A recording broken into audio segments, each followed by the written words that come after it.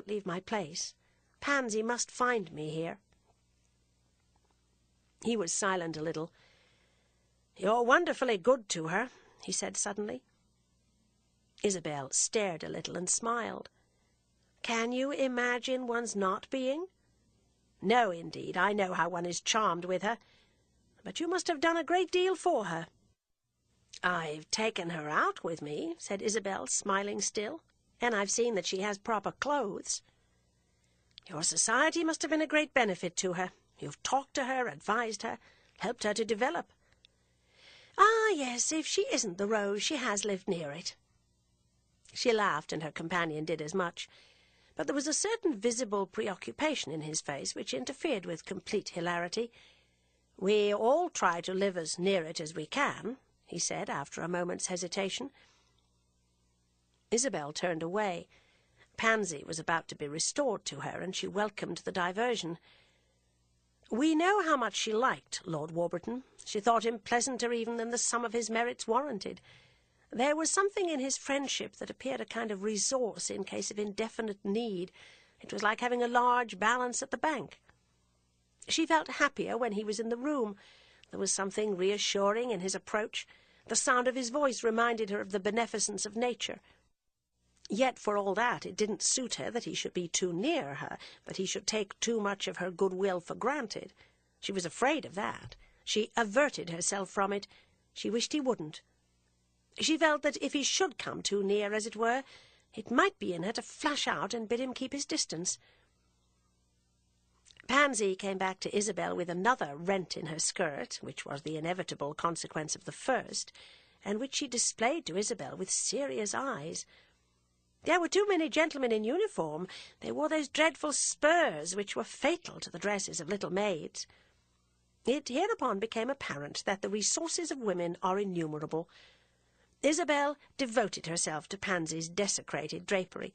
She fumbled for a pin and repaired the injury. She smiled and listened to her account of her adventures. Her attention, her sympathy were immediate and active, and they were in direct proportion to a sentiment with which they were in no way connected, a lively conjecture as to whether Lord Warburton might be trying to make love to her. It was not simply his words just then. It was others as well. It was the reference and the continuity. This was what she thought about while she pinned up Pansy's dress. If it were so, as she feared, he was of course unwitting. He himself had not taken account of his intention.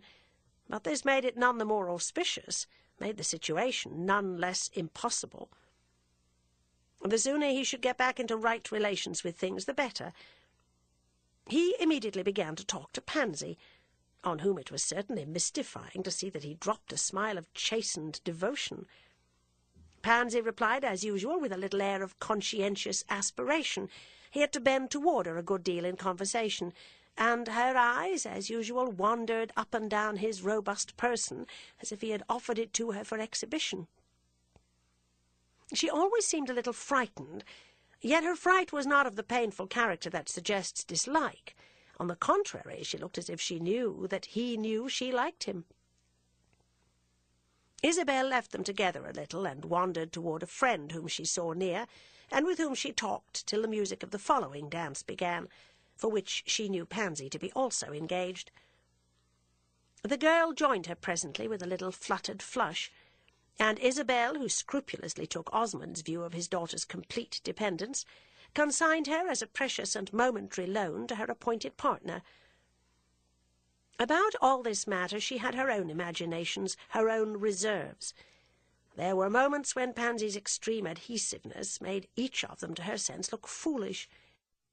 But Osmond had given her a sort of tableau of her position as his daughter's duenna, which consisted of gracious alternations of concession and contraction, and there were directions of his which she liked to think she obeyed to the letter. Perhaps, as regards some of them, it was because her doing so appeared to reduce them to the absurd. After Pansy had been led away, she found Lord Warburton drawing near her again. She rested her eyes on him steadily. She wished she could sound his thoughts, but he had no appearance of confusion. "She has promised to dance with me later," he said. "I'm glad of that. I suppose you've engaged her for the cotillion." At this he looked a little awkward. "No, I didn't ask her for that. It's a quadrille." "Ah, you're not clever," said Isabel almost angrily. "I told her to keep the cotillion in case you should ask for it." "Poor little maid, fancy that!" And Lord Warburton laughed frankly. "Of course I will, if you like." "If I like?" "Oh, if you dance with her only because I like it. I'm afraid I bore her. She seems to have a lot of young fellows on her book." Isabel dropped her eyes, reflecting rapidly. Lord Warburton stood there looking at her, and she felt his eyes on her face. She felt much inclined to ask him to remove them. She didn't do so, however. She only said to him after a minute, with her own raised, "Please let me understand." "Understand what?" "You told me 10 days ago that you'd like to marry my stepdaughter. You've not forgotten it?" "Forgotten it? I wrote to Mr. Osmond about it this morning." "Ah," said Isabel, "he didn't mention to me that he had heard from you." Lord Warburton stammered a little. I didn't send my letter." "Perhaps you forgot that." "No, I wasn't satisfied with it. It's an awkward sort of letter to write, you know, but I shall send it tonight." "At 3 o'clock in the morning?" "I mean later in the course of the day." "Very good. You still wish, then, to marry her?" "Very much indeed." "Aren't you afraid that you'll bore her?" And as her companion stared at this inquiry, Isabel added, "If she can't dance with you for half an hour, how will she be able to dance with you for life?" "Ah," said Lord Warburton readily, "I'll let her dance with other people. About the cotillion, the fact is, I thought that I would do it with you. I told you I'd do nothing." "Exactly, so that while it's going on I might find some quiet corner where we may sit down and talk." "Oh," said Isabel gravely, "you're much too considerate of me." When the cotillion came, Pansy was found to have engaged herself, thinking in perfect humility that Lord Warburton had no intentions. Isabel recommended him to seek another partner, but he assured her that he would dance with no one but herself. As, however, she had, in spite of the remonstrances of her hostess, declined other invitations on the ground that she was not dancing at all, it was not possible for her to make an exception in Lord Warburton's favour. "After all, I don't care to dance," he said. "It's a barbarous amusement. I'd much rather talk."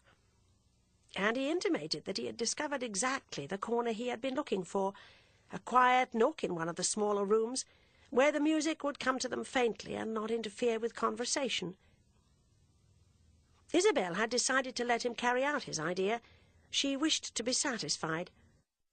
She wandered away from the ballroom with him, though she knew her husband desired she should not lose sight of his daughter. It was with his daughter's prétendant, however, that would make it right for Osmond. On her way out of the ballroom she came upon Edward Rosier, who was standing in a doorway with folded arms, looking at the dance in the attitude of a young man without illusions. She stopped a moment and asked him if he were not dancing. "Certainly not, if I can't dance with her," he answered. "You had better go away, then," said Isabel, with the manner of good counsel. "I shall not go till she does." And he let Lord Warburton pass without giving him a look. This nobleman, however, had noticed the melancholy youth, and he asked Isabel who her dismal friend was, remarking that he had seen him somewhere before. "It's the young man I've told you about, who's in love with Pansy." "Ah, yes, I remember. He looks rather bad." "He has reason. My husband won't listen to him." "What's the matter with him?" Lord Warburton inquired. "He seems very harmless." "He hasn't money enough, and he isn't very clever." Lord Warburton listened with interest. He seemed struck with this account of Edward Rosier. "Dear me, he looked a well-set-up young fellow." "So he is, but my husband's very particular." "Oh, I see." And Lord Warburton paused a moment. "How much money has he got?" he then ventured to ask. "Some 40,000 francs a year." £1,600. "Ah, but that's very good, you know." "So I think. My husband, however, has larger ideas." "Yes, I've noticed that your husband has very large ideas. Is he really an idiot, the young man?"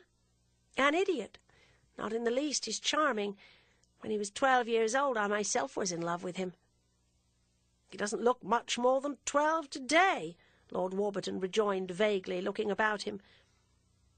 Then, with more point, "Don't you think we might sit here?" he asked. "Wherever you please." The room was a sort of boudoir, pervaded by a subdued rose-coloured light. A lady and gentleman moved out of it as our friends came in. "It's very kind of you to take such an interest in Mr. Rosier," Isabel said. "He seems to me rather ill-treated. He had a face a yard long. I wondered what ailed him." "You're a just man," said Isabel. "You've a kind thought even for a rival." Lord Warburton suddenly turned with a stare. "A rival? Do you call him my rival?" "Surely, if you both wish to marry the same person." "Yes, but since he has no chance—" "I like you, however that may be, for putting yourself in his place. It shows imagination." "You like me for it?" And Lord Warburton looked at her with an uncertain eye. "I think you mean you're laughing at me for it." "Yes, I'm laughing at you a little, but I like you as somebody to laugh at." "Ah, well, then let me enter into his situation a little more. What do you suppose one could do for him?" "Since I've been praising your imagination, I leave you to imagine that yourself," Isabel said. "Pansy, too, would like you for that." "Miss Osmond? Ah, she, I flatter myself, likes me already." "Very much, I think." He waited a little. He was still questioning her face. "Well, then, I don't understand you. You don't mean that she cares for him?" "Surely I've told you I thought she did." A quick blush sprang to his brow. "You told me she would have no wish apart from her father's, and as I've gathered that he would favour me—" He paused a little and then suggested, "Don't you see?" through his blush. "Yes, I told you she has an immense wish to please her father, and that it would probably take her very far." "That seems to me a very proper feeling," said Lord Warburton. "Certainly, it's a very proper feeling." Isabel remained silent for some moments. The room continued empty. The sound of the music reached them with its richness softened by the interposing apartments. Then, at last, she said, "But it hardly strikes me as the sort of feeling to which a man would wish to be indebted for a wife." "I don't know. If the wife's a good one and he thinks she does well." "Yes, of course you must think that." "I do. I can't help it. You call that very British, of course." "No, I don't. I think Pansy would do wonderfully well to marry you, and I don't know who should know it better than you. But you're not in love." "Ah, yes, I am, Mrs. Osmond." Isabel shook her head. "You like to think you are while you sit here with me, but that's not how you strike me." "I'm not like the young man in the doorway, I admit that. But what makes it so unnatural? Could anyone in the world be more lovable than Miss Osmond?" "No one, possibly. But love has nothing to do with good reasons." "I don't agree with you. I'm delighted to have good reasons." "Of course you are. If you were really in love, you wouldn't care a straw for them." "Ah, really in love. Really in love," Lord Warburton exclaimed, folding his arms, leaning back his head, and stretching himself a little. "You must remember that I'm 42 years old. I won't pretend I'm as I once was." "Well, if you're sure," said Isabel, "it's all right." He answered nothing. He sat there with his head back, looking before him. Abruptly, however, he changed his position. He turned quickly to his friend. "Why are you so unwilling, so sceptical?" She met his eyes, and for a moment they looked straight at each other. If she wished to be satisfied, she saw something that satisfied her. She saw in his expression the gleam of an idea that she was uneasy on her own account, that she was perhaps even in fear. It showed a suspicion, not a hope, but such as it was, it told her what she wanted to know. Not for an instant should he suspect her of detecting in his proposal of marrying her stepdaughter an implication of increased nearness to herself, or of thinking it, on such a betrayal, ominous. In that brief, extremely personal gaze, however, deeper meanings passed between them than they were conscious of at the moment. "My dear Lord Warburton," she said, smiling, "you may do, so far as I'm concerned, whatever comes into your head." And with this she got up and wandered into the adjoining room, where, within her companion's view, she was immediately addressed by a pair of gentlemen, high personages in the Roman world, who met her as if they had been looking for her. While she talked with them, she found herself regretting she had moved. It looked a little like running away, all the more as Lord Warburton didn't follow her. She was glad of this, however, and at any rate she was satisfied. She was so well satisfied that when, in passing back into the ballroom, she found Edward Rosier still planted in the doorway, she stopped and spoke to him again. "You did right not to go away. I've some comfort for you." "I need it," the young man softly wailed, "when I see you so awfully thick with him." "Don't speak of him. I'll do what I can for you. I'm afraid it won't be much, but what I can I'll do." He looked at her with gloomy obliqueness. "What has suddenly brought you round?" "The sense that you are an inconvenience in doorways," she answered, smiling as she passed him. Half an hour later she took leave with Pansy, and at the foot of the staircase the two ladies, with many other departing guests, waited a while for their carriage.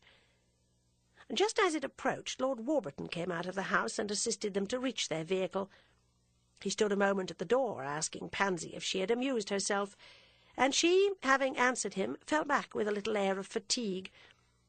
Then Isabel, at the window, detaining him by a movement of her finger, murmured gently, "Don't forget to send your letter to her father."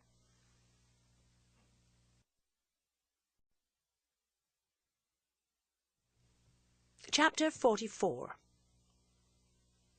The Countess Gemini was often extremely bored in her own phrase, to extinction. She had not been extinguished, however, and she struggled bravely enough with her destiny, which had been to marry an unaccommodating Florentine who insisted upon living in his native town, where he enjoyed such consideration as might attach to a gentleman whose talent for losing at cards had not the merit of being incidental to an obliging disposition. The Count Gemini was not liked even by those who won from him, and he bore a name which, having a measurable value in Florence, was, like the local coin of the old Italian states, without currency in other parts of the peninsula. In Rome he was simply a very dull Florentine, and it is not remarkable that he should not have cared to pay frequent visits to a place where, to carry it off, his dullness needed more explanation than was convenient. The Countess lived with her eyes upon Rome, and it was the constant grievance of her life that she had not an habitation there. She was ashamed to say how seldom she had been allowed to visit that city. It scarcely made the matter better that there were other members of the Florentine nobility who never had been there at all. She went whenever she could, that was all she could say. Or rather, not all, but all she said she could say. In fact, she had much more to say about it, and had often set forth the reasons why she hated Florence and wished to end her days in the shadow of St. Peter's. They are reasons, however, that do not closely concern us, and were usually summed up in the declaration that Rome, in short, was the eternal city, and that Florence was simply a pretty little place like any other. The Countess apparently needed to connect the idea of eternity with her amusements. She was convinced that society was infinitely more interesting in Rome, where you met celebrities all winter at evening parties. At Florence there were no celebrities, none at least that one had heard of. Since her brother's marriage, her impatience had greatly increased. She was so sure his wife had a more brilliant life than herself. She was not so intellectual as Isabel, but she was intellectual enough to do justice to Rome, not to the ruins and the catacombs, not even perhaps to the monuments and museums, the church ceremonies and the scenery, but certainly to all the rest. She heard a great deal about her sister-in-law, and knew perfectly that Isabel was having a beautiful time. She had indeed seen it for herself on the only occasion on which she had enjoyed the hospitality of Palazzo Roccanera. She had spent a week there during the first winter of her brother's marriage, but she had not been encouraged to renew this satisfaction. Osmond didn't want her, that she was perfectly aware of, but she would have gone all the same, for after all she didn't care two straws about Osmond. It was her husband who wouldn't let her, and the money question was always a trouble. Isabel had been very nice. The Countess, who had liked her sister-in-law from the first, had not been blinded by envy to Isabel's personal merits. She had always observed that she got on better with clever women than with silly ones like herself. The silly ones could never understand her wisdom, whereas the clever ones, the really clever ones, always understood her silliness. It appeared to her that, different as they were in appearance and general style, Isabel and she had somewhere a patch of common ground that they would set their feet upon at last. It was not very large, but it was firm, and they should both know it when once they had really touched it. And then she lived with Mrs. Osmond under the influence of a pleasant surprise. She was constantly expecting that Isabel would look down on her, and she as constantly saw this operation postponed. She asked herself when it would begin, like fireworks or Lent or the opera season. Not that she cared much, but she wondered what kept it in abeyance. Her sister-in-law regarded her with none but level glances, and expressed for the poor Countess as little contempt as admiration. In reality, Isabel would as soon have thought of despising her as of passing a moral judgment on a grasshopper. She was not indifferent to her husband's sister, however. She was rather a little afraid of her. She wondered at her. She thought her very extraordinary. The Countess seemed to her to have no soul. She was like a bright, rare shell, with a polished surface and a remarkably pink lip, in which something would rattle when you shook it. This rattle was apparently the Countess's spiritual principle, a little loose nut that tumbled about inside of her. She was too odd for disdain, too anomalous for comparisons. Isabel would have invited her again. There was no question of inviting the Count. But Osmond, after his marriage, had not scrupled to say frankly that Amy was a fool of the worst species, a fool whose folly had the irresponsibility of genius. He said at another time that she had no heart, and he added in a moment that she had given it all away, in small pieces like a frosted wedding cake. The fact of not having been asked was of course another obstacle to the Countess's going again to Rome. But at the period with which this history has now to deal, she was in receipt of an invitation to spend several weeks at Palazzo Roccanera. The proposal had come from Osmond himself, who wrote to his sister that she must be prepared to be very quiet. Whether or no she found in this phrase all the meaning he had put into it, I am unable to say, but she accepted the invitation on any terms. She was curious, moreover, for one of the impressions of her former visit had been that her brother had found his match. Before the marriage she had been sorry for Isabel, so sorry as to have had serious thoughts, if any of the Countess's thoughts were serious, of putting her on her guard. But she had let that pass, and after a little she was reassured.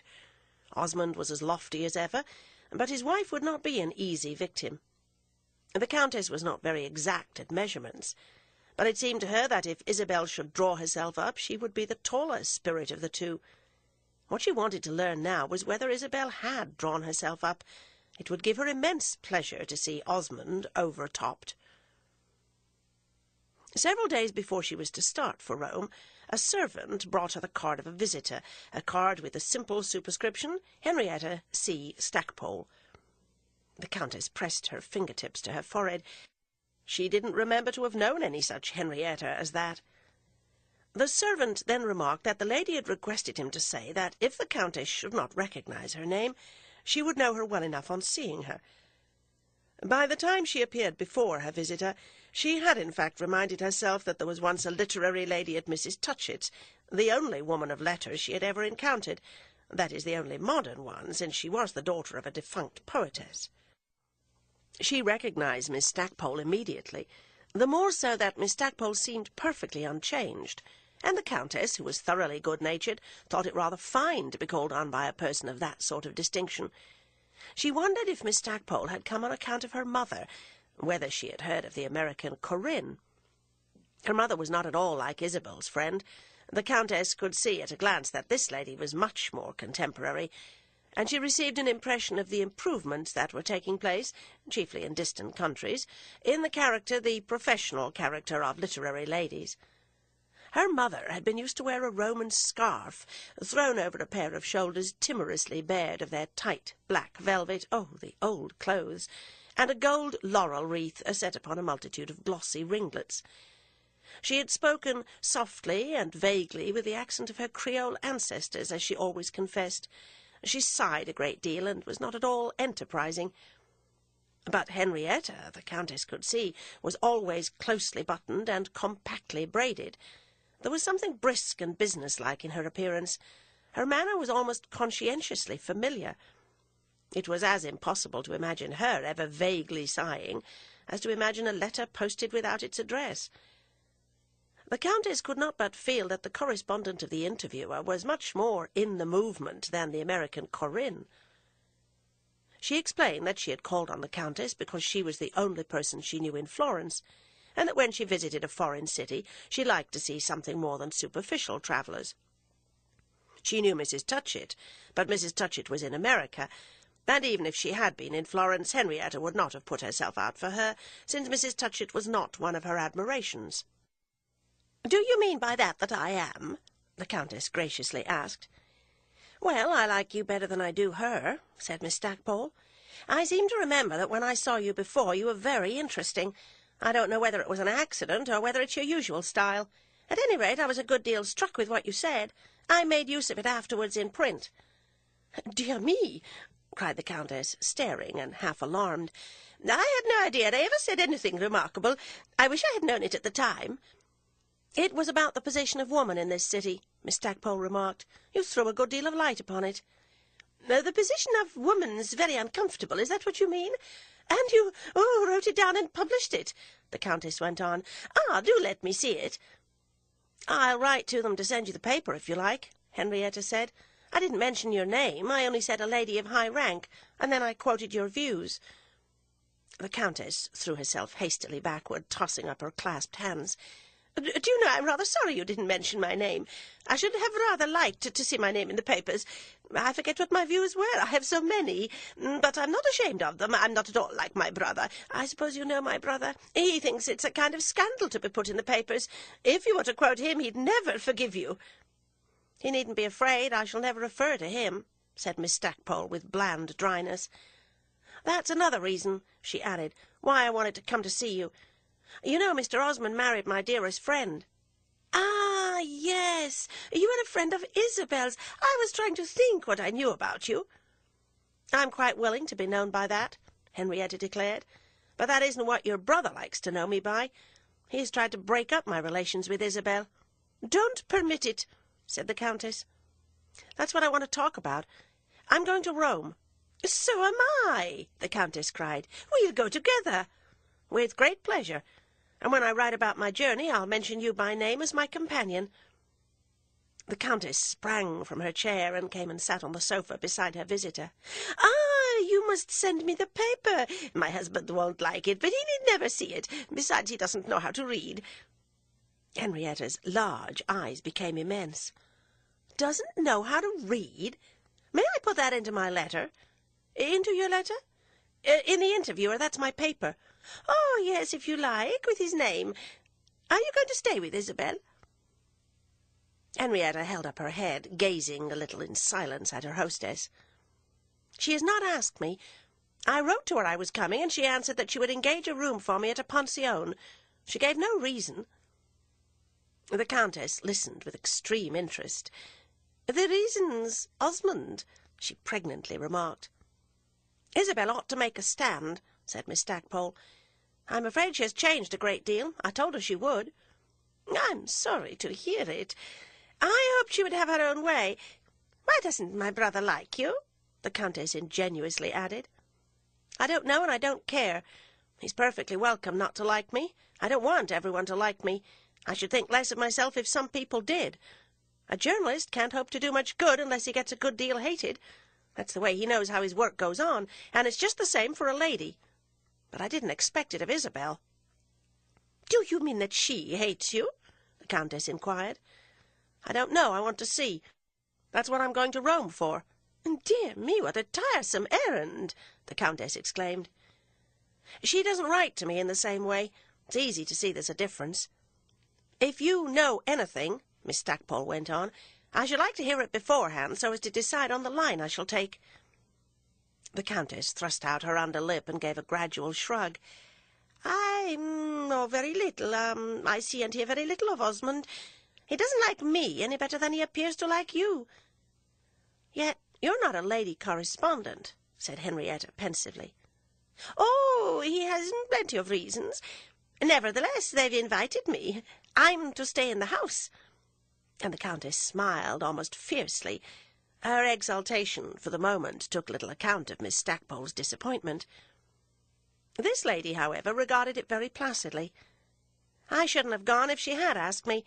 That is, I think I shouldn't, and I'm glad I hadn't to make up my mind. It would have been a very difficult question. I shouldn't have liked to turn away from her, and yet I shouldn't have been happy under her roof. A pension will suit me very well. But that's not all." "Rome's very good just now," said the Countess. "There are all sorts of brilliant people. Did you ever hear of Lord Warburton?" "Hear of him? I know him very well. Do you consider him very brilliant?" Henrietta inquired. "I don't know him, but I'm told he's extremely grand seigneur. He's making love to Isabel." "Making love to her?" "So I'm told. I don't know the details," said the Countess lightly. "But Isabel's pretty safe." Henrietta gazed earnestly at her companion. For a moment she said nothing. "When do you go to Rome?" she inquired abruptly. "Not for a week, I'm afraid." "I shall go tomorrow," Henrietta said. "I think I'd better not wait." "Dear me, I'm sorry. I'm having some dresses made. I'm told Isabel receives immensely. But I shall see you there. I shall call on you at your pension." Henrietta sat still. She was lost in thought. And suddenly the Countess cried, "Ah, but if you don't go with me, you can't describe our journey." Miss Stackpole seemed unmoved by this consideration. She was thinking of something else, and presently expressed it. "I'm not sure that I understand you about Lord Warburton." "Understand me? I mean he's very nice, that's all." "Do you consider it nice to make love to married women?" Henrietta inquired with unprecedented distinctness.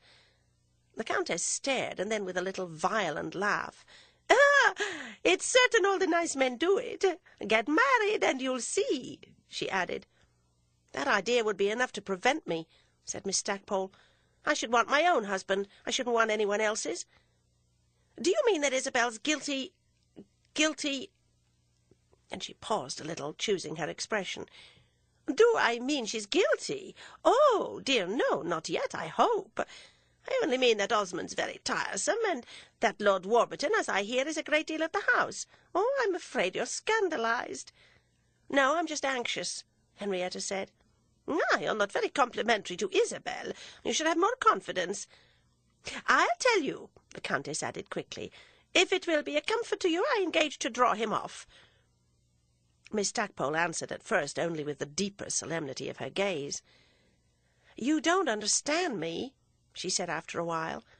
"I haven't the idea you seem to suppose. I'm not afraid for Isabel in that way. I'm only afraid she's unhappy. That's what I want to get at." The Countess gave a dozen turns of the head.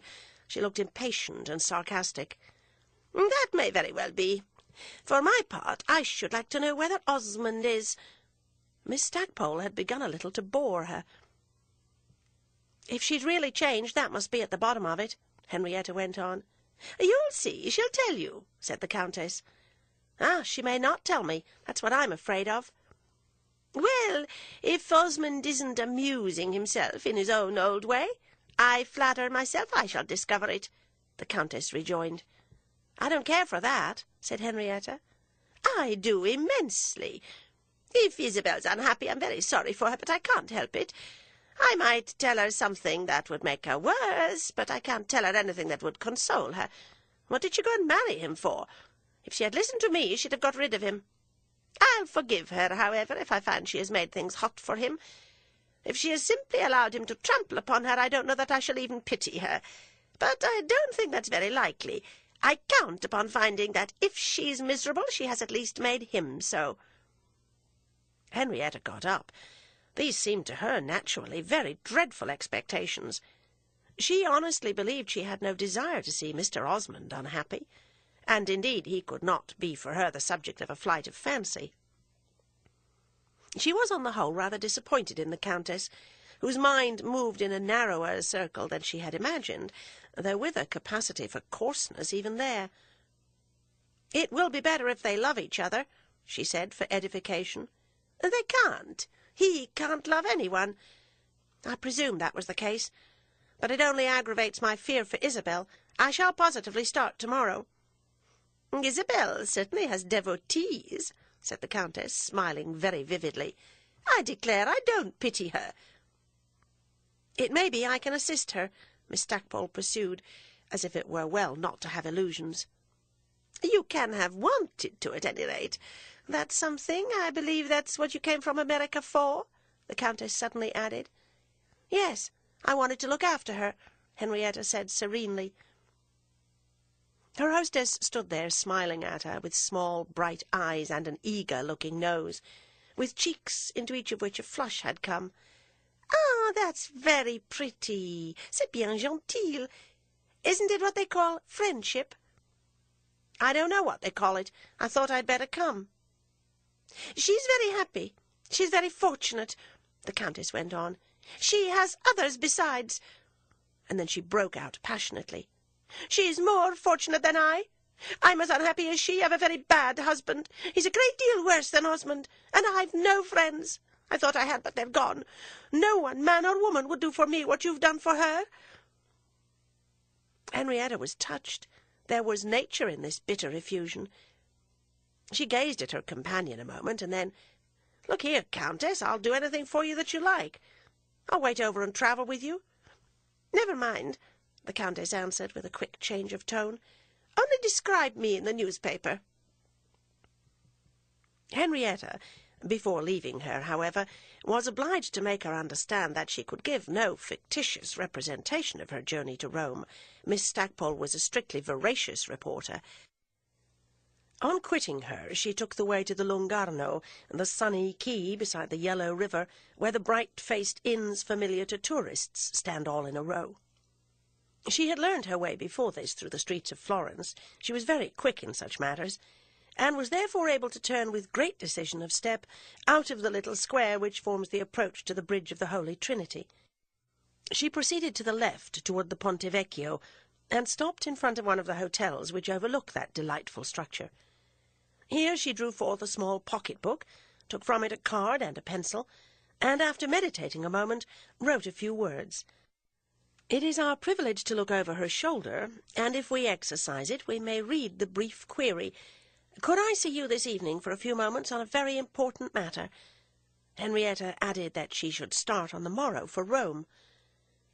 Armed with this little document, she approached the porter, who now had taken up his station in the doorway, and asked if Mr. Goodwood were at home. The porter replied, as porters always reply, that he had gone out about 20 minutes before, whereupon Henrietta presented her card and begged it might be handed him on his return. She left the inn and pursued her course along the quay to the severe portico of the Uffizi, through which she presently reached the entrance of the famous gallery of paintings. Making her way in, she ascended the high staircase which leads to the upper chambers. The long corridor, glazed on one side and decorated with antique busts, which gives admission to these apartments, presented an empty vista in which the bright winter light twinkled upon the marble floor. The gallery is very cold, and during the midwinter weeks but scantily visited. Miss Stackpole may appear more ardent in her quest of artistic beauty than she has hitherto struck us as being, but she had, after all, her preferences and admirations. One of the latter was the little Correggio of the Tribune, the Virgin kneeling down before the sacred infant, who lies in a litter of straw, and clapping her hands to him while he delightedly laughs and crows. Henrietta had a special devotion to this intimate scene. She thought it the most beautiful picture in the world. On her way at present from New York to Rome, she was spending but 3 days in Florence, and yet reminded herself that they must not elapse without her paying another visit to her favourite work of art. She had a great sense of beauty in all ways, and it involved a good many intellectual obligations. She was about to turn into the Tribune when a gentleman came out of it. whereupon she gave a little exclamation and stood before Caspar Goodwood. "I've just been at your hotel," she said. "I left a card for you." "I'm very much honoured," Caspar Goodwood answered, as if he really meant it. "It was not to honour you I did it. I've called on you before, and I know you don't like it. It was to talk to you a little about something." He looked for a moment at the buckle in her hat. "I shall be very glad to hear what you wish to say." "You don't like to talk with me," said Henrietta, "but I don't care for that. I don't talk for your amusement. I wrote a word to ask you to come and see me, but since I've met you here, this will do as well." "I was just going away," Goodwood stated, "but of course I'll stop." He was civil, but not enthusiastic. Henrietta, however, never looked for great professions, and she was so much in earnest that she was thankful he would listen to her on any terms. She asked him first, none the less, if he had seen all the pictures. "All I want to. I've been here an hour." "I wonder if you've seen my Correggio," said Henrietta. "I came up on purpose to have a look at it." She went into the Tribune, and he slowly accompanied her. "I suppose I've seen it, but I didn't know it was yours. I don't remember pictures, especially that sort." She had pointed out her favourite work, and he asked her if it was about Correggio she wished to talk with him. "No," said Henrietta, "it's about something less harmonious." They had the small, brilliant room, a splendid cabinet of treasures, to themselves. There was only a custode hovering about the Medicean Venus. "I want you to do me a favour," Miss Stackpole went on. Caspar Goodwood frowned a little, but he expressed no embarrassment at the sense of not looking eager. His face was that of a much older man than our earlier friend. "I'm sure it's something I shan't like," he said, rather loudly. "No, I don't think you like it. If you did, it would be no favour." "Well, let's hear it," he went on, in the tone of a man quite conscious of his patience. "You may say there's no particular reason why you should do me a favour. Indeed, I only know of one. The fact that if you'd let me, I'd gladly do you one." Her soft, exact tone, in which there was no attempt at effect, had an extreme sincerity, and her companion, though he presented rather a hard surface, couldn't help being touched by it. When he was touched, he rarely showed it, however, by the usual signs. He neither blushed, nor looked away, nor looked conscious. He only fixed his attention more directly. He seemed to consider with added firmness. Henrietta continued, therefore, disinterestedly, without the sense of an advantage. "I may say now, indeed, it seems a good time, that if I've ever annoyed you, and I think sometimes I have, it's because I knew I was willing to suffer annoyance for you. I've troubled you, doubtless, but I'd take trouble for you." Goodwood hesitated. "You're taking trouble now." "Yes, I am, some. I want you to consider whether it's better on the whole that you should go to Rome." "I thought you were going to say that," he added, rather artlessly. "You have considered it, then?" "Of course I have, very carefully. I've looked all round it. Otherwise I shouldn't have come so far as this. That's what I stayed in Paris 2 months for. I was thinking it over." "I'm afraid you decided as you liked. You decided it was best because you were so much attracted." "Best for whom, do you mean?" Goodwood demanded. "Well, for yourself first. For Mrs. Osmond next."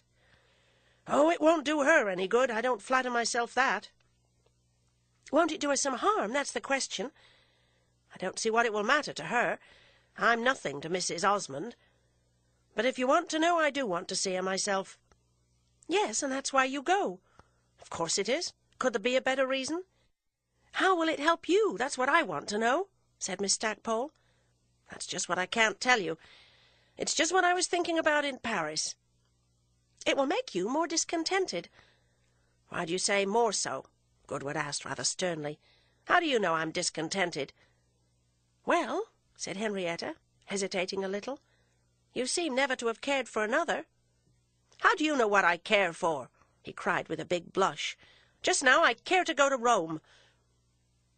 Henrietta looked at him in silence, with a sad yet luminous expression. "Well," she observed at last, "I only wanted to tell you what I think. I had it on my mind. Of course you think it's none of my business, but nothing is anyone's business on that principle."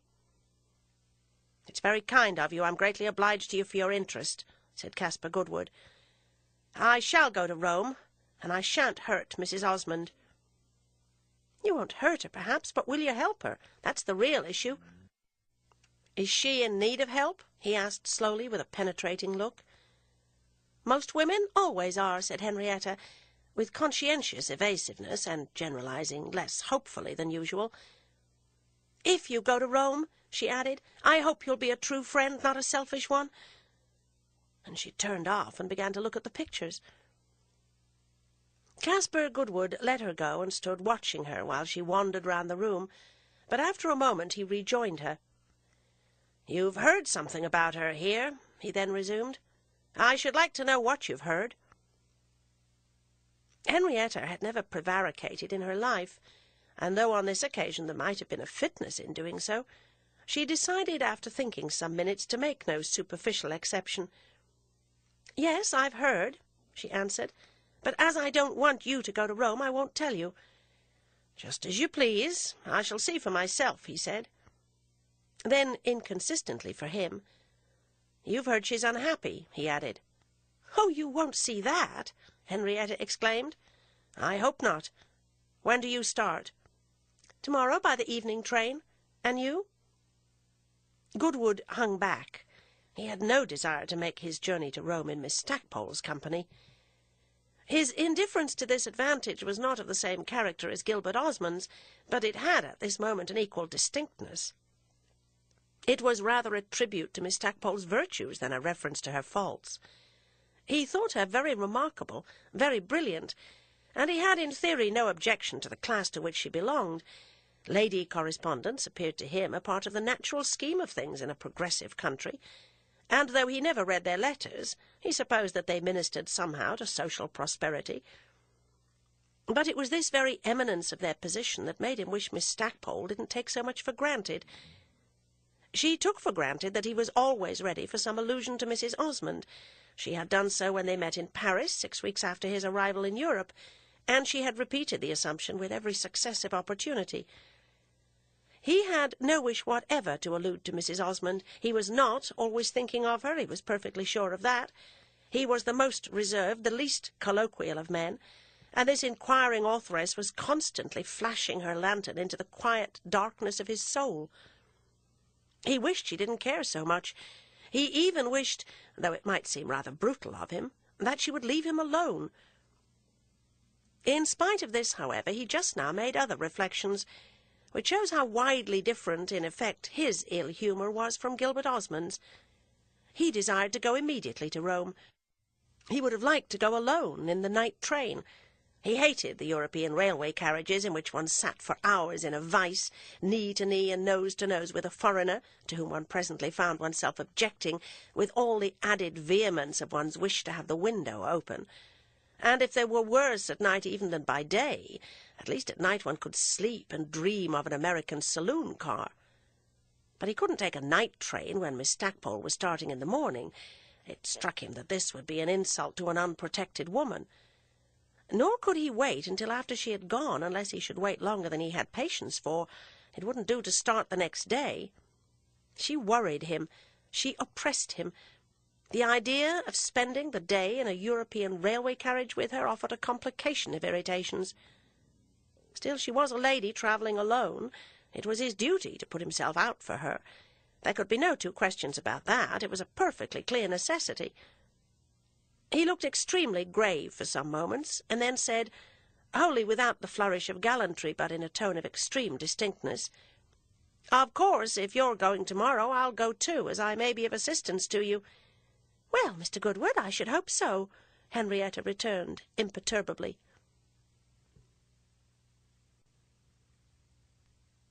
Chapter 45. I have already had reason to say that Isabel knew her husband to be displeased by the continuance of Ralph's visit to Rome. That knowledge was very present to her as she went to her cousin's hotel the day after she had invited Lord Warburton to give a tangible proof of his sincerity, and at this moment, as at others, she had a sufficient perception of the sources of Osmond's opposition. He wished her to have no freedom of mind, and he knew perfectly well that Ralph was an apostle of freedom. It was just because he was this, Isabel said to herself, that it was a refreshment to go and see him. It will be perceived that she partook of this refreshment in spite of her husband's aversion to it, that is, partook of it, as she flattered herself, discreetly. She had not as yet undertaken to act in direct opposition to his wishes. He was her appointed and inscribed master. She gazed at moments with a sort of incredulous blankness at this fact. It weighed upon her imagination, however. Constantly present to her mind were all the traditionary decencies and sanctities of marriage. The idea of violating them filled her with shame as well as with dread, for on giving herself away she had lost sight of this contingency, in the perfect belief that her husband's intentions were as generous as her own. She seemed to see, none the less, the rapid approach of the day when she should have to take back something she had solemnly bestowed. Such a ceremony would be odious and monstrous. She tried to shut her eyes to it meanwhile. Osmond would do nothing to help it by beginning first. He would put that burden upon her to the end. He had not yet formally forbidden her to call upon Ralph, but she felt sure that unless Ralph should very soon depart, this prohibition would come. How could poor Ralph depart? The weather as yet made it impossible. She could perfectly understand her husband's wish for the event. She didn't, to be just, see how he could like her to be with her cousin. Ralph never said a word against him, but Osmond's sore, mute protest was none the less founded. If he should positively interpose, if he should put forth his authority, she would have to decide, and that wouldn't be easy. The prospect made her heart beat and her cheeks burn, as I say, in advance. There were moments when, in her wish to avoid an open rupture, she found herself wishing Ralph would start, even at a risk. And it was of no use that, when catching herself in this state of mind, she called herself a feeble spirit, a coward. It was not that she loved Ralph less, but that almost anything seemed preferable to repudiating the most serious act, the single sacred act of her life. That appeared to make the whole future hideous. To break with Osmond once would be to break forever. Any open acknowledgment of irreconcilable needs would be an admission that their whole attempt had proved a failure. For them there could be no condonement, no compromise, no easy forgetfulness, no formal readjustment. They had attempted only one thing, but that one thing was to have been exquisite. Once they missed it, nothing else would do. There was no conceivable substitute for that success. For the moment, Isabel went to the Hôtel de Paris as often as she thought well. The measure of propriety was in the canon of taste, and there couldn't have been a better proof that morality was, so to speak, a matter of earnest appreciation. Isabel's application of that measure had been particularly free today, for in addition to the general truth that she couldn't leave Ralph to die alone, she had something important to ask of him. This, indeed, was Gilbert's business as well as her own. She came very soon to what she wished to speak of. "I want you to answer me a question. It's about Lord Warburton." "I think I guess your question," Ralph answered from his armchair, out of which his thin legs protruded at greater length than ever. "Very possibly you guess it. Please then answer it." "Oh, I don't say I can do that." "You're intimate with him," she said. "You've a great deal of observation of him." "Very true, but think how he must dissimulate." "Why should he dissimulate? That's not his nature." "Ah, you must remember that the circumstances are peculiar," said Ralph, with an air of private amusement. "To a certain extent, yes, but is he really in love?" "Very much, I think. I can make that out." "Ah," said Isabel with a certain dryness. Ralph looked at her as if his mild hilarity had been touched with mystification. "You say that as if you were disappointed." Isabel got up, slowly smoothing her gloves and eyeing them thoughtfully. "It's after all no business of mine."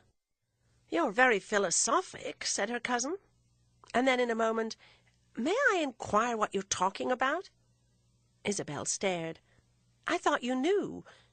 Lord Warburton tells me he wants of all things in the world to marry Pansy. I've told you that before without eliciting a comment from you. You might risk one this morning, I think. Is it your belief that he really cares for her?" "Ah, for Pansy, no," cried Ralph very positively. "But you said just now he did." Ralph waited a moment. That he cared for you, Mrs. Osmond. Isabel shook her head gravely. That's nonsense, you know. Of course it is, but the nonsense is Warburton's, not mine. That would be very tiresome. She spoke as she flattered herself with much subtlety. I ought to tell you indeed, Ralph went on, that to me he has denied it. It's very good of you to talk about it together. Has he also told you that he's in love with Pansy? He has spoken very well of her, very properly. He has let me know, of course, that he thinks she would do very well at Lockleigh. Does he really think it? Ah, what Warburton really thinks, said Ralph. Isabel fell to smoothing her gloves again. They were long, loose gloves on which she could freely expend herself. Soon, however, she looked up, and then, "Ah, Ralph, you give me no help," she cried abruptly and passionately. It was the first time she had alluded to the need for help, and the words shook her cousin with their violence. He gave a long murmur of relief, of pity, of tenderness. It seemed to him that at last the gulf between them had been bridged. It was this that made him exclaim in a moment, "How unhappy you must be!" He had no sooner spoken than she recovered her self-possession, and the first use she made of it was to pretend she had not heard him. "When I talk of your helping me, I talk great nonsense," she said with a quick smile. "The idea of my troubling you with my domestic embarrassments. The matter's very simple. Lord Warburton must get on by himself. I can't undertake to see him through." "He ought to succeed easily," said Ralph. Isabel debated. "Yes, but he has not always succeeded." "Very true. You know, however, how that always surprised me. Is Miss Osmond capable of giving us a surprise?" "It will come from him, rather. I seem to see that after all he'll let the matter drop." "He'll do nothing dishonourable," said Ralph. "I'm very sure of that. Nothing can be more honourable than for him to leave the poor child alone. She cares for another person, and it's cruel to attempt to bribe her by magnificent offers to give him up." "Cruel to the other person, perhaps, the one she cares for, but Warburton isn't obliged to mind that." "No, cruel to her," said Isabel. "She would be very unhappy if she were to allow herself to be persuaded to desert poor Mr. Horsier. That idea seems to amuse you. Of course you're not in love with him.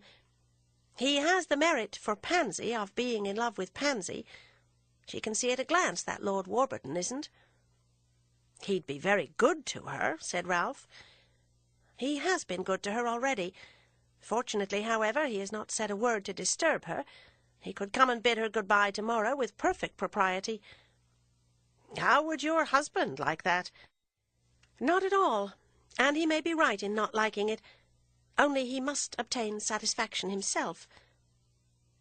"Has he commissioned you to obtain it?" Ralph ventured to ask. "It was natural that, as an old friend of Lord Warburton's, an older friend, that is, than Gilbert, I should take an interest in his intentions." "Take an interest in his renouncing them, you mean?" Isabel hesitated, frowning a little. "Let me understand. Are you pleading his cause?"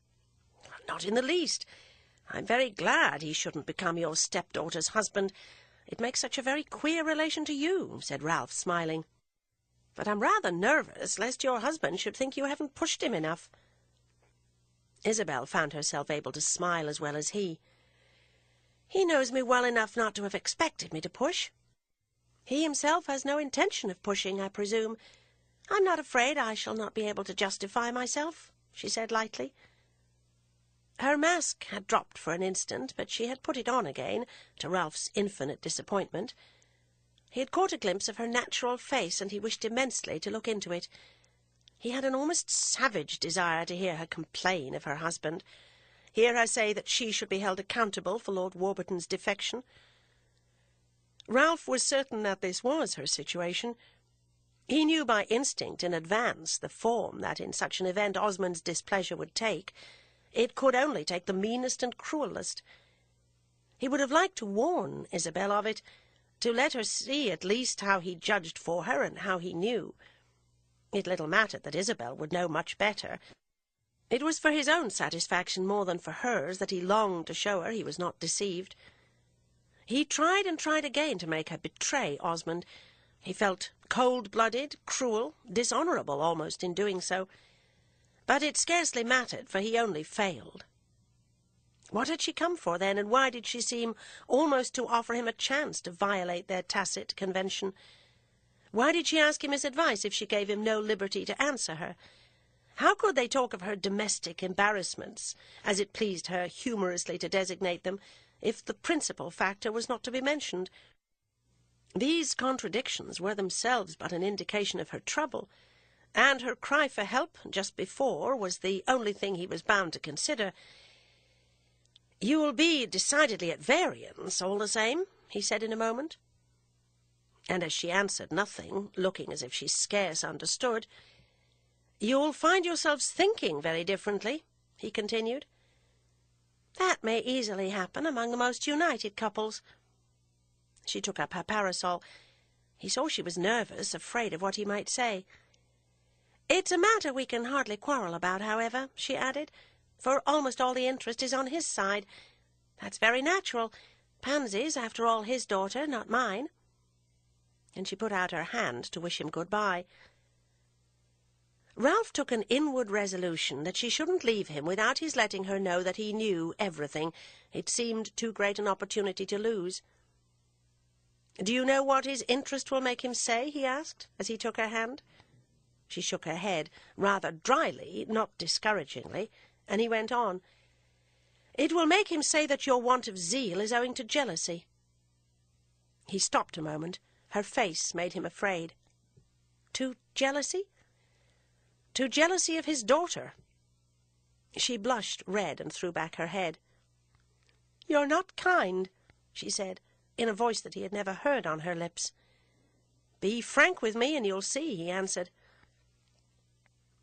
But she made no reply. She only pulled her hand out of his own, which he tried still to hold, and rapidly withdrew from the room. She made up her mind to speak to Pansy, and she took an occasion on the same day, going to the girl's room before dinner. Pansy was already dressed. She was always in advance of the time. It seemed to illustrate her pretty patience and the graceful stillness with which she could sit and wait. At present she was seated in her fresh array before the bedroom fire.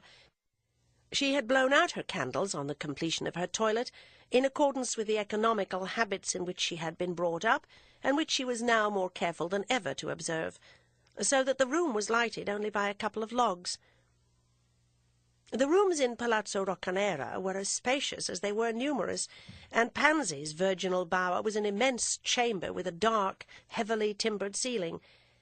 Its diminutive mistress in the midst of it appeared but a speck of humanity, and as she got up with quick deference to welcome Isabel, the latter was more than ever struck with her shy sincerity.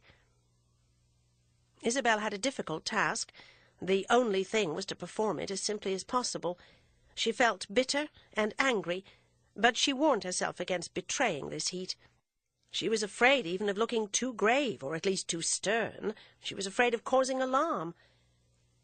But Pansy seemed to have guessed she had come more or less as a confessor, for after she had moved to the chair in which she had been sitting a little nearer to the fire, and Isabel had taken her place in it, she kneeled down on a cushion in front of her, looking up and resting her clasped hands on her stepmother's knees.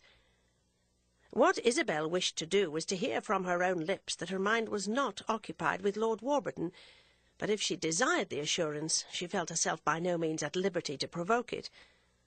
The girl's father would have qualified this as rank treachery, and indeed Isabel knew that if Pansy should display the smallest germ of a disposition to encourage Lord Warburton, her own duty was to hold her tongue.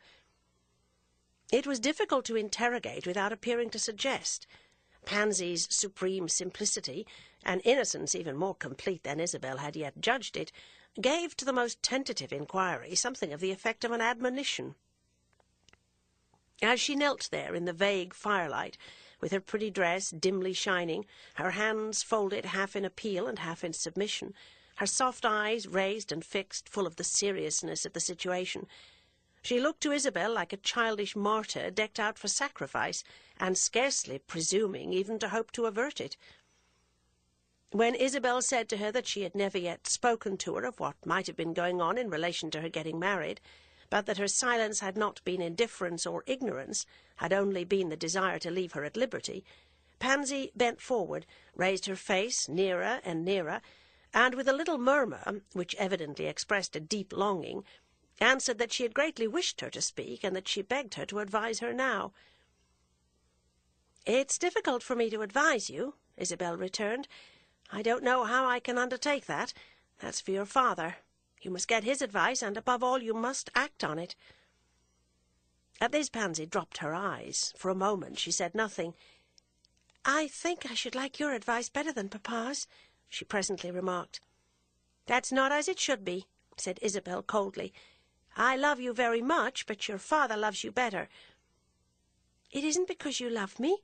It's because you're a lady," Pansy answered, with the air of saying something very reasonable. "A lady can advise a young girl better than a man." "I advise you, then, to pay the greatest respect to your father's wishes." "Ah, yes," said the child eagerly. "I must do that." "But if I speak to you now about your getting married, it's not for your own sake, it's for mine," Isabel went on. "If I try to learn from you what you expect, what you desire, it's only that I may act accordingly." Pansy stared, and then very quickly, "Will you do everything I want?" she asked. "Before I say yes, I must know what such things are."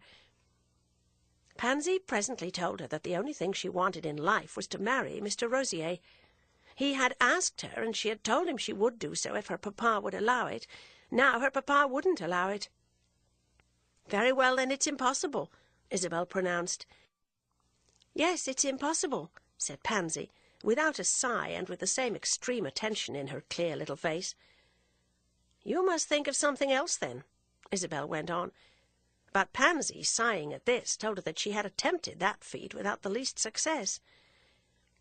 "You think of those who think of you," she said with a faint smile. "I know Mr. Rosier thinks of me." "He ought not to," said Isabel loftily. "Your father has expressly requested he shouldn't." "He can't help it, because he knows I think of him." "You shouldn't think of him.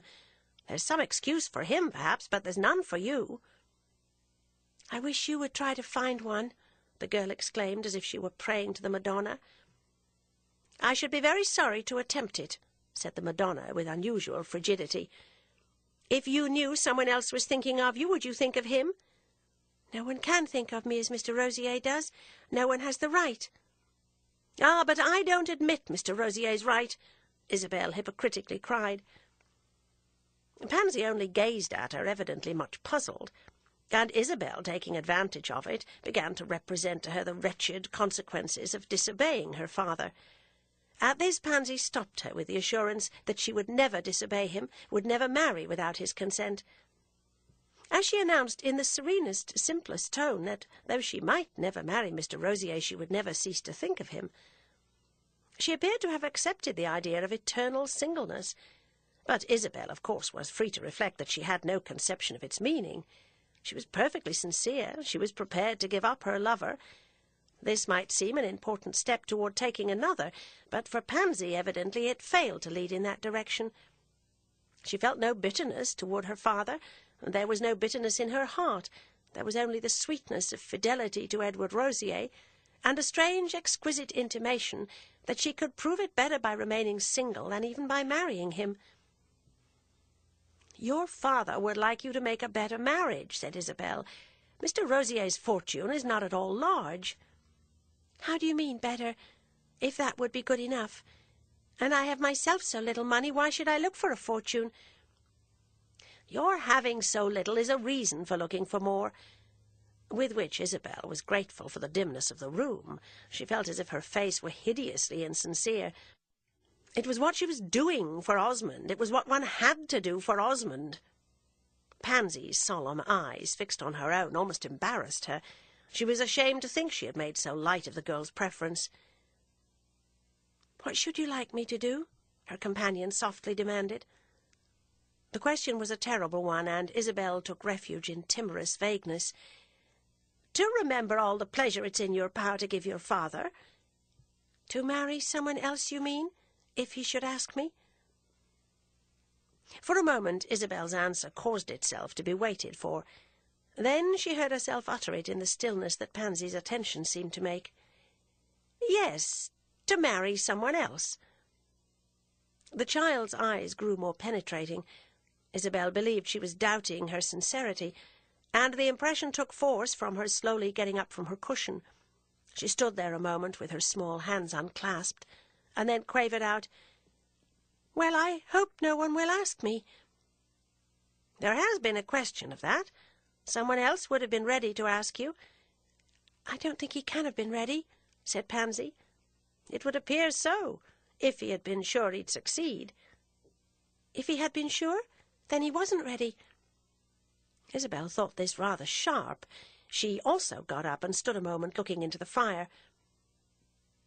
"Lord Warburton has shown you great attention," she resumed. "Of course you know it's of him I speak." She found herself against her expectation, almost placed in the position of justifying herself, which led her to introduce this nobleman more crudely than she had intended. "He has been very kind to me, and I like him very much, but if you mean that he'll propose for me, I think you're mistaken." "Perhaps I am, but your father would like it extremely." Pansy shook her head with a little wise smile. "Lord Warburton won't propose simply to please Papa." "Your father would like you to encourage him," Isabel went on mechanically. "How can I encourage him?" "I don't know. Your father must tell you that." Pansy said nothing for a moment. She only continued to smile as if she were in possession of a bright assurance. "There's no danger, she declared at last. There was a conviction in the way she said this, and a felicity in her believing it, which conduced to Isabel's awkwardness. She felt accused of dishonesty, and the idea was disgusting. To repair her self-respect, she was on the point of saying that Lord Warburton had let her know that there was a danger, but she didn't. She only said, in her embarrassment rather wide of the mark, that he surely had been most kind, most friendly. "Yes, he has been very kind," Pansy answered. "That's what I like him for." "Why, then, is the difficulty so great?" "I've always felt sure of his knowing that I don't want, what did you say I should do? To encourage him. He knows I don't want to marry, and he wants me to know that he therefore won't trouble me. That's the meaning of his kindness. It's as if he said to me, 'I like you very much, but if it doesn't please you, I'll never say it again.' I think that's very kind, very noble," Pansy went on with deepening positiveness. "That is all we've said to each other. And he doesn't care for me either. Ah, no, there's no danger." Isabel was touched with wonder at the depths of perception of which this submissive little person was capable. She felt afraid of Pansy's wisdom, began almost to retreat before it. "You must tell your father that," she remarked reservedly. "I think I'd rather not," Pansy unreservedly answered. "You oughtn't to let him have false hopes." "Perhaps not, but it would be good for me that he should. So long as he believes that Lord Warburton intends anything of the kind you say, Papa won't propose anyone else, and that will be an advantage for me," said the child very lucidly. There was something brilliant in her lucidity, and it made her companion draw a long breath. It relieved this friend of a heavy responsibility. Pansy had a sufficient illumination of her own, and Isabel felt that she herself just now had no light to spare from her small stock. Nevertheless, it still clung to her that she must be loyal to Osmond, and that she was on her honour in dealing with his daughter. Under the influence of this sentiment, she threw out another suggestion before she retired, a suggestion with which it seemed to her that she should have done her utmost. "Your father takes for granted, at least, that you would like to marry a nobleman." Pansy stood in the open doorway. She had drawn back the curtain for Isabel to pass. "I think Mr. Rosier looks like one," she remarked very gravely. Chapter 46. Lord Warburton was not seen in Mrs. Osmond's drawing-room for several days, and Isabel couldn't fail to observe that her husband said nothing to her about having received a letter from him. She couldn't fail to observe either that Osmond was in a state of expectancy, and that, though it was not agreeable to him to betray it, he thought their distinguished friend kept him waiting quite too long. At the end of 4 days he alluded to his absence. "What has become of Warburton? What does he mean by treating one like a tradesman with a bill?" "I know nothing about him," Isabel said. "I saw him last Friday at the German ball. He told me then that he meant to write to you." "He has never written to me." "So I supposed, from your not having told me." "He's an odd fish," said Osmond comprehensively. And on Isabel's making no rejoinder, he went on to inquire whether it took his lordship 5 days to indite a letter. "Does he form his words with such difficulty?" "I don't know," Isabel was reduced to replying. "I've never had a letter from him." "Never had a letter? I had an idea that you were at one time in intimate correspondence." She answered that this had not been the case, and let the conversation drop. On the morrow, however, coming into the drawing-room late in the afternoon, her husband took it up again. "When Lord Warburton told you of his intention of writing, what did you say to him?" he asked. She just faltered. "I think I told him not to forget it." "Did you believe there was a danger of that?" "As you say, he's an odd fish." "Apparently he has forgotten it," said Osmond. "Be so good as to remind him." "Should you like me to write to him?" she demanded. "I've no objection whatever." "You expect too much of me." "Ah, yes, I expect a great deal of you." "I'm afraid I shall disappoint you," said Isabel. "My expectations have survived a good deal of disappointment." "Of course, I know that. Think how I must have disappointed myself. If you really wish hands laid on Lord Warburton, you must lay them yourself." For a couple of minutes Osmond answered nothing. Then he said, "That won't be easy, with you working against me." Isabel started. She felt herself beginning to tremble. He had a way of looking at her through half-closed eyelids, as if he were thinking of her but scarcely saw her, which seemed to her to have a wonderfully cruel intention. It appeared to recognize her as a disagreeable necessity of thought, but to ignore her for the time as a presence. That effect had never been so marked as now. "I think you accuse me of something very base," she returned. "I accuse you of not being trustworthy. If he doesn't, after all, come forward, it will be because you've kept him off. I don't know that it's base. It's the kind of thing a woman always thinks she may do. I've no doubt you've the finest ideas about it." "I told you I would do what I could," she went on. "Yes, that gained you time." It came over her after he had said this, that she had once thought him beautiful. "How much you must want to make sure of him!" she exclaimed in a moment. She had no sooner spoken than she perceived the full reach of her words, of which she had not been conscious in uttering them. They made a comparison between Osmond and herself, recalled the fact that she had once held this coveted treasure in her hand, and felt herself rich enough to let it fall. A momentary exultation took possession of her, a horrible delight in having wounded him, for his face instantly told her that none of the force of her exclamation was lost. He expressed nothing otherwise, however. He only said quickly, "Yes, I want it immensely." At this moment a servant came in to usher a visitor, and he was followed the next by Lord Warburton, who received a visible check on seeing Osmond. He looked rapidly from the master of the house to the mistress, a movement that seemed to denote a reluctance to interrupt, or even a perception of ominous conditions.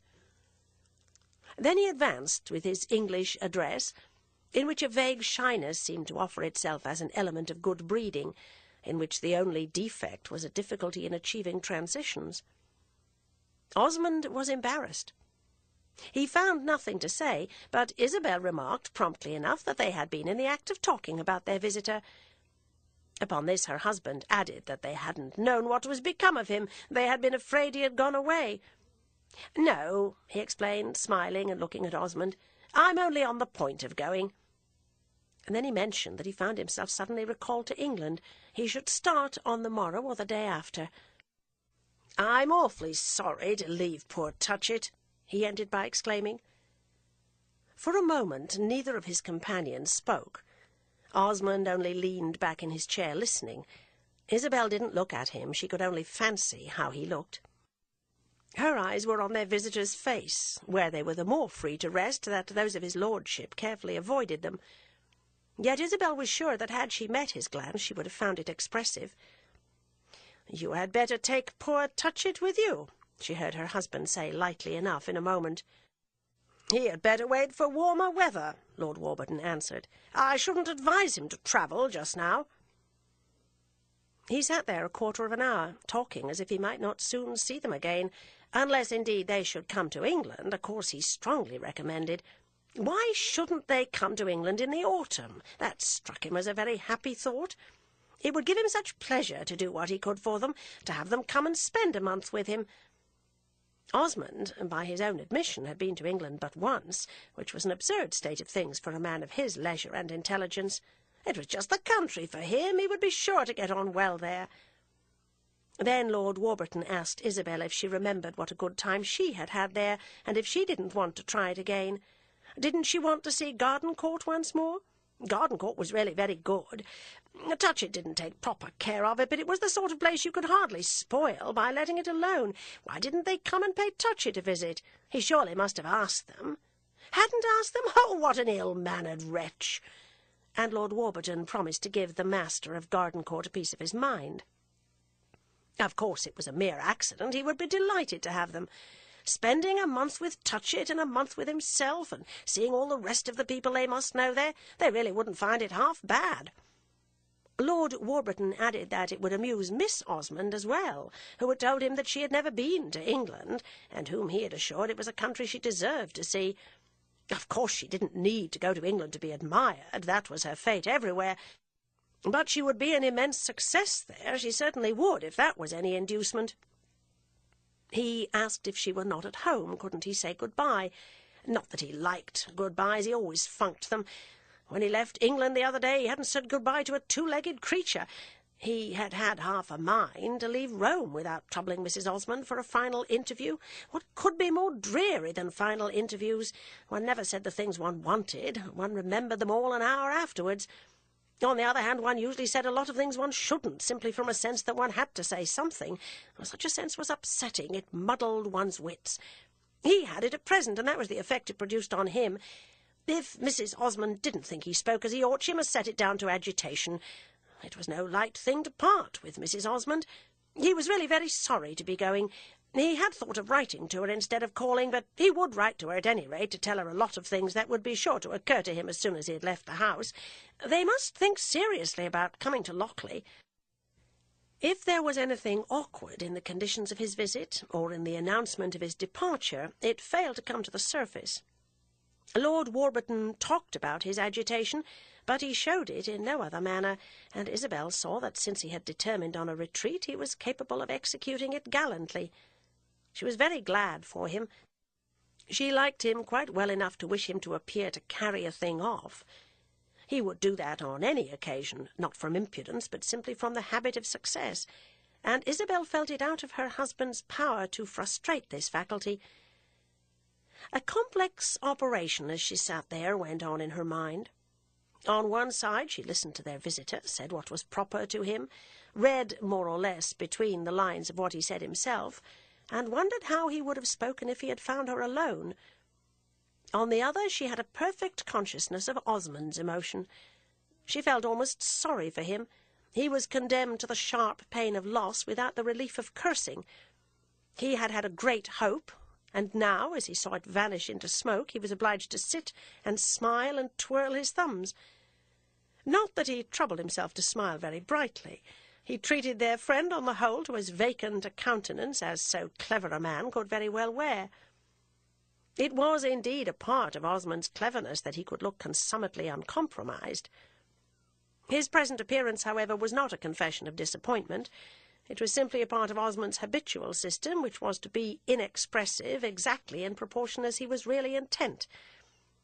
He had been intent on this prize from the first, but he had never allowed his eagerness to irradiate his refined face. He had treated his possible son-in-law as he treated everyone, with an air of being interested in him only for his own advantage, not for any profit to a person already so generally, so perfectly provided as Gilbert Osmond. He would give no sign now of an inward rage which was the result of a vanished prospect of gain, not the faintest nor subtlest. Isabel could be sure of that, if it was any satisfaction. She wished Lord Warburton to triumph before her husband, and at the same time she wished her husband to be very superior before Lord Warburton. Osmond, in his way, was admirable. He had, like their visitor, the advantage of an acquired habit. It was not that of succeeding, but it was something almost as good, that of not attempting.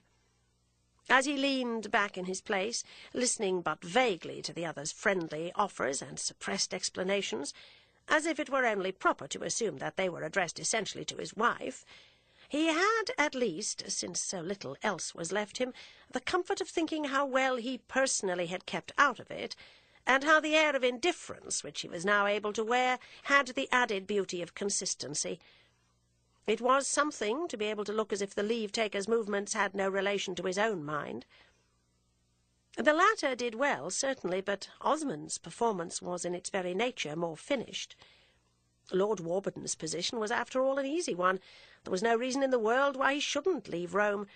He had had beneficent inclinations, but they had stopped short of fruition. He had never committed himself, and his honour was safe. Osmond appeared to take but a moderate interest in the proposal that they should go and stay with him, and in his allusion to the success Pansy might extract from their visit. He murmured a recognition, but left Isabel to say that it was a matter requiring grave consideration. Isabel, even while she made this remark, could see the great vista which had suddenly opened out in her husband's mind, with Pansy's little figure marching up the middle of it. Lord Warburton had asked leave to bid good-bye to Pansy, but neither Isabel nor Osmond had made any motion to send for her. He had the air of giving out that his visit must be short. He sat on a small chair, as if it were only for a moment, keeping his hat in his hand, but he stayed and stayed. Isabel wondered what he was waiting for. She believed it was not to see Pansy. She had an impression that, on the whole, he would rather not see Pansy. It was, of course, to see herself alone. He had something to say to her. Isabel had no great wish to hear it, for she was afraid it would be an explanation, and she could perfectly dispense with explanations. Osmond, however, presently got up, like a man of good taste, to whom it had occurred that so inveterate a visitor might wish to say just the last word of all to the ladies. "I've a letter to write before dinner," he said. "You must excuse me. I'll see if my daughter's disengaged, and if she is, she shall know you're here. Of course, when you come to Rome, you'll always look us up. Mrs. Osmond will talk to you about the English expedition. She decides all those things." The nod with which, instead of a handshake, he wound up this little speech was perhaps rather a meagre form of salutation, but on the whole it was all the occasion demanded. Isabel reflected that after he left the room, Lord Warburton would have no pretext for saying, "Your husband's very angry," which would have been extremely disagreeable to her. Nevertheless, if he had done so, she would have said, "Oh, don't be anxious. He doesn't hate you. It's me that he hates." It was only when they had been left alone together that her friend showed a certain vague awkwardness, sitting down in another chair, handling 2 or 3 of the objects that were near him. "I hope he'll make Miss Osmond come," he presently remarked. "I want very much to see her." "I'm glad it's the last time," said Isabel. "So am I. She doesn't care for me." "No, she doesn't care for you." "I don't wonder at it," he returned. Then he added with inconsequence, "You'll come to England, won't you?" "I think we had better not." "Ah, you owe me a visit. Don't you remember that you were to have come to Lochley once, and you never did?" "Everything's changed since then," said Isabel. "Not changed for the worse, surely, as far as we're concerned. To see you under my roof," and he hung fire but an instant, "would be a great satisfaction." She had feared an explanation, but that was the only one that occurred. They talked a little of Ralph, and in another moment Pansy came in, already dressed for dinner and with a little red spot in either cheek. She shook hands with Lord Warburton, and stood looking up into his face with a fixed smile, a smile that Isabel knew, though his lordship probably never suspected it, to be near akin to a burst of tears. "I'm going away," he said. "I want to bid you good-bye." "Good-bye, Lord Warburton." Her voice perceptibly trembled. "And I want to tell you how much I wish you may be very happy." "Thank you, Lord Warburton," Pansy answered. He lingered a moment and gave a glance at Isabel. "You ought to be very happy. You've got a guardian angel." "I'm sure I shall be happy," said Pansy, in the tone of a person whose certainties were always cheerful. "Such a conviction as that will take you a great way. But if it should ever fail you, remember... And her interlocutor stammered a little. "Oh, think of me sometimes, you know," he said with a vague laugh. Then he shook hands with Isabel in silence, and presently he was gone. When he had left the room, she expected an effusion of tears from her stepdaughter, but Pansy, in fact, treated her to something very different. "I think you are my guardian angel," she exclaimed very sweetly. Isabel shook her head. "I'm not an angel of any kind. I'm at the most your good friend." "You're a very good friend, then, to have asked Papa to be gentle with me." "I've asked your father nothing," said Isabel, wondering. "He told me just now to come to the drawing-room, and then he gave me a very kind kiss." "Ah," said Isabel, "that was quite his own idea." She recognized the idea perfectly. It was very characteristic, and she was to see a great deal more of it. Even with Pansy, he couldn't put himself the least in the wrong. They were dining out that day, and after their dinner they went to another entertainment, so that it was not till late in the evening that Isabel saw him alone. When Pansy kissed him before going to bed, he returned her embrace with even more than his usual munificence, and Isabel wondered if he meant it as a hint that his daughter had been injured by the machinations of her stepmother. It was a partial expression, at any rate, of what he continued to expect of his wife. She was about to follow Pansy, but he remarked that he wished she would remain. He had something to say to her. Then he walked about the drawing-room a little, while she stood waiting in her cloak. "I don't understand what you wish to do," he said in a moment. "I should like to know, so that I may know how to act." "Just now I wish to go to bed. I'm very tired." "Sit down and rest. I shall not keep you long." "Not there. Take a comfortable place." And he arranged a multitude of cushions that were scattered in picturesque disorder upon a vast divan. This was not, however, where she seated herself. She dropped into the nearest chair. The fire had gone out. The lights in the great room were few. She drew her cloak about her. She felt mortally cold. "I think you're trying to humiliate me," Osmond went on. "It's a most absurd undertaking." "I haven't the least idea what you mean," she returned. "You've played a very deep game. You've managed it beautifully." "What is it that I've managed?" "You've not quite settled it, however. We shall see him again." And he stopped in front of her with his hands in his pockets, looking down at her thoughtfully in his usual way, which seemed meant to let her know that she was not an object, but only a rather disagreeable incident of thought. "If you mean that Lord Warburton's under an obligation to come back, you're wrong," Isabel said. "He's under none whatever." "That's just what I complain of. But when I say he'll come back, I don't mean he'll come from a sense of duty. There's nothing else to make him. I think he has quite exhausted Rome." "Ah, no, that's a shallow judgment. Rome's inexhaustible." And Osmond began to walk about again. "However, about that perhaps there's no hurry," he added.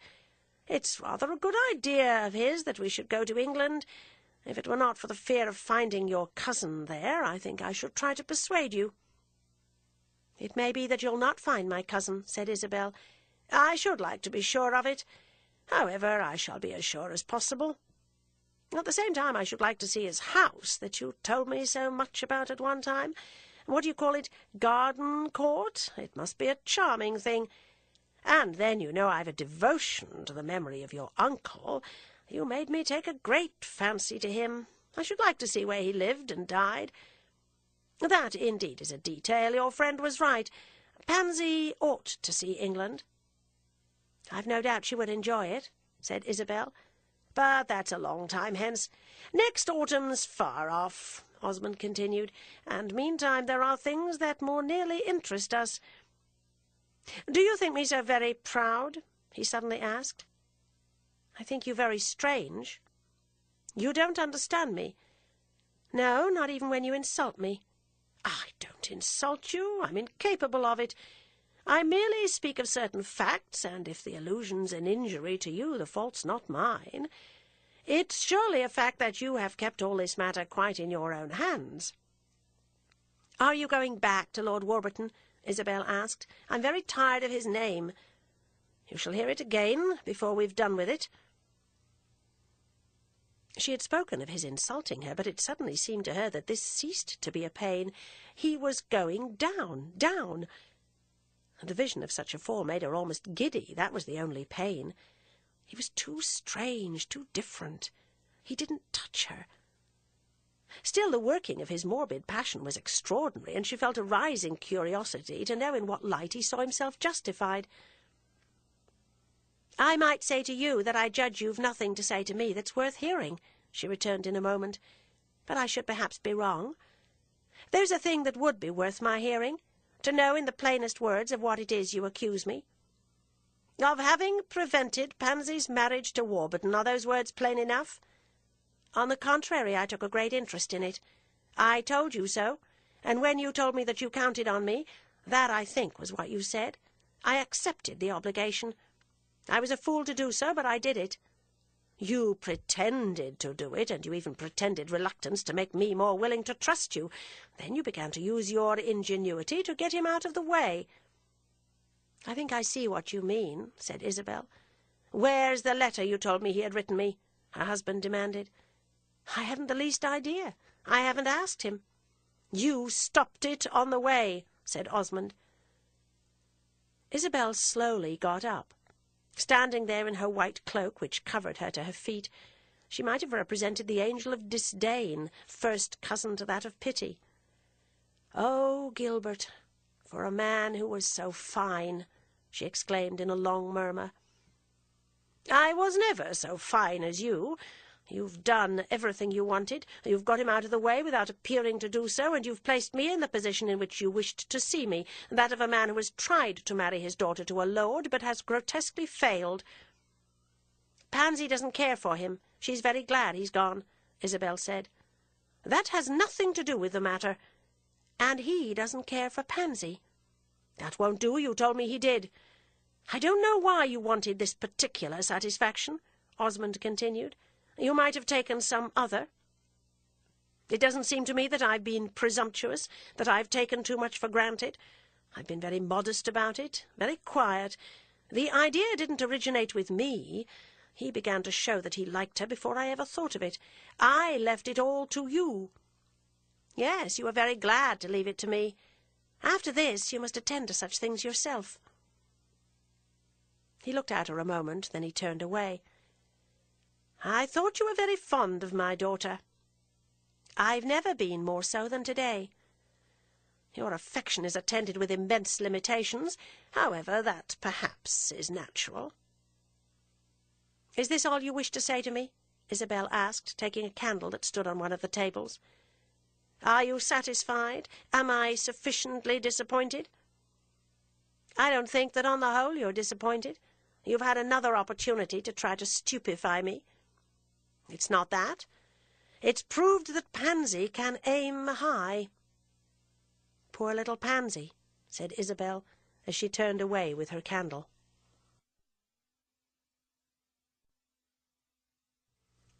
Chapter 47.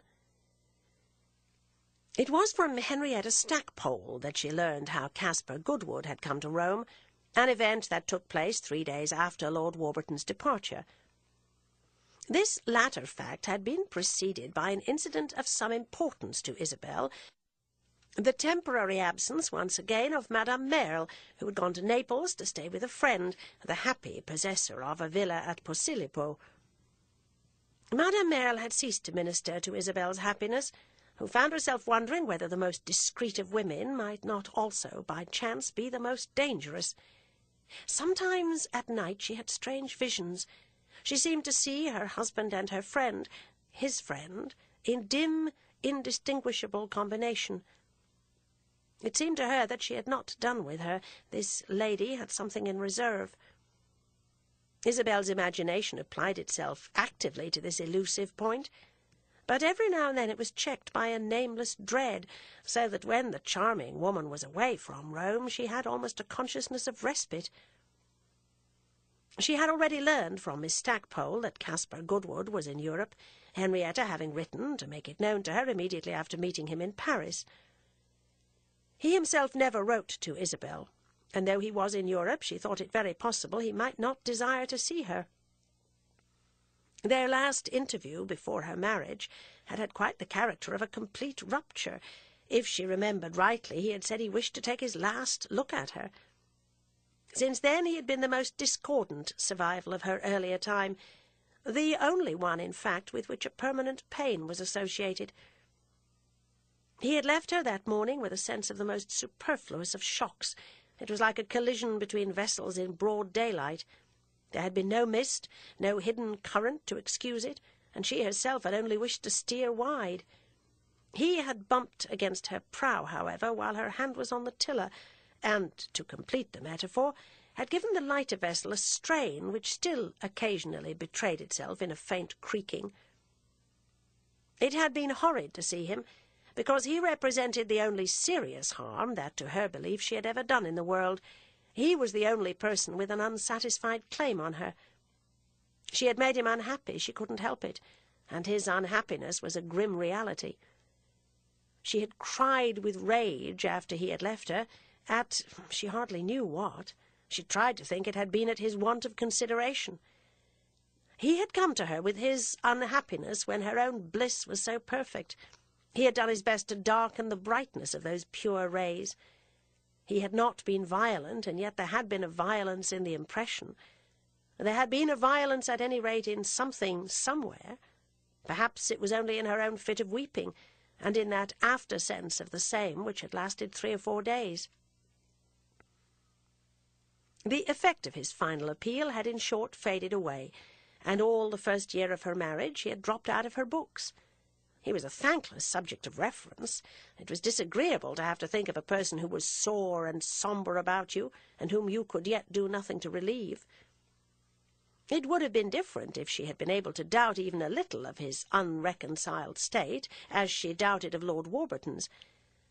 Unfortunately, it was beyond question, and this aggressive, uncompromising look of it was just what made it unattractive. She could never say to herself that here was a sufferer who had compensations, as she was able to say in the case of her English suitor. She had no faith in Mr. Goodwood's compensations, and no esteem for them. A cotton factory was not a compensation for anything, least of all for having failed to marry Isabel Archer. And yet beyond that she hardly knew what he had, save of course his intrinsic qualities. Oh, he was intrinsic enough. She never thought of his even looking for artificial aids. If he extended his business, that, to the best of her belief, was the only form exertion could take with him, it would be because it was an enterprising thing or good for the business, not in the least because he might hope it would overlay the past. This gave his figure a kind of bareness and bleakness, which made the accident of meeting it in memory or in apprehension a peculiar concussion. It was deficient in the social drapery commonly muffling, in an over-civilized age, the sharpness of human contacts. His perfect silence, moreover, the fact that she had never heard from him, and very seldom heard any mention of him, deepened this impression of his loneliness. She asked Lily for news of him from time to time, but Lily knew nothing of Boston. Her imagination was all bounded on the east by Madison Avenue. As time went on, Isabel had thought of him oftener and with fewer restrictions. She had had more than once the idea of writing to him. She had never told her husband about him, never let Osmond know of his visits to her in Florence. A reserve not dictated in the early period by a want of confidence in Osmond, but simply by the consideration that the young man's disappointment was not her secret, but his own. It would be wrong of her, she believed, to convey it to another, and Mr. Goodwood's affairs could have, after all, little interest for Gilbert. When it had come to the point, she had never written to him. It seemed to her that, considering his grievance, the least she could do was to let him alone. Nevertheless, she would have been glad to be in some way nearer to him. It was not that it ever occurred to her that she might have married him. Even after the consequences of her actual union had grown vivid to her, that particular reflection, though she indulged in so many, had not had the assurance to present itself.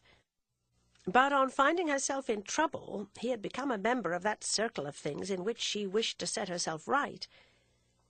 I have mentioned how passionately she needed to feel that her unhappiness should not have come to her through her own fault.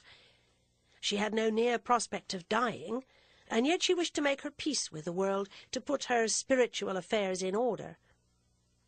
It came back to her from time to time that there was an account still to be settled with Caspar, and she saw herself disposed or able to settle it today on terms easier for him than ever before. Still, when she learned he was coming to Rome, she felt all afraid. It would be more disagreeable for him than for anyone else to make out, since he would make it out, as over a falsified balance sheet or something of that sort, the intimate disarray of her affairs. Deep in her breast she believed that he had invested his all in her happiness, while the others had invested only a part. He was one more person from whom she should have to conceal her stress. She was reassured, however, after he arrived in Rome, for he spent several days without coming to see her. Henrietta Stackpole, it may well be imagined, was much more punctual, and Isabel was largely favoured with the society of her friend. She threw herself into it, for now that she had made such a point of keeping her conscience clear, that was one way of proving she had not been superficial, the more so as the years in their flight had rather enriched than blighted those peculiarities which had been humorously criticised by persons less interested than Isabel, and which were still marked enough to give loyalty a spice of heroism.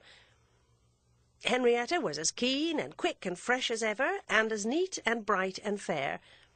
Her remarkably open eyes, lighted like great glazed railway stations, had put up no shutters, her attire had lost none of its crispness, her opinions none of their national reference. She was by no means quite unchanged, however. It struck Isabel she had grown vague. Of old she had never been vague, though undertaking many inquiries at once, she had managed to be entire and pointed about each. She had a reason for everything she did, she fairly bristled with motives. Formerly, when she came to Europe, it was because she wished to see it, but now, having already seen it, she had no such excuse. She didn't for a moment pretend that the desire to examine decaying civilizations had anything to do with her present enterprise. Her journey was rather an expression of her independence of the old world than of a sense of further obligations to it. "It's nothing to come to Europe," she said to Isabel. "It doesn't seem to me one needs so many reasons for that. It is something to stay at home. This is much more important." It was not, therefore, with a sense of doing anything very important that she treated herself to another pilgrimage to Rome. She had seen the place before and carefully inspected it. Her present act was simply a sign of familiarity, of her knowing all about it, of her having as good a right as anyone else to be there. This was all very well, and Henrietta was restless. She had a perfect right to be restless, too, if one came to that. But she had, after all, a better reason for coming to Rome than that she cared for it so little. Her friend easily recognized it, and with it the worth of the other's fidelity. She had crossed the stormy ocean in midwinter because she had guessed that Isabel was sad. Henrietta guessed a great deal, but she had never guessed so happily as that.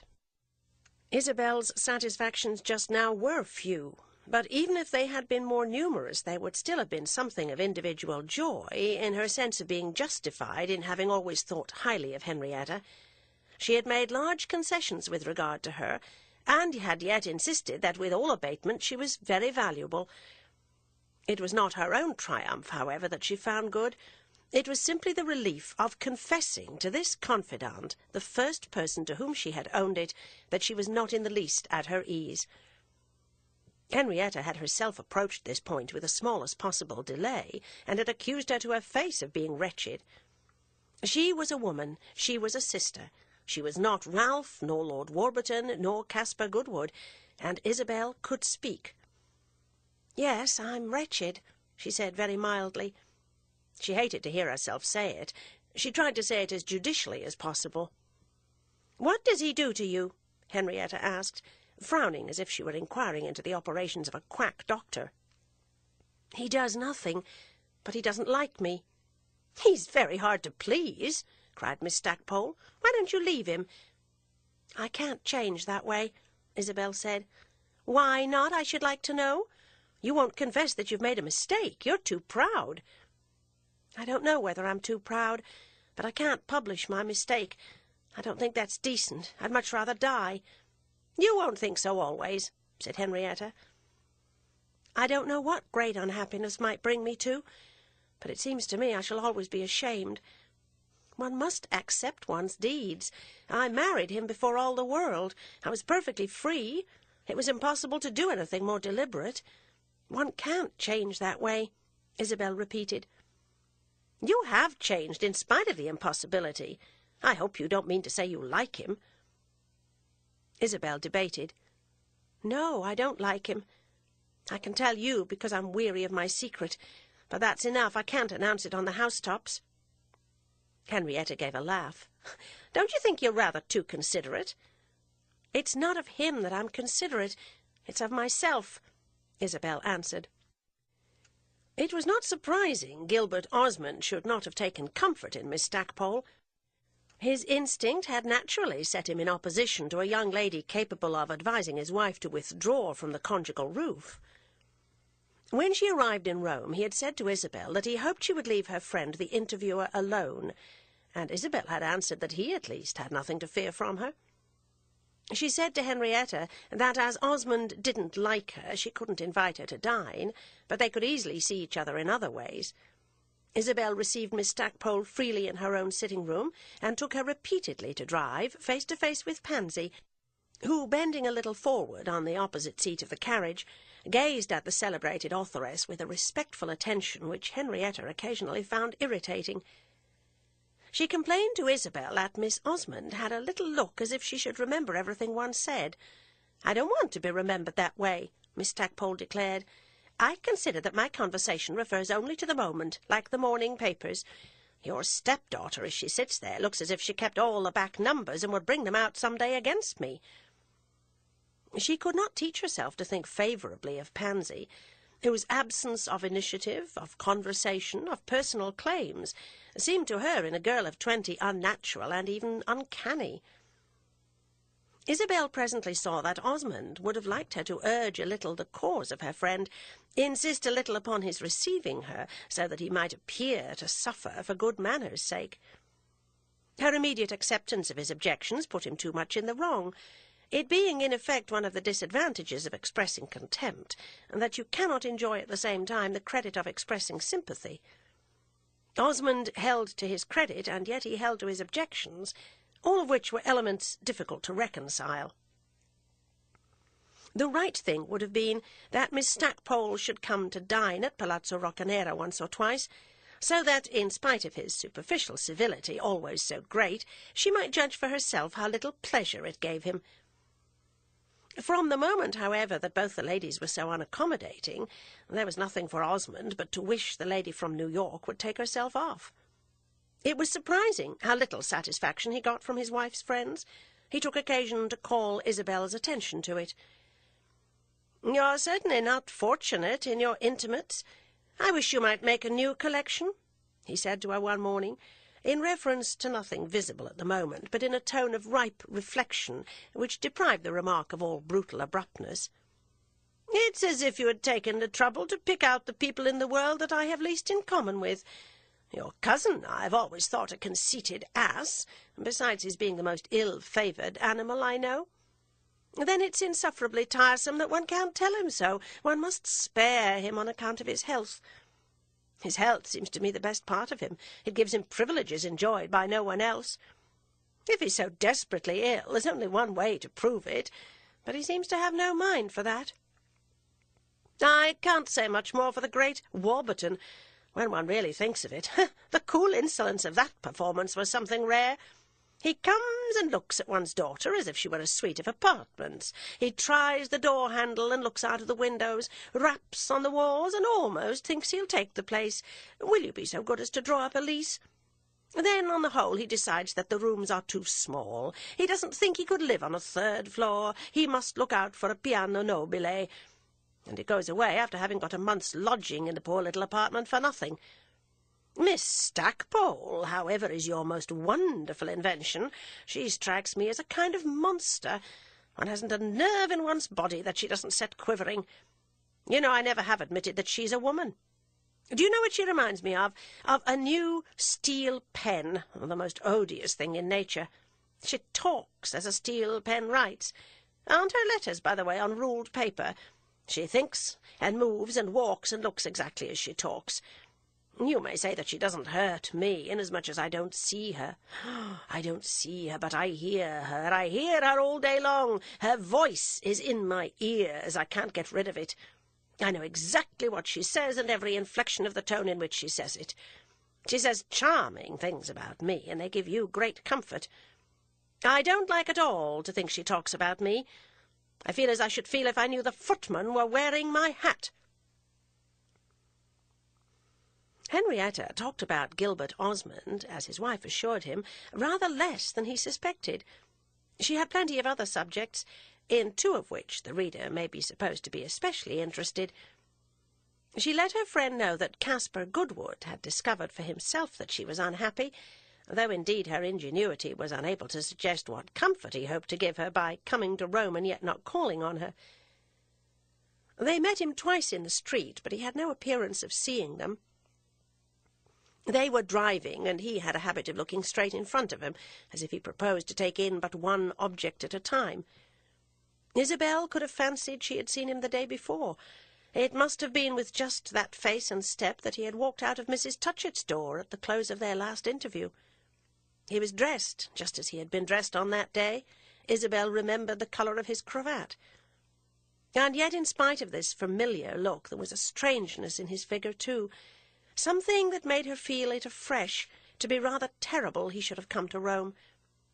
He looked bigger and more overtopping than of old, and in those days he certainly reached high enough. She noticed that the people whom he passed looked back after him, but he went straight forward, lifting above them a face like a February sky. Miss Stackpole's other topic was very different. She gave Isabel the latest news about Mr. Bantling. He had been out in the United States the year before, and she was happy to say she had been able to show him considerable attention. She didn't know how much he had enjoyed it, but she would undertake to say it had done him good. He wasn't the same man when he left as he had been when he came. It had opened his eyes and shown him that England wasn't everything.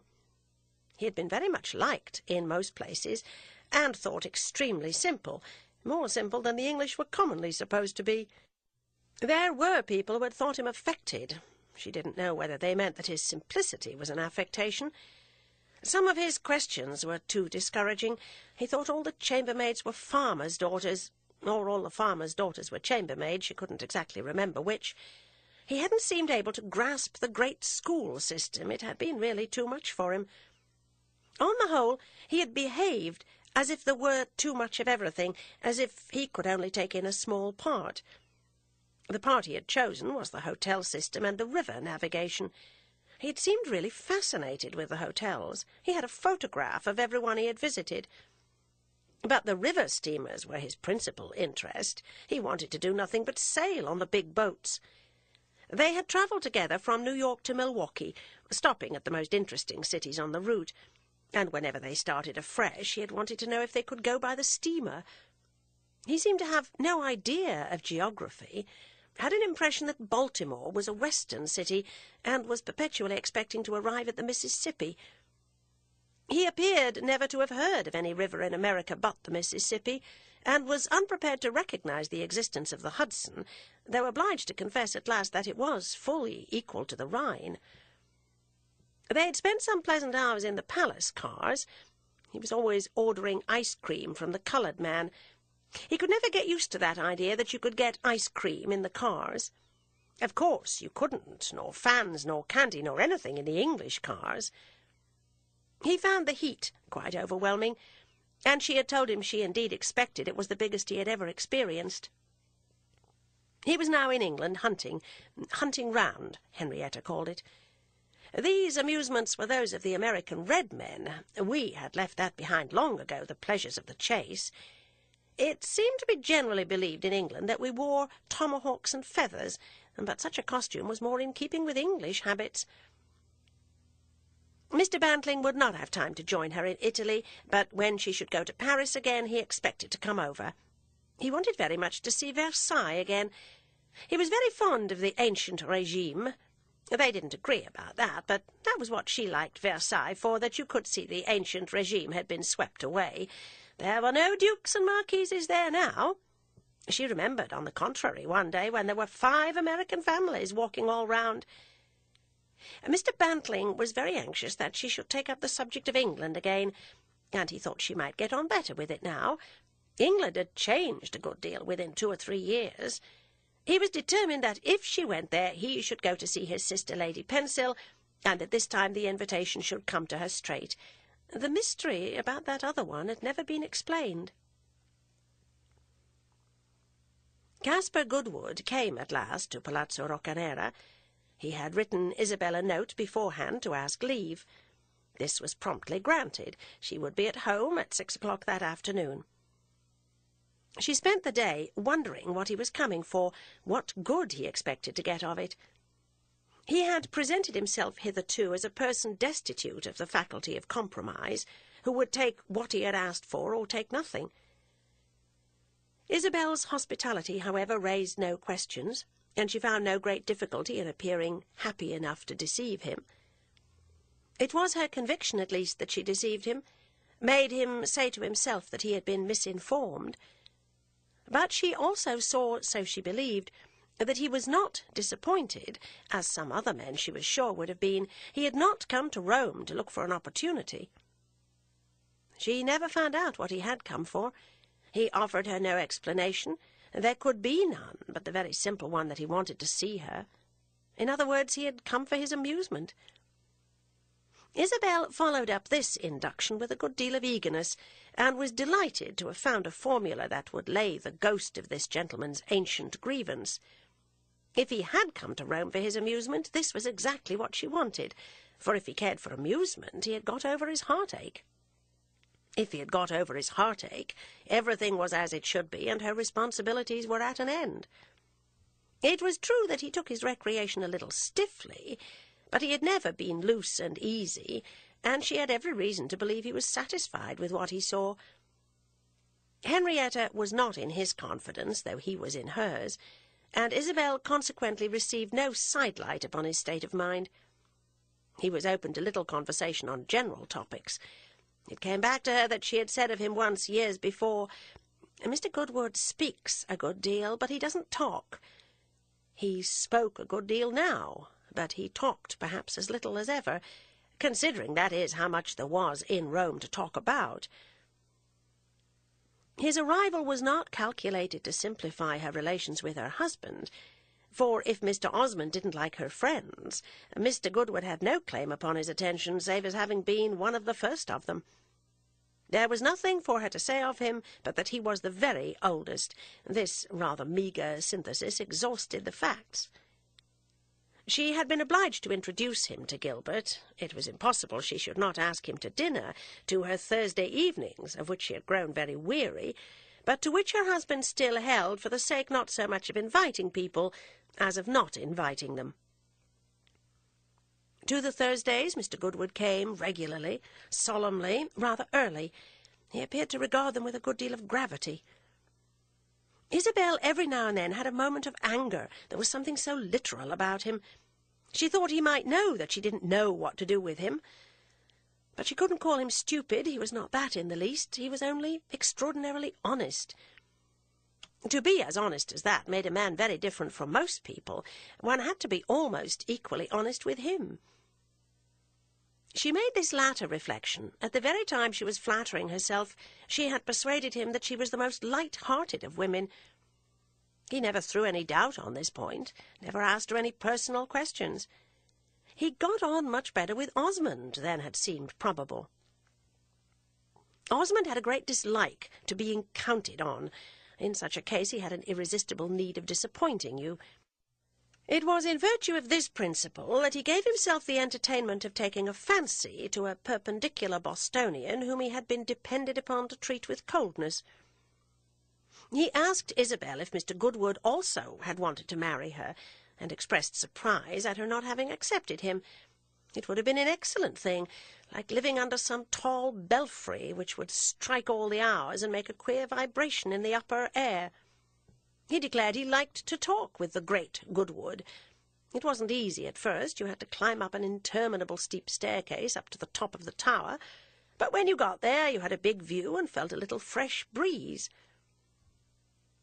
Osmond, as we know, had delightful qualities, and he gave Caspar Goodwood the benefit of them all. Isabel could see that Mr. Goodwood thought better of her husband than he had ever wished to. He had given her the impression that morning in Florence of being inaccessible to a good impression.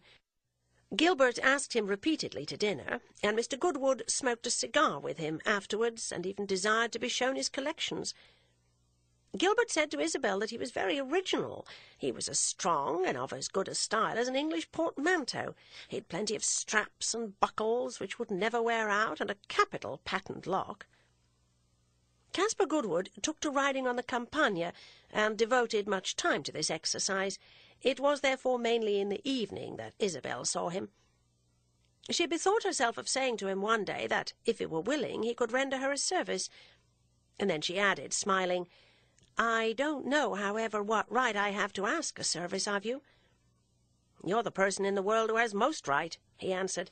"I've given you assurances that I've never given anyone else." The service was that he should go and see her cousin Ralph, who was ill at the Hôtel de Paris, alone, and be as kind to him as possible. Mr. Goodwood had never seen him, but he would know who the poor fellow was. If she was not mistaken, Ralph had once invited him to Gardencourt. Caspar remembered the invitation perfectly, and though he was not supposed to be a man of imagination, had enough to put himself in the place of a poor gentleman who lay dying at a Roman inn. He called at the Hôtel de Paris, and on being shown into the presence of the master of Gardencourt, found Miss Stackpole sitting beside his sofa. A singular change had in fact occurred in this lady's relations with Ralph Touchett. She had not been asked by Isabel to go and see him, but on hearing that he was too ill to come out, had immediately gone of her own motion. After this she had paid him a daily visit, always under the conviction that they were great enemies. "Oh, yes, we're intimate enemies," Ralph used to say, and he accused her freely as the humour of it would allow, of coming to worry him to death. In reality they became excellent friends, Henrietta much wondering that she should never have liked him before. Ralph liked her exactly as much as he had always done. He had never doubted for a moment that she was an excellent fellow. They talked about everything and always differed. About everything, that is, but Isabel, a topic as to which Ralph always had a thin forefinger on his lips. Mr. Bantling, on the other hand, proved a great resource. Ralph was capable of discussing Mr. Bantling with Henrietta for hours. Discussion was stimulated, of course, by their inevitable difference of view, Ralph having amused himself with taking the ground that the genial ex-guardsman was a regular Machiavelli. Caspar Goodwood could contribute nothing to such a debate, but after he had been left alone with his host, he found there were various other matters they could take up. It must be admitted that the lady who had just gone out was not one of these. Caspar granted all Miss Stackpole's merits in advance, but had no further remark to make about her. Neither, after the first allusions, did the two men expatiate upon Mrs. Osmond, a theme in which Goodwood perceived as many dangers as Ralph. He felt very sorry for that unclassable personage. He couldn't bear to see a pleasant man, so pleasant for all his queerness, so beyond anything to be done. There was always something to be done for Goodwood. and he did it in this case by repeating several times his visit to the Hôtel de Paris. It seemed to Isabel that she had been very clever. She had artfully disposed of the superfluous Caspar. She had given him an occupation. She had converted him into a caretaker of Ralph. She had a plan of making him travel northward with her cousin as soon as the first mild weather should allow it. Lord Warburton had brought Ralph to Rome, and Mr. Goodwood should take him away. There seemed a happy symmetry in this, and she was now intensely eager that Ralph should depart. She had a constant fear he would die there before her eyes, and a horror of the occurrence of this event at an inn by her door which she had so rarely entered. Ralph must sink to his last rest in his own dear house, in one of those deep, dim chambers of Gardencourt, where the dark ivy would cluster round the edges of the glimmering window. There seemed to Isabel in these days something sacred in Gardencourt. No chapter of the past was more perfectly irrecoverable. When she thought of the months she had spent there, the tears rose to her eyes.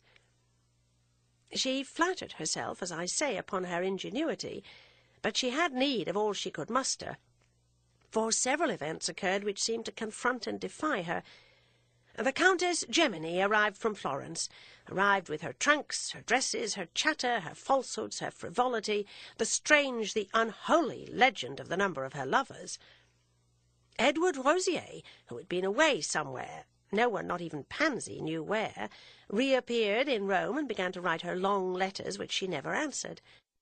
Madame Merle returned from Naples and said to her with a strange smile, "What on earth did you do with Lord Warburton?" as if it were any business of hers.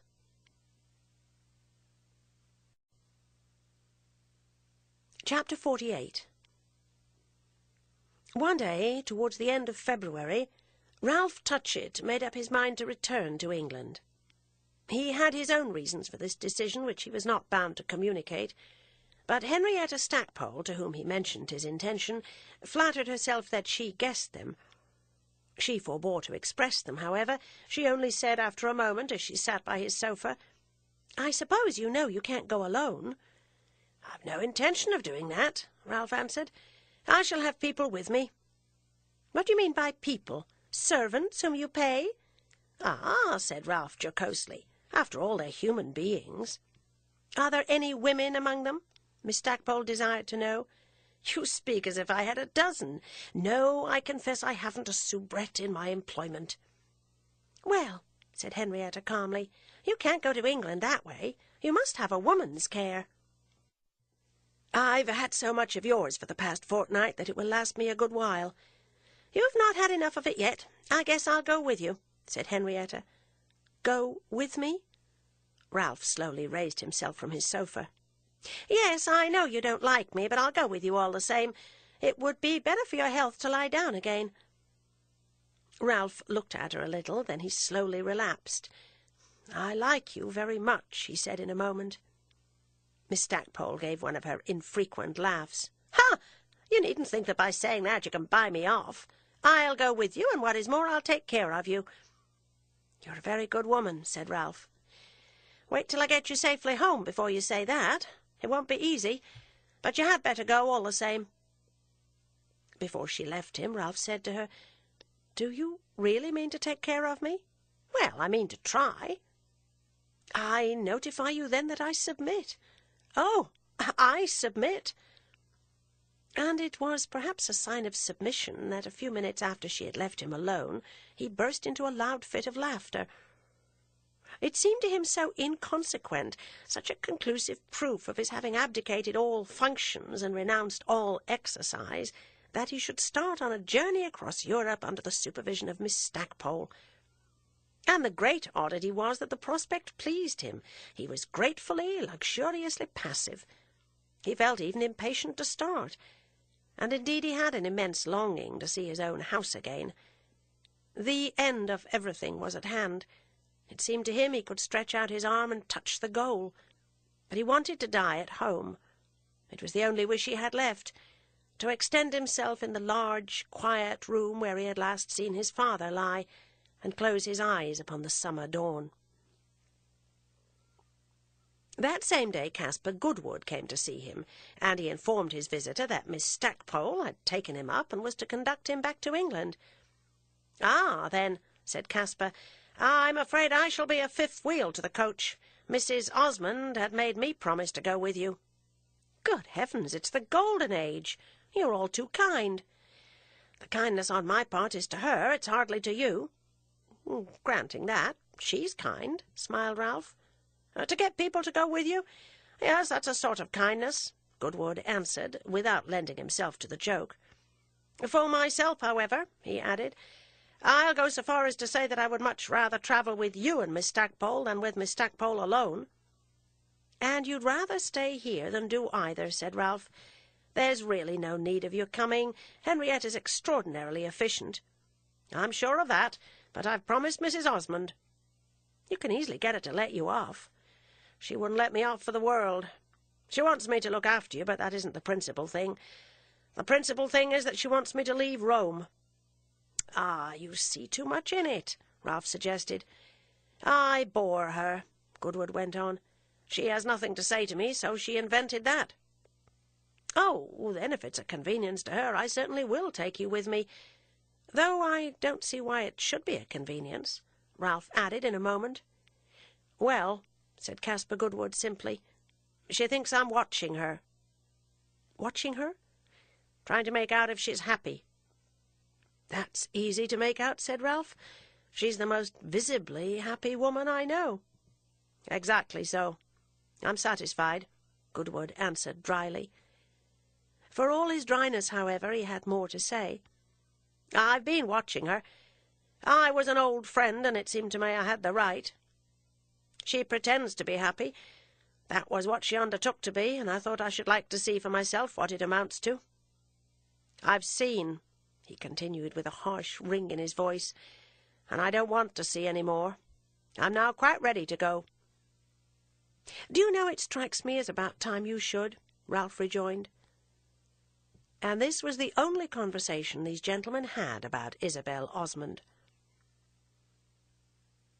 Henrietta made her preparations for departure, and among them she found it proper to say a few words to the Countess Gemini, who returned at Miss Stackpole's pension the visit which this lady had paid her in Florence. "You were very wrong about Lord Warburton," she remarked to the Countess. "I think it right you should know that." "About his making love to Isabel? My poor lady, he was at her house 3 times a day. He has left traces of his passage," the Countess cried. "He wished to marry your niece. That's why he came to the house." The Countess stared, and then with an inconsiderate laugh, "Oh, is that the story that Isabel tells? It isn't bad, as such things go. If he wishes to marry my niece, pray why doesn't he do it? Perhaps he has gone to buy the wedding ring and will come back with it next month after I'm gone." "No, he'll not come back. Miss Osmond doesn't wish to marry him." "She's very accommodating. I knew she was fond of Isabel, but I didn't know she carried it so far." "I don't understand you," said Henrietta coldly, and reflecting that the Countess was unpleasantly perverse. "I really must stick to my point, that Isabel never encouraged the attentions of Lord Warburton." "Oh, my dear friend, what do you and I know about it? All we know is that my brother's capable of everything." "I don't know what your brother's capable of," said Henrietta with dignity. "It's not her encouraging Warburton that I complain of. It's her sending him away. I want particularly to see him. Do you suppose she thought I would make him faithless?" the Countess continued with audacious insistence. "However, she's only keeping him. One can feel that. The house is full of him there. He's quite in the air. Oh, yes, he has left traces. I'm sure I shall see him yet." "Well," said Henrietta, after a little, with one of those inspirations which had made the fortune of her letters to the interviewer, "perhaps he'll be more successful with you than with Isabel." When she told her friend of the offer she had made Ralph, Isabel replied that she could have done nothing that would have pleased her more. It had always been her faith that at bottom Ralph and this young woman were made to understand each other. "I don't care whether he understands me or not," Henrietta declared. "The great thing is that he shouldn't die in the cars." "He won't do that," Isabel said, shaking her head with an extension of faith. "He won't if I can help it. I see you want us all to go. I don't know what you want to do." "I want to be alone," said Isabel. "You won't be that, so long as you've so much company at home. Oh, they're part of the comedy. You others are spectators." "Do you call it a comedy, Isabel Archer?" Henrietta rather grimly asked. "The tragedy, then, if you like. You're all looking at me. It makes me uncomfortable." Henrietta engaged in this act for a while. "You're like the stricken deer seeking the innermost shade. Oh, you do give me such a sense of helplessness," she broke out. "I'm not at all helpless. There are many things I mean to do." "It's not you I'm speaking of, it's myself. It's too much, having come on purpose to leave you just as I find you." "You don't do that. You leave me much refreshed," Isabel said. "Very mild refreshment. Sour lemonade. I want you to promise me something." "I can't do that. I shall never make another promise. I made such a solemn one 4 years ago, and I've succeeded so ill in keeping it." "You've had no encouragement. In this case I should give you the greatest. Leave your husband before the worst comes. That's what I want you to promise." "The worst? What do you call the worst?" "Before your character gets spoiled." "Do you mean my disposition?" "It won't get spoiled," Isabel answered, smiling. "I'm taking very good care of it. I'm extremely struck," she added, turning away, "with the off-hand way in which you speak of a woman's leaving her husband. It's easy to see you've never had one." "Well," said Henrietta, as if she were beginning an argument, "nothing is more common in our western cities, and it's to them, after all, that we must look in the future." Her argument, however, does not concern this history, which has too many other threads to unwind. She announced to Ralph Touchett that she was ready to leave Rome by any train he might designate, and Ralph immediately pulled himself together for departure. Isabel went to see him at the last, and he made the same remark that Henrietta had made. It struck him that Isabel was uncommonly glad to get rid of them all. For all answer to this, she gently laid her hand on his, and said in a low tone, with a quick smile, "My dear Ralph." It was answer enough, and he was quite contented. But he went on in the same way, jocosely, ingenuously. "I've seen less of you than I might, but it's better than nothing. And then I've heard a great deal about you." "I don't know from whom, leading the life you've done." "From the voices of the air. Oh, from no one else. I never let other people speak of you. They always say you're charming, and that's so flat." "I might have seen more of you, certainly," Isabel said. "But when one's married, one has so much occupation." "Fortunately, I'm not married. When you come to see me in England, I shall be able to entertain you with all the freedom of a bachelor." He continued to talk as if they should certainly meet again, and succeeded in making the assumption appear almost just. He made no allusion to his term being near, to the probability that he should not outlast the summer. If he preferred it so, Isabel was willing enough. The reality was sufficiently distinct without their erecting finger-posts in conversation. That had been well enough for the earlier time, though about this, as about his other affairs, Ralph had never been egotistic. Isabel spoke of his journey, of the stages into which he should divide it, of the precautions he should take. "Henrietta's my greatest precaution," he went on. "The conscience of that woman's sublime. Certainly she'll be very conscientious." "Will be? She has been. It's only because she thinks it's her duty that she goes with me. There's a conception of duty for you." "Yes, it's a generous one," said Isabel, "and it makes me deeply ashamed. I ought to go with you, you know." "Your husband wouldn't like that." "No, he wouldn't like it. But I might go all the same." "I'm startled by the boldness of your imagination. Fancy my being a cause of disagreement between a lady and her husband." "That's why I don't go," said Isabel, simply, yet not very lucidly. Ralph understood well enough, however. "I should think so, with all those occupations you speak of." "It isn't that. I'm afraid," said Isabel. After a pause she repeated, as if to make herself rather than him hear the words, "I am afraid." Ralph could hardly tell what her tone meant. It was so strangely deliberate, apparently so void of emotion. Did she wish to do public penance for a fault of which she had not been convicted? Or were her words simply an attempt at enlightened self-analysis? However this might be, Ralph could not resist so easy an opportunity. "Afraid of your husband?" "Afraid of myself," she said, getting up. She stood there a moment, and then added, "If I were afraid of my husband, that would be simply my duty. That's what women are expected to be." "Oh, yes," laughed Ralph, "but to make up for it, there's always some man awfully afraid of some woman." She gave no heed to this pleasantry, but suddenly took a different turn. "With Henrietta at the head of your little band," she exclaimed abruptly, "there will be nothing left for Mr. Goodwood." "Ah, my dear Isabel," Ralph answered, "he's used to that. There is nothing left for Mr. Goodwood." She coloured, and then observed quickly that she must leave him. They stood together a moment. Both her hands were in both of his. "You've been my best friend," she said. "It was for you that I wanted to live. But I'm of no use to you." Then it came over her more poignantly that she should not see him again. She could not accept that. She could not part with him that way. "If you should send for me, I'd come," she said at last. "Your husband won't consent to that." "Oh, yes, I can arrange it." "I shall keep that for my last pleasure," said Ralph. In answer to which she simply kissed him. It was a Thursday, and that evening Caspar Goodwood came to Palazzo Roccanera. He was among the first to arrive, and he spent some time in conversation with Gilbert Osmond, who almost always was present when his wife received.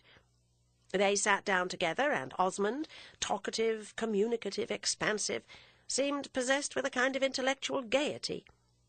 He leaned back with his legs crossed, lounging and chatting, while Goodwood, more restless but not at all lively, shifted his position, played with his hat, made the little sofa creak beneath him. Osmond's face wore a sharp, aggressive smile. He was as a man whose perceptions have been quickened by good news. He remarked to Goodwood that he was sorry they were to lose him.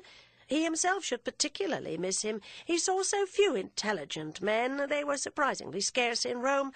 He must be sure to come back. There was something very refreshing to an inveterate Italian like himself in talking with a genuine outsider. "I'm very fond of Rome, you know," Osmond said, "but there's nothing I like better than to meet people who haven't that superstition. The modern world's, after all, very fine. Now you're thoroughly modern, and yet are not at all common. So many of the moderns we see are such very poor stuff. If they're the children of the future, we're willing to die young. Of course the ancients, too, are often very tiresome. My wife and I like everything that's really new, not the mere pretence of it. There's nothing new, unfortunately, in ignorance and stupidity. We see plenty of that in forms that offer themselves as a revelation of progress, of light. A revelation of vulgarity. There's a certain kind of vulgarity which I believe is really new. I don't think there ever was anything like it before. Indeed, I don't find vulgarity at all before the present century. You see a faint menace of it here and there in the last, but today the air has grown so dense that delicate things are literally not recognized. Now we've liked you," with which he hesitated a moment, laying his hand gently on Goodwood's knee and smiling with a mixture of assurance and embarrassment. "I'm going to say something extremely offensive and patronizing, but you must let me have the satisfaction of it. We've liked you because you've reconciled us a little to the future. If there are to be a certain number of people like you, à la bonne heure. I'm talking for my wife as well as for myself, you see. She speaks for me, my wife. Why shouldn't I speak for her? We're as united, you know, as the candlestick and the snuffers. Am I assuming too much when I say that I think I've understood from you that your occupations have been, commercial? There's a danger in that, you know, but it's the way you have escaped that strikes us. Excuse me if my little compliment seems in execrable taste. Fortunately, my wife doesn't hear me. What I mean is that you might have been what I was mentioning just now. The whole American world was in a conspiracy to make you so, but you resisted. You've something about you that saved you, and yet you're so modern, so modern. The most modern man we know. We shall always be delighted to see you again." I have said that Osmond was in good humour, and these remarks will give ample evidence of the fact. They were infinitely more personal than he usually cared to be, and if Caspar Goodwood had attended to them more closely, he might have thought that the defence of delicacy was in rather odd hands. We may believe, however, that Osmond knew very well what he was about, and that if he chose to use the tone of patronage with a grossness not in his habits, he had an excellent reason for the escapade. Goodwood had only a vague sense that he was laying it on somehow. He scarcely knew where the mixture was applied. Indeed, he scarcely knew what Osmond was talking about. He wanted to be alone with Isabel, and that idea spoke louder to him than her husband's perfectly pitched voice. He watched her talking with other people, and wondered when she would be at liberty, and whether he might ask her to go into one of the other rooms. His humour was not, like Osmond's, of the best. There was an element of dull rage in his consciousness of things. Up to this time he had not disliked Osmond personally. He had only thought him very well informed and obliging, and more than he had supposed like the person whom Isabel Archer would naturally marry. His host had won in the open field a great advantage over him, and Goodwood had too strong a sense of fair play to have been moved to underrate him on that account. He had not tried positively to think well of him. This was a flight of sentimental benevolence of which, even in the days when he came nearest to reconciling himself to what had happened, Goodwood was quite incapable. He accepted him as rather a brilliant personage of the amateurish kind, afflicted with a redundancy of leisure which it amused him to work off in little refinements of conversation. But he only half trusted him. He could never make out why the deuce Osmond should lavish refinements of any sort upon him. It made him suspect that he found some private entertainment in it, and it ministered to a general impression that his triumphant rival had in his composition a streak of perversity. He knew, indeed, that Osmond could have no reason to wish him evil. He had nothing to fear from him. He had carried off a supreme advantage, and could afford to be kind to a man who had lost everything. It was true that Goodwood had at times grimly wished he were dead, and would have liked to kill him, but Osmond had no means of knowing this, for practice had made the younger man perfect in the art of appearing inaccessible today to any violent emotion. He cultivated this art in order to deceive himself, but it was others that he deceived first. He cultivated it, moreover, with very limited success, of which there could be no better proof than the deep, dumb irritation that reigned in his soul when he heard Osmond speak of his wife's feelings as if he were commissioned to answer for them. That was all he had an ear for in what his host said to him this evening. He had been conscious that Osmond made more of a point even than usual of referring to the conjugal harmony prevailing at Palazzo Roccanera. He had been more careful than ever to speak as if he and his wife had all things in sweet community, and it were as natural to each of them to say we as to say I. In all this there was an air of intention that had puzzled and angered our poor Bostonian, who could only reflect for his comfort that Mrs. Osmond's relations with her husband were none of his business. He had no proof whatever that her husband misrepresented her, and if he judged her by the surface of things, was bound to believe that she liked her life. She had never given him the faintest sign of discontent. Miss Stackpole had told him that she had lost her illusions, but writing for the papers had made Miss Stackpole sensational. She was too fond of early news. Moreover, since her arrival in Rome, she had been much on her guard. She had pretty well ceased to flash her lantern at him. This, indeed, it may be said for her, would have been quite against her conscience. She had now seen the reality of Isabel's situation, and it had inspired her with a just reserve. Whatever could be done to improve it, the most useful form of assistance would not be to inflame her former lovers with a sense of her wrongs. Miss Stackpole continued to take a deep interest in the state of Mr. Goodwood's feelings, but she showed it at present only by sending him choice extracts, humorous and other, from the American journals, of which she received several by every post, and which she always perused with a pair of scissors in her hand. The article she cut out she placed in an envelope addressed to Mr. Goodwood, which she left with her own hand at his hotel. He never asked her a question about Isabel. Hadn't he come 5,000 miles to see for himself? He was thus not in the least authorized to think Mrs. Osmond unhappy, but the very absence of authorization operated as an irritant, ministered to the harshness with which, in spite of his theory that he had ceased to care, he now recognized that, so far as she was concerned, the future had nothing more for him. He had not even the satisfaction of knowing the truth. Apparently he could not even be trusted to respect her if she were unhappy. He was hopeless, helpless, useless. To this last character she had called his attention by her ingenious plan for making him leave Rome. He had no objection whatever to doing what he could for her cousin, but it made him grind his teeth to think that of all the services she might have asked of him, this was the one she had been eager to select. There had been no danger of her choosing one that would have kept him in Rome. Tonight, what he was chiefly thinking of was that he was to leave her tomorrow, and that he had gained nothing by coming but the knowledge that he was as little wanted as ever. About herself he had gained no knowledge. She was imperturbable, inscrutable, impenetrable. He felt the old bitterness which he had tried so hard to swallow rise again in his throat, and he knew there are disappointments that last as long as life. Osmond went on talking.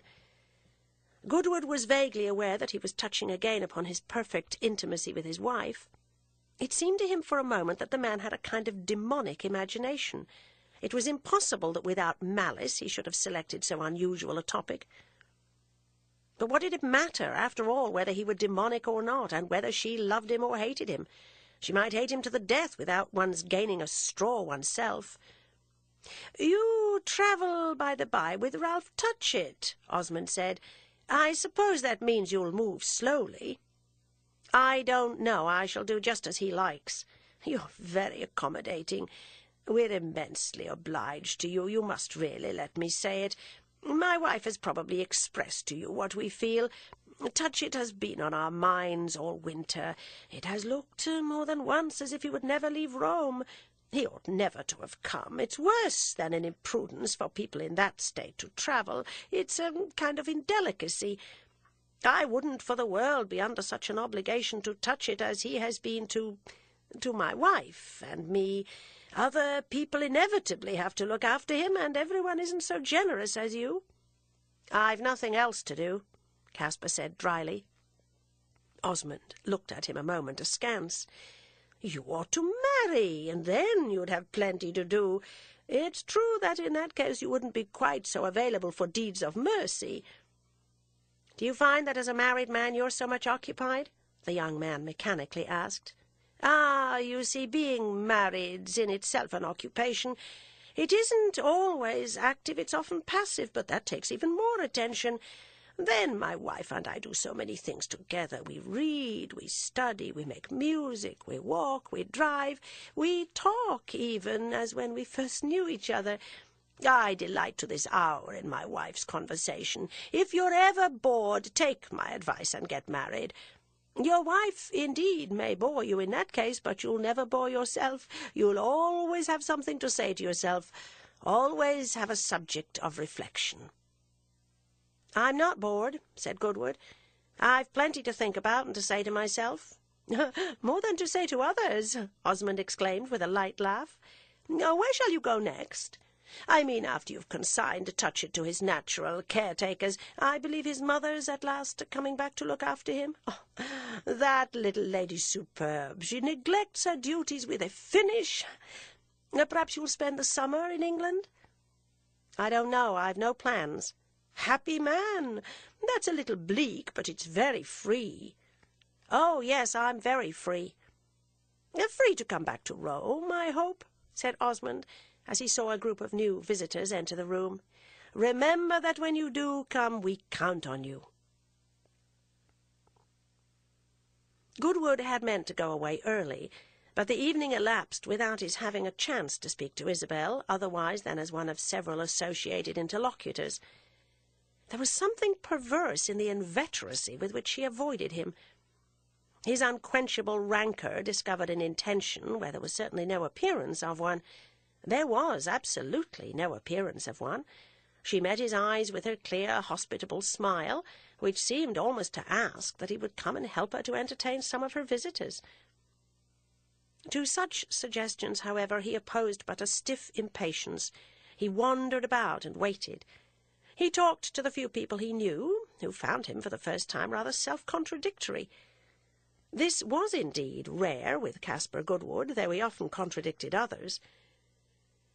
There was often music at Palazzo Roccanera, and it was usually very good.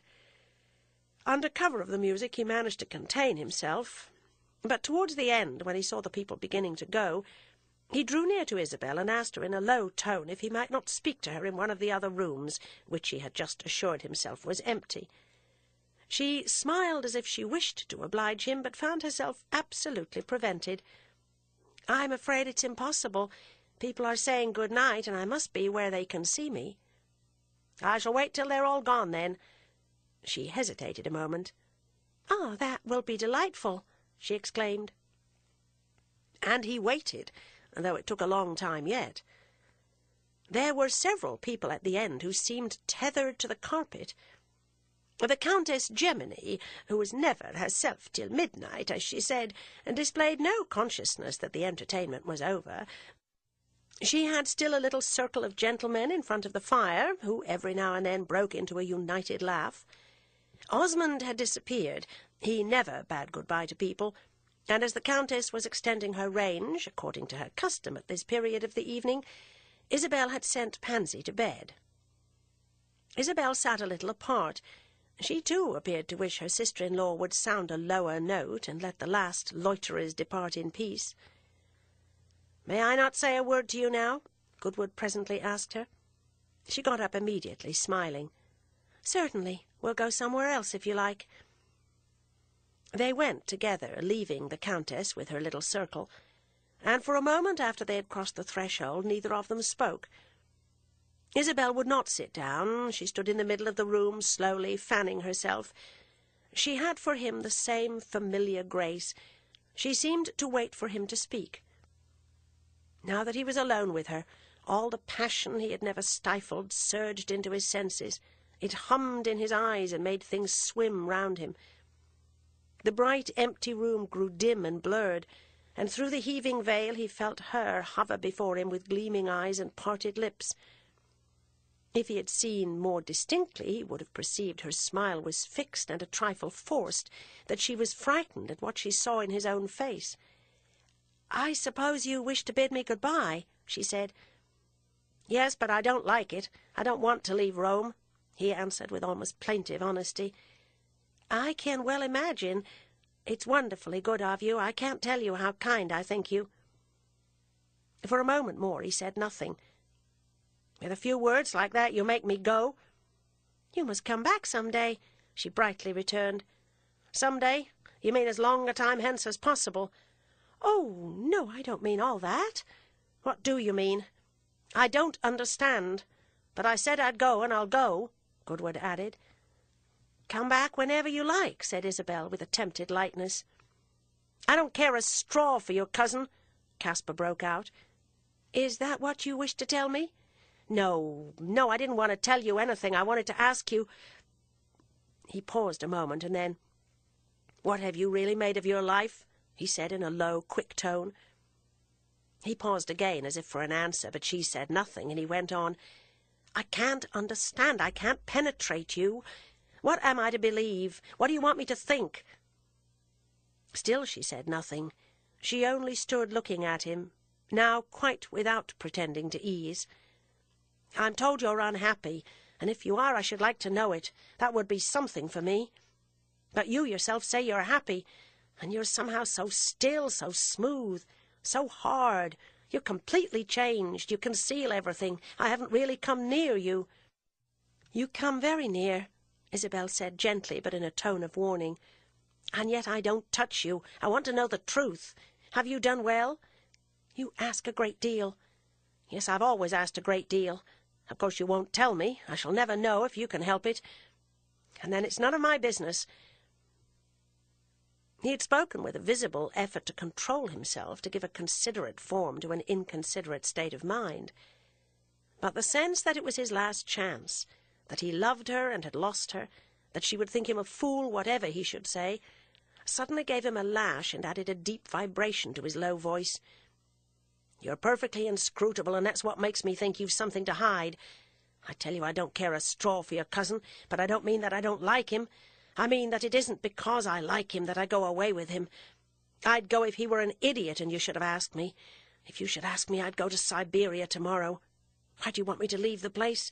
You must have some reason for that. If you were as contented as you pretend you are, you wouldn't care. I'd rather the truth about you, even if it's damnable, than have come here for nothing. That isn't what I came for. I thought I shouldn't care. I came because I wanted to assure myself that I needn't think of you any more.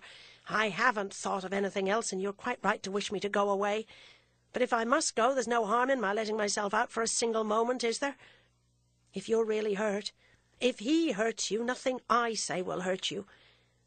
When I tell you I love you, it's simply what I came for. I thought it was for something else, but it was for that. I shouldn't say it if I didn't believe I should never see you again. It's the last time. Let me pluck a single flower. I've no right to say that, I know, and you've no right to listen. But you don't listen, you never listen, you're always thinking of something else. After this I must go, of course, so I shall at least have a reason. Your asking me is no reason, not a real one. I can't judge by your husband," he went on irrelevantly, almost incoherently. "I don't understand him. He tells me you adore each other. Why does he tell me that? What business is it of mine? When I say that to you, you look strange. But you always look strange. Yes, you've something to hide. It's none of my business, very true. But I love you," said Caspar Goodwood. As he said she looked strange, she turned her eyes to the door by which they had entered and raised her fan as if in warning. "You've behaved so well, don't spoil it," she uttered softly. "No one hears me. It's wonderful what you tried to put me off with. I love you as I've never loved you." "I know it. I knew it as soon as you consented to go." "You can't help it, of course not. You would if you could, but you can't, unfortunately. Unfortunately for me, I mean. I ask nothing. Nothing, that is, I shouldn't. But I do ask one sole satisfaction, that you tell me... that I tell you what? Whether I may pity you?" "Should you like that?" Isabel asked, trying to smile again. "To pity you? Most assuredly. That at least would be doing something. I'd give my life to it." She raised her fan to her face, which it covered all except her eyes. They rested a moment on his. "Don't give your life to it, but give a thought to it every now and then." And with that she went back to the Countess Gemini.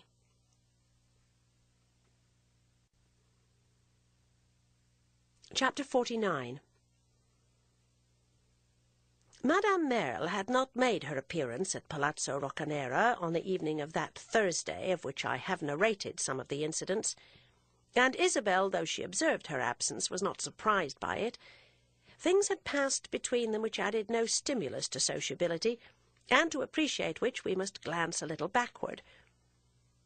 It has been mentioned that Madame Merle returned from Naples shortly after Lord Warburton had left Rome, and that on her first meeting with Isabel, whom, to do her justice, she came immediately to see, her first utterance had been an inquiry as to the whereabouts of this nobleman, for whom she appeared to hold her dear friend accountable. "Please don't talk of him," said Isabel for answer. "We've heard so much of him of late." Madame Merle bent her head on one side a little protestingly and smiled at the left corner of her mouth. "You've heard, yes, but you must remember that I've not in Naples. I hoped to find him here and to be able to congratulate Pansy. You may congratulate Pansy still, but not on marrying Lord Warburton." "How you say that? Don't you know I had set my heart on it?" Madame Merle asked, with a great deal of spirit, but still with the intonation of good humour. Isabel was discomposed, but she was determined to be good-humoured too. "You shouldn't have gone to Naples, then. You should have stayed here to watch the affair. I had too much confidence in you. But do you think it's too late?" "You'd better ask Pansy," said Isabel.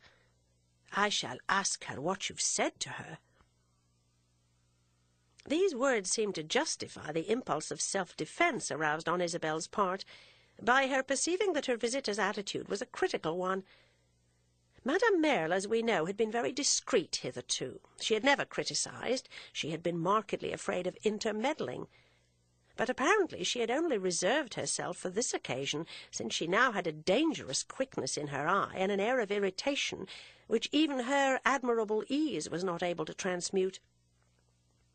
She had suffered a disappointment which excited Isabel's surprise, our heroine having no knowledge of her zealous interest in Pansy's marriage, and she betrayed it in a manner which quickened Mrs. Osmond's alarm.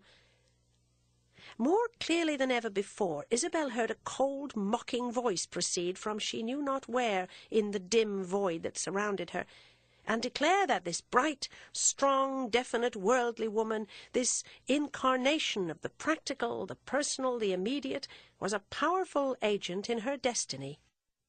She was nearer to her than Isabel had yet discovered, and her nearness was not the charming accident she had so long supposed. The sense of accident, indeed, had died within her that day when she happened to be struck with the manner in which the wonderful lady and her own husband sat together in private. No definite suspicion had as yet taken its place, but it was enough to make her view this friend with a different eye, to have been led to reflect that there was more intention in her past behaviour than she had allowed for at the time. Ah, yes, there had been intention,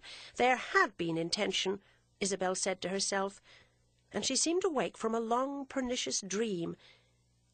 What was it that brought home to her that Madame Merle's intention had not been good? Nothing but the mistrust which had lately taken body, and which married itself now to the fruitful wonder produced by her visitor's challenge on behalf of poor Pansy. There was something in this challenge which had at the very outset excited an answering defiance, a nameless vitality which she could see to have been absent from her friend's professions of delicacy and caution. Madame Merle had been unwilling to interfere, certainly, but only so long as there was nothing to interfere with. It will perhaps seem to the reader that Isabel went fast in casting doubt, on mere suspicion, on a sincerity proved by several years of good offices. She moved quickly indeed, and with reason, for a strange truth was filtering into her soul. Madame Merle's interest was identical with Osmond's. That was enough. "I think Pansy will tell you nothing that will make you more angry," she said in answer to her companion's last remark. "I'm not in the least angry. I've only a great desire to retrieve the situation. Do you consider that Warburton has left us forever?" "I can't tell you. I don't understand you. It's all over. Please let it rest. Osmond has talked to me a great deal about it, and I've nothing more to say or to hear. I've no doubt," Isabel added, "that he'll be very happy to discuss the subject with you." "I know what he thinks. He came to see me last evening." "As soon as you had arrived? Then you know all about it, and you needn't apply to me for information." "It isn't information I want. At bottom it's sympathy. I had set my heart on that marriage. The idea did what so few things do. It satisfied the imagination." "Your imagination, yes, but not that of the persons concerned." "You mean by that, of course, that I'm not concerned. Of course not directly. But when one's such an old friend, one can't help having something at stake. You forget how long I've known Pansy." "You mean, of course," Madame Merle added, "that you are one of the persons concerned." "No, that's the last thing I mean. I'm very weary of it all." Madame Merle hesitated a little. "Ah, yes, your work's done." "Take care what you say," said Isabel very gravely. "Oh, I take care, never perhaps more than when it appears least. Your husband judges you severely." Isabel made for a moment no answer to this. She felt choked with bitterness.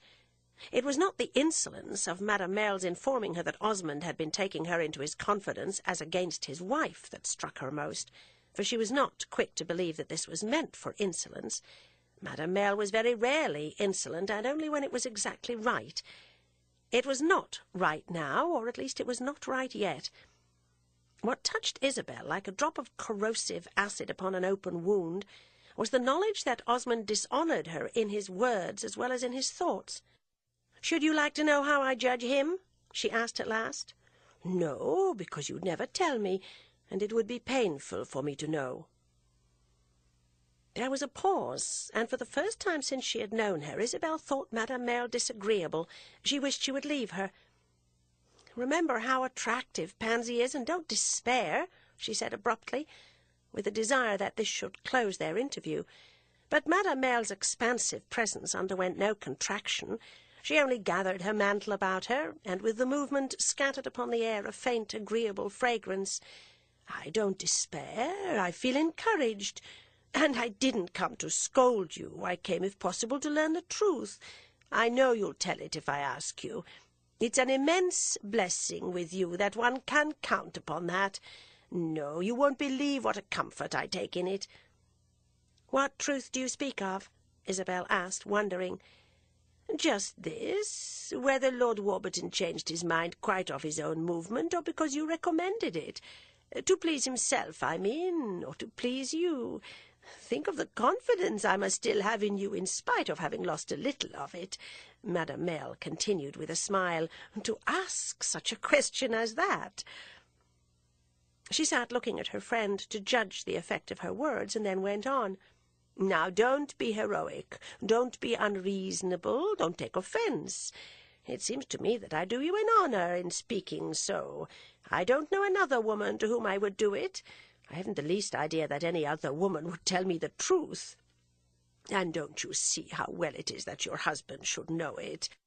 It's true that he doesn't appear to have had any tact whatever in trying to extract it. He has indulged in gratuitous suppositions, but that doesn't alter the fact that it would make a difference in his view of his daughter's prospects to know distinctly what really occurred. If Lord Warburton simply got tired of the poor child, that's one thing, and it's a pity. If he gave her up to please you, it's another. That's a pity too, but in a different way. Then, in the latter case, you would perhaps resign yourself to not being pleased, to simply seeing your stepdaughter married. Let him off. Let us have him." Madame Merle had proceeded very deliberately, watching her companion, and apparently thinking she could proceed safely. As she went on, Isabel grew pale. She clasped her hands more tightly in her lap. It was not that her visitor had at last thought it the right time to be insolent, for this was not what was most apparent. It was a worse horror than that. "Who are you? What are you?" Isabel murmured. "What have you to do with my husband?" It was strange that for the moment she drew as near to him as if she had loved him. "Ah, then, you take it heroically. I'm very sorry. Don't think, however, that I shall do so. What have you to do with me?" Isabel went on. Madame Merle slowly got up, stroking her muff, but not removing her eyes from Isabel's face. "Everything," she answered. Isabel sat there, looking up at her without rising. Her face was almost a prayer to be enlightened, but the light of this woman's eyes seemed only a darkness. "Oh, misery!" she murmured at last, and she fell back, covering her face with her hands. It had come over her like a high, surging wave that Mrs. Touchett was right. Madame Merle had married her. Before she uncovered her face again, that lady had left the room. Isabel took a drive alone that afternoon. She wished to be far away under the sky, where she could descend from her carriage and tread upon the daisies. She had long before this taken old Rome into her confidence. for in a world of ruins the ruin of her happiness seemed a less unnatural catastrophe. She rested her weariness upon things that had crumbled for centuries and yet still were upright. She dropped her secret sadness into the silence of lonely places, where its very modern quality detached itself and grew objective, so that as she sat in a sun-warmed angle on a winter's day, or stood in a mouldy church to which no one came, she could almost smile at it and think of its smallness. Small it was in the large Roman record, and her haunting sense of the continuity of the human lot easily carried her from the less to the greater. She had become deeply, tenderly acquainted with Rome. It interfused and moderated her passion. But she had grown to think of it chiefly as the place where people had suffered. This was what came to her in the starved churches, where the marble columns, transferred from pagan ruins, seemed to offer her a companionship in endurance, and the musty incense to be a compound of long unanswered prayers. There was no gentler nor less consistent heretic than Isabel. The firmest of worshippers, gazing at dark altar pictures or clustered candles, could not have felt more intimately the suggestiveness of these objects, nor have been more liable at such moments to a spiritual visitation. Pansy, as we know, was almost always her companion, and of late the Countess Gemini, balancing a pink parasol, had lent brilliancy to their equipage. But she still occasionally found herself alone when it suited her mood and where it suited the place. On such occasions she had several resorts, the most accessible of which perhaps was a seat on the low parapet which edges the wide grassy space before the high cold front of St. John Lateran, whence you look across the Campagna at the far trailing outline of the Alban Mount, and at that mighty plain between, which is still so full of all that has passed from it. After the departure of her cousin and his companions, she roamed more than usual. She carried her sombre spirit from one familiar shrine to the other. Even when Pansy and the Countess were with her, she felt the touch of a vanished world. The carriage, leaving the walls of Rome behind, rolled through narrow lanes where the wild honeysuckle had begun to tangle itself in the hedges, or waited for her in quiet places where the fields lay near, while she strolled further and further over the flower-freckled turf, or sat on a stone that had once had a use, and gazed through the veil of her personal sadness at the splendid sadness of the scene, at the dense warm light, the far gradations and soft confusions of colour, the motionless shepherds in lonely attitudes, the hills where the cloud shadows had the lightness of a blush. On the afternoon I began with speaking of, she had taken a resolution not to think of Madame Merle. But the resolution proved vain, and this lady's image hovered constantly before her. She asked herself, with an almost childlike horror of the supposition, whether to this intimate friend of several years the great historical epithet of wicked were to be applied. She knew the idea only by the Bible and other literary works. To the best of her belief, she had had no personal acquaintance with wickedness. She had desired a large acquaintance with human life, and in spite of her having flattered herself that she cultivated it with some success, this elementary privilege had been denied her. Perhaps it was not wicked, in the historic sense, to be even deeply false, for that was what Madame Merle had been, deeply, deeply, deeply. Isabel's Aunt Lydia had made this discovery long before, and had mentioned it to her niece. But Isabel had flattered herself at this time that she had a much richer view of things, especially of the spontaneity of her own career and the nobleness of her own interpretations, than poor, stiffly reasoning Mrs. Touchett. Madame Merle had done what she wanted. She had brought about the union of her two friends, a reflection which could not fail to make it a matter of wonder that she should so much have desired such an event. There were people who had the matchmaking passion, like the votaries of art for art, but Madame Merle, great artist as she was scarcely one of these. She thought too ill of marriage, too ill of life. She had desired that particular marriage, but had not desired others. She had therefore had a conception of gain, and Isabel asked herself where she had found her profit. It took her naturally a long time to discover, and even then her discovery was imperfect. It came back to her that Madame Merle, though she had seemed to like her from their first meeting at Gardencourt, had been doubly affectionate after Mr. Touchett's death, and after learning that her young friend had been subject to the good old man's charity. She had found her profit not in the gross device of borrowing money, but in the more refined idea of introducing one of her intimates to the young woman's fresh and ingenuous fortune. She had naturally chosen her closest intimate, and it was already vivid enough to Isabel that Gilbert occupied this position.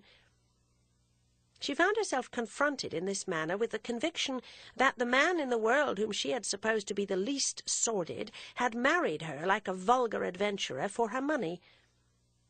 Strange to say, it had never before occurred to her.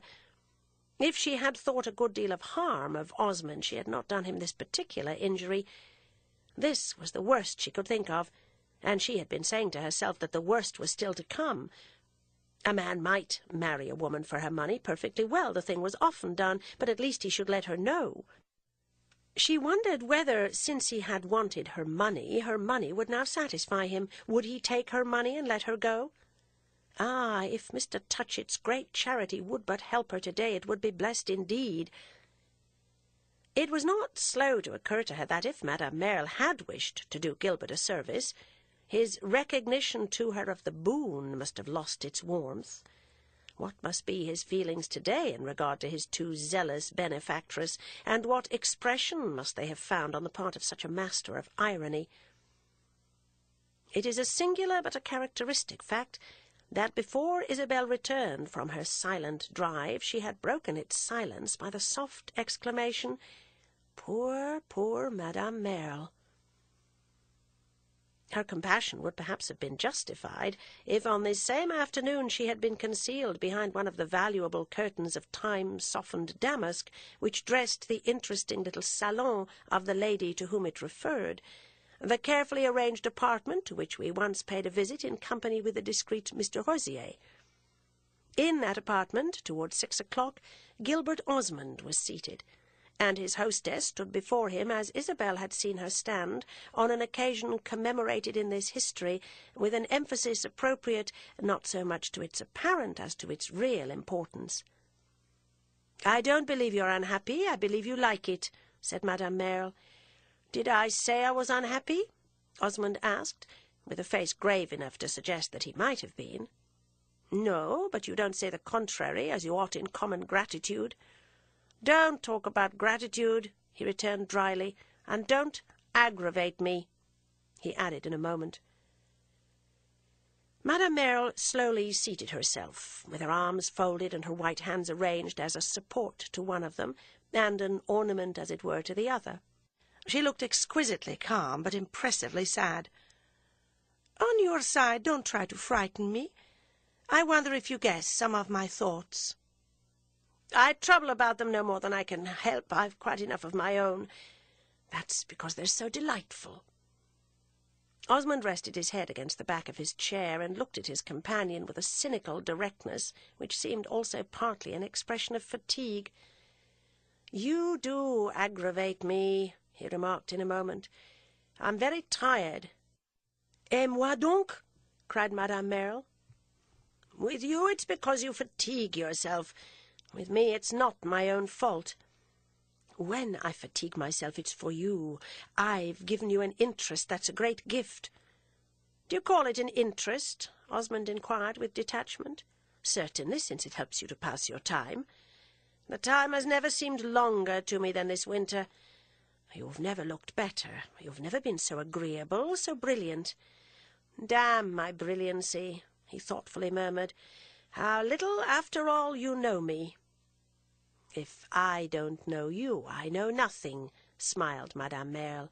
"You've the feeling of complete success." "No, I shall not have that till I've made you stop judging me." "I did that long ago. I speak from old knowledge. But you express yourself more, too." Osmond just hung fire. "I wish you'd express yourself less." "You wish to condemn me to silence? Remember that I've never been a chatterbox." At any rate, there are 3 or 4 things I should like to say to you first. Your wife doesn't know what to do with herself," she went on with a change of tone. "Pardon me, she knows perfectly. She has a line sharply drawn. She means to carry out her ideas." "Her ideas today must be remarkable." "Certainly they are. She has more of them than ever." "She was unable to show me any this morning," said Madame Merle. "She seemed in a very simple, almost in a stupid state of mind. She was completely bewildered." "You had better say at once that she was pathetic." "Oh, no, I don't want to encourage you too much." He still had his head against the cushion behind him. The ankle of one foot rested on the other knee. So he sat for a while. "I should like to know what's the matter with you," he said at last. "The matter? The matter?" And here Madame Merle stopped. Then she went on with a sudden outbreak of passion, a burst of summer thunder in a clear sky. "The matter is that I would give my right hand to be able to weep, and that I can't." "What good would it do you to weep?" "It would make me feel as I felt before I knew you." "If I've dried your tears, that's something. But I've seen you shed them." "Oh, I believe you'll make me cry still. I mean, make me howl like a wolf. I've a great hope, I've a great need of that." "I was vile this morning. I was horrid," she said.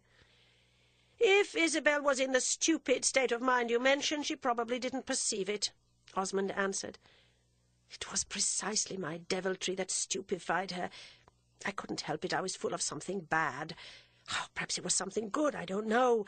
You've not only dried up my tears, you've dried up my soul."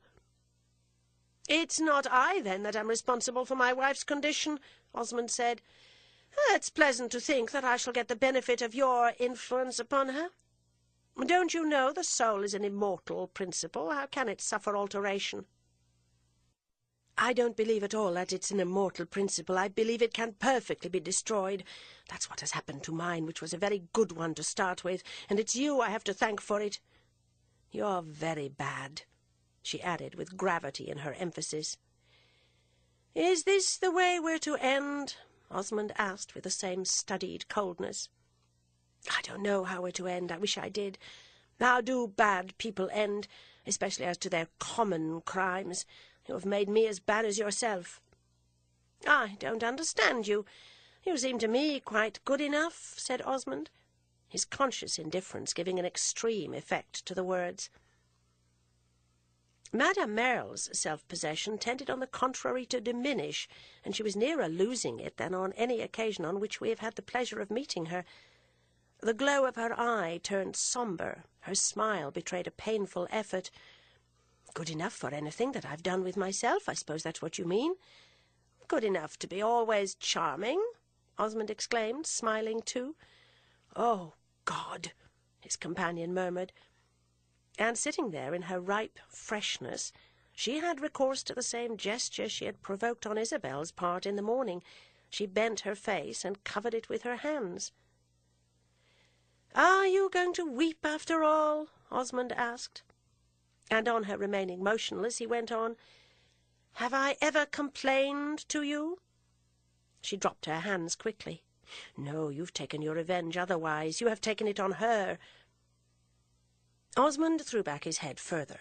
He looked a while at the ceiling, and might have been supposed to be appealing in an informal way to the heavenly powers. "Oh, the imagination of women! It's always vulgar at bottom.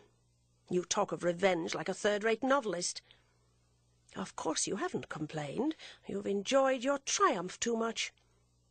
"I'm rather curious to know what you call my triumph. You've made your wife afraid of you." Osmond changed his position. He leaned forward, resting his elbows on his knees, and looking a while at a beautiful old Persian rug at his feet. He had an air of refusing to accept anyone's valuation of anything, even of time, and of preferring to abide by his own, a peculiarity which made him at moments an irritating person to converse with. "Isabel's not afraid of me, and it's not what I wish," he said at last. "To what do you want to provoke me when you say such things as that?" "I've thought over all the harm you can do me," Madame Merle answered. "Your wife was afraid of me this morning, but in me it was really you she feared. You may have said things that were in very bad taste. I'm not responsible for that. I didn't see the use of your going to see her at all. You're capable of acting without her. I've not made you afraid of me, that I can see," he went on. "How, then, should I have made her? You're at least as brave. I can't think where you've picked up such rubbish. One might suppose you knew me by this time." He got up as he spoke and walked to the chimney, where he stood a moment, bending his eye, as if he had seen them for the first time, on the delicate specimens of rare porcelain with which it was covered.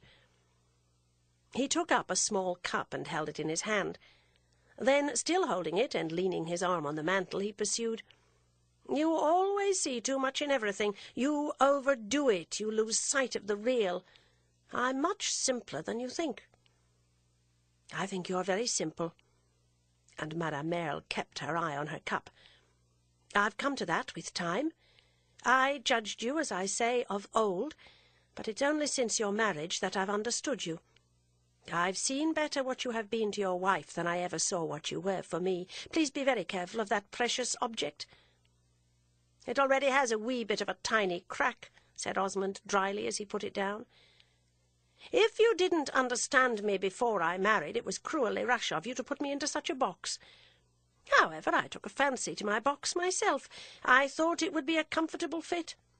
I asked very little. I only asked that she should like me." "That she should like you so much?" "So much, of course. In such a case one asks the maximum. That she should adore me, if you will. Oh, yes, I wanted that." "I never adored you," said Madame Merle. "Ah, but you pretended to." "It's true that you never accused me of being a comfortable fit," Madame Merle went on. "My wife has declined to do anything of the sort," said Osmond. "If you're determined to make a tragedy of that, the tragedy is hardly for her."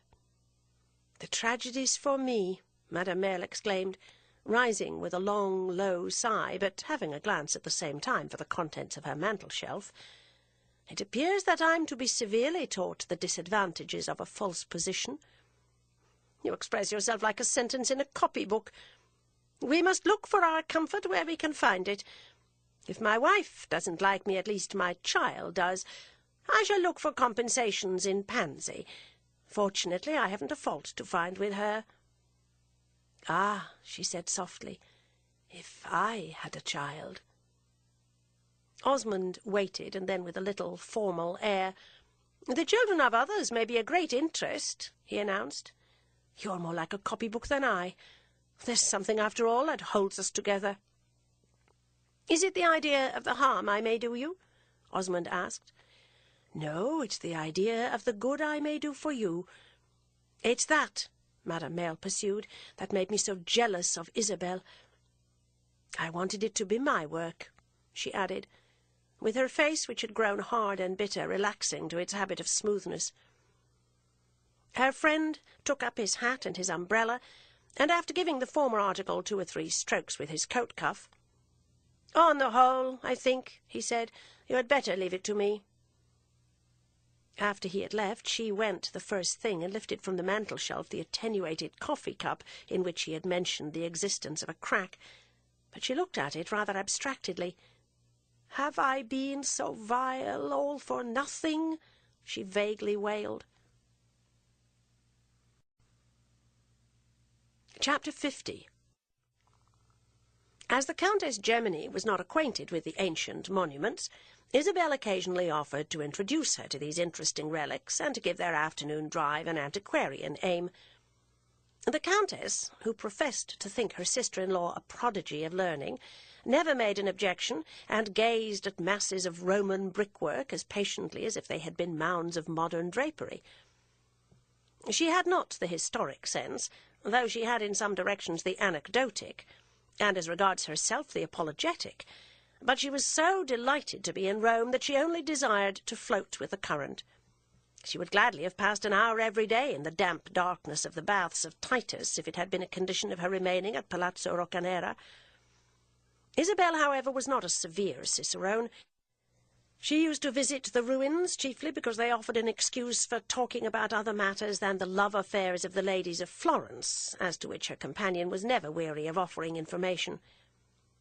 It must be added that during these visits the Countess forbade herself every form of active research. Her preference was to sit in the carriage and exclaim that everything was most interesting.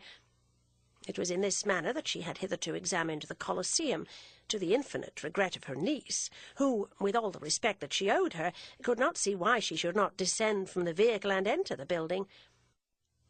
Pansy had so little chance to ramble that her view of the case was not wholly disinterested. It may be divined that she had a secret hope that, once inside, her parents' guest might be induced to climb to the upper tiers. There came a day when the Countess announced her willingness to undertake this feat, a mild afternoon in March, when the windy month expressed itself in occasional puffs of spring. The three ladies went into the Colosseum together, but Isabel left her companions to wander over the place. She had often ascended to those desolate ledges from which the Roman crowd used to bellow applause, and where now the wildflowers, when they are allowed, bloom in the deep crevices. And today she felt weary and disposed to sit in the despoiled arena. It made an intermission, too, for the Countess often asked more from one's attention than she gave in return, and Isabel believed that when she was alone with her niece, she let the dust gather for a moment on the ancient scandals of the Arnidae. She so remained below, therefore, while Pansy guided her undiscriminating aunt to the steep brick staircase, at the foot of which the custodian unlocks the tall wooden gate. The great enclosure was half in shadow. The western sun brought out the pale red tone of the great blocks of travertine, the latent colour that is the only living element in the immense ruin. Here and there wandered a peasant or a tourist, looking up at the far skyline, where in the clear stillness a multitude of swallows kept circling and plunging. Isabel presently became aware that one of the other visitors, planted in the middle of the arena, had turned his attention to her own person, and was looking at her with a certain little poise of the head, which she had some weeks before perceived to be characteristic of baffled but indestructible purpose. Such an attitude today could belong only to Mr. Edward Rosier, and this gentleman proved in fact to have been considering the question of speaking to her. When he had assured himself that she was unaccompanied, he drew near, remarking that though she would not answer his letters, she would perhaps not wholly close her ears to his spoken eloquence. She replied that her stepdaughter was close at hand, and that she could only give him 5 minutes, whereupon he took out his watch and sat down upon a broken block. "It's very soon told," said Edward Rosier. "I've sold all my bibelots." Isabel gave instinctively an exclamation of horror. It was as if he had told her he had had all his teeth drawn. "I've sold them by auction at the Hotel Drouot," he went on. "The sale took place 3 days ago, and they've telegraphed me the result. It's magnificent." "I'm glad to hear it, but I wish you had kept your pretty things." "I have the money instead, $50,000. Will Mr. Osmond think me rich enough now?" "It is for that you did it?" Isabel asked gently. "For what else in the world could it be? That's the only thing I think of. I went to Paris and made my arrangements. I couldn't stop for the sale. I couldn't have seen them going off. I think it would have killed me. But I put them into good hands, and they brought high prices. I should tell you I have kept my enamels. Now I have the money in my pocket, and he can't say I'm poor," the young man exclaimed defiantly. "He'll say now that you're not wise," said Isabel, as if Gilbert Osmond had never said this before. Rosier gave her a sharp look. "Do you mean that without my bibelots I'm nothing? Do you mean they were the best thing about me? That's what they told me in Paris. Oh, they were very frank about it. But they hadn't seen her." "My dear friend, you deserve to succeed," said Isabel very kindly. "You say that so sadly that it's the same as if you said I shouldn't." And he questioned her eyes with the clear trepidation of his own.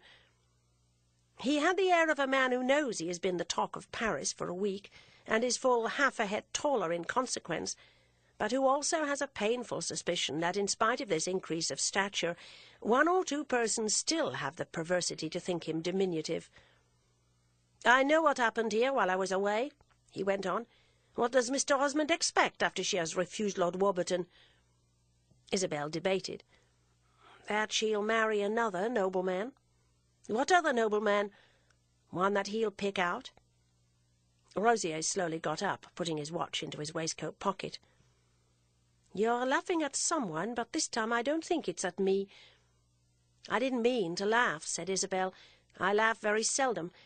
Now you had better go away.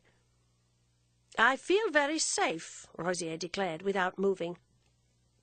This might be, but it evidently made him feel more so to make the announcement in rather a loud voice, balancing himself a little complacently on his toes, and looking all round the Colosseum as if it were filled with an audience. Suddenly Isabel saw him change colour. There was more of an audience than he had suspected. She turned and perceived that her two companions had returned from their excursion.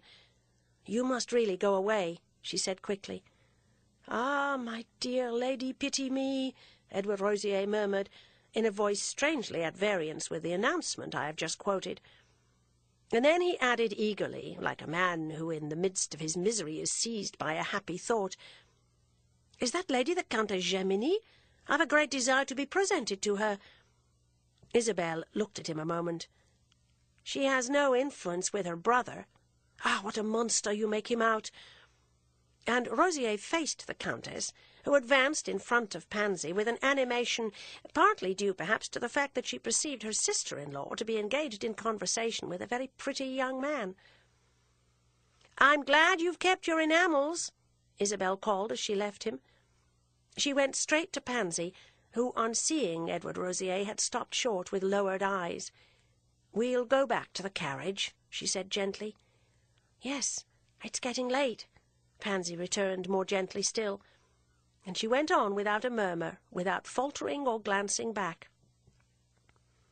Isabel, however, allowing herself this last liberty, saw that a meeting had immediately taken place between the Countess and Mr. Rosier.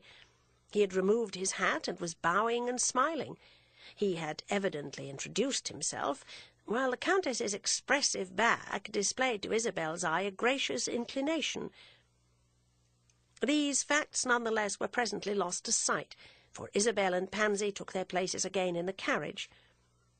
Pansy, who faced her stepmother, at first kept her eyes fixed on her lap.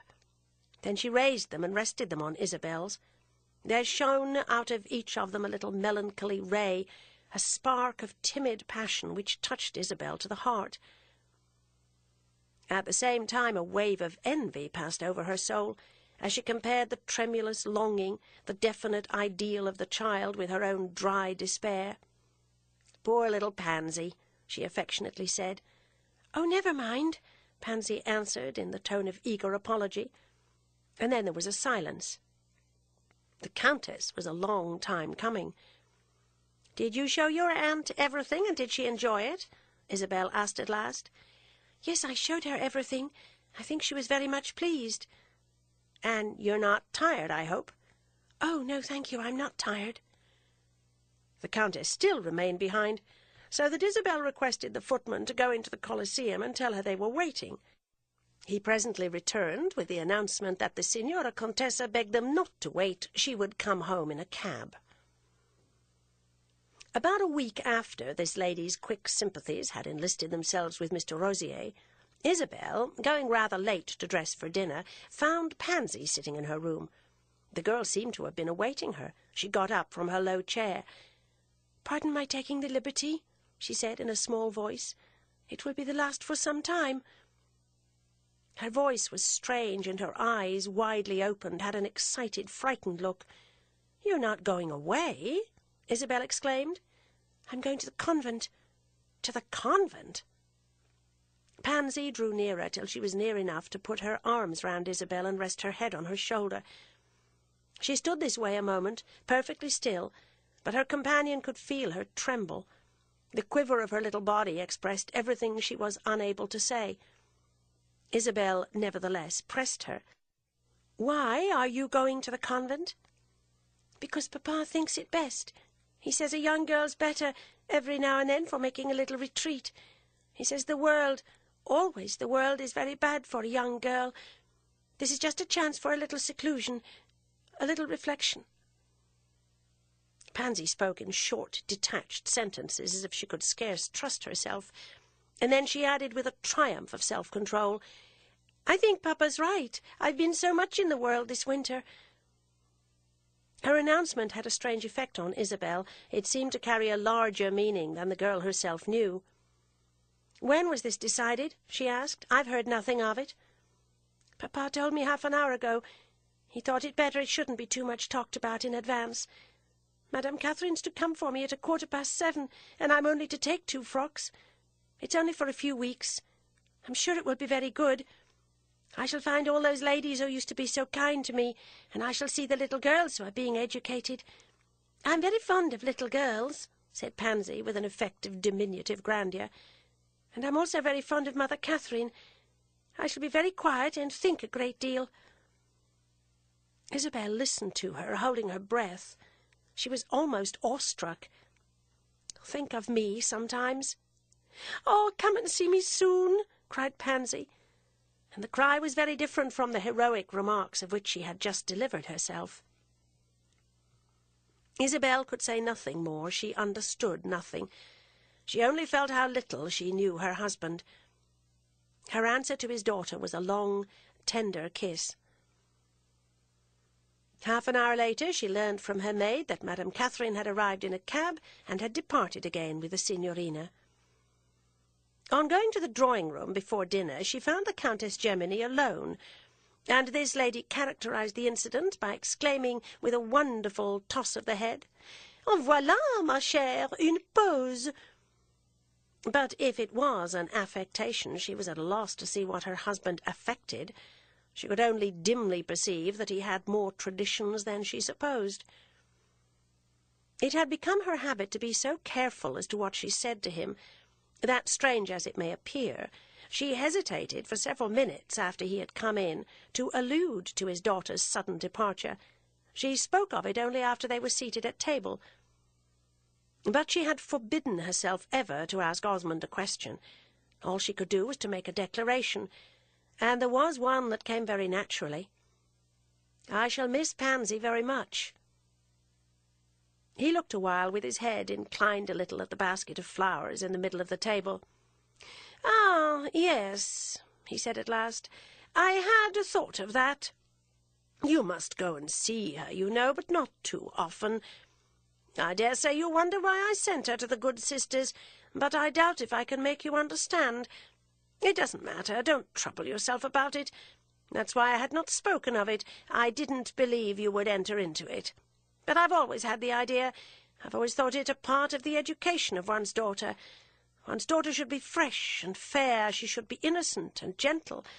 With the manners of the present time, she is liable to become so dusty and crumpled. Pansy's a little dusty, a little dishevelled. She has knocked about too much. This bustling, pushing rabble that calls itself society, one should take her out of it occasionally. Convents are very quiet, very convenient, very salutary. I like to think of her there in the old garden under the arcade among those tranquil, virtuous women. Many of them are gentlewomen born. Several of them are noble. She will have her books and her drawing. She will have her piano. I've made the most liberal arrangements. There is to be nothing ascetic. There's just to be a certain little sense of sequestration. She'll have time to think, and there's something I wanted to think about." Osmond spoke deliberately, reasonably, still with his head on one side, as if he were looking at the basket of flowers. His tone, however, was that of a man not so much offering an explanation as putting a thing into words, almost into pictures, to see himself how it would look. He considered a while the picture he had evoked, and seemed greatly pleased with it. And then he went on. "The Catholics are very wise, after all. The convent is a great institution. We can't do without it. It corresponds to an essential need in families, in society. It's a school of good manners. It's a school of repose. Oh, I don't want to detach my daughter from the world," he added. "I don't want to make her fix her thoughts on any other. This one's very well as she shall take it, and she may think of it as much as she likes. Only she must think of it in the right way." Isabel gave an extreme attention to this little sketch. She found it indeed intensely interesting. It seemed to show her how far her husband's desire to be effective was capable of going, to the point of playing theoretic tricks on the delicate organism of his daughter. She could not understand his purpose, no, not wholly, but she understood it better than he supposed or desired, inasmuch as she was convinced that the whole proceeding was an elaborate mystification addressed to herself and destined to act upon her imagination. He had wanted to do something sudden and arbitrary, something unexpected and refined, to mark the difference between his sympathies and her own, and show that if he regarded his daughter as a precious work of art, it was natural he should be more and more careful about the finishing touches. If he wished to be effective, he had succeeded. The incident struck a chill into Isabel's heart. Pansy had known the convent in her childhood and had found a happy home there. She was fond of the good sisters, who were very fond of her, and there was therefore for the moment no definite hardship in her lot. But all the same the girl had taken fright. The impression her father desired to make would evidently be sharp enough. The old Protestant tradition had never faded from Isabel's imagination, and as her thoughts attached themselves to this striking example of her husband's genius, she sat looking like him at the basket of flowers. Poor little Pansy became the heroine of a tragedy. Osmond wished it to be known that he shrank from nothing, and his wife found it hard to pretend to eat her dinner. There was a certain relief presently in hearing the high, strained voice of her sister-in-law. The Countess, too, apparently, had been thinking the thing out, but had arrived at a different conclusion from Isabel. "It's very absurd, my dear Osmond," she said, "to invent so many pretty reasons for poor Pansy's banishment. Why don't you say at once that you want to get her out of my way? Haven't you discovered that I think very well of Mr. Rosier? I do, indeed. He seems to me simpaticissimo. He has made me believe in true love. I never did before. Of course you've made up your mind that with those convictions I'm dreadful company for Pansy." Osmond took a sip of a glass of wine. He looked perfectly good-humoured. "My dear Amy," he answered, smiling as if he were uttering a piece of gallantry, "I don't know anything about your convictions, but if I suspected that they interfere with mine, it would be much simpler to banish you." Chapter 51. The Countess was not banished, but she felt the insecurity of her tenure of her brother's hospitality. A week after this incident, Isabel received a telegram from England, dated from Garden Court and bearing the stamp of Mrs. Touchett's authorship. "Ralph cannot last many days," it ran, "and if convenient would like to see you. Wishes me to say that you must come only if you've not other duties. Say for myself that you used to talk a good deal about your duty and to wonder what it was. Shall be curious to see whether you've found it out. Ralph is really dying, and there's no other company." Isabel was prepared for this news, having received from Henrietta Stackpole a detailed account of her journey to England with her appreciative patient. Ralph had arrived more dead than alive, but she had managed to convey him to Garden Court, where he had taken to his bed, which, as Miss Stackpole wrote, he evidently would never leave again. She added that she had really had 2 patients on her hands instead of 1, inasmuch as Mr. Goodwood, who had been of no earthly use, was quite as ailing in a different way as Mr. Touchett. Afterwards she wrote that she had been obliged to surrender the field to Mrs. Touchett, who had just returned from America, and had promptly given her to understand that she didn't wish any interviewing at Garden Court. Isabel had written to her aunt shortly after Ralph came to Rome, letting her know of his critical condition and suggesting that she should lose no time in returning to Europe.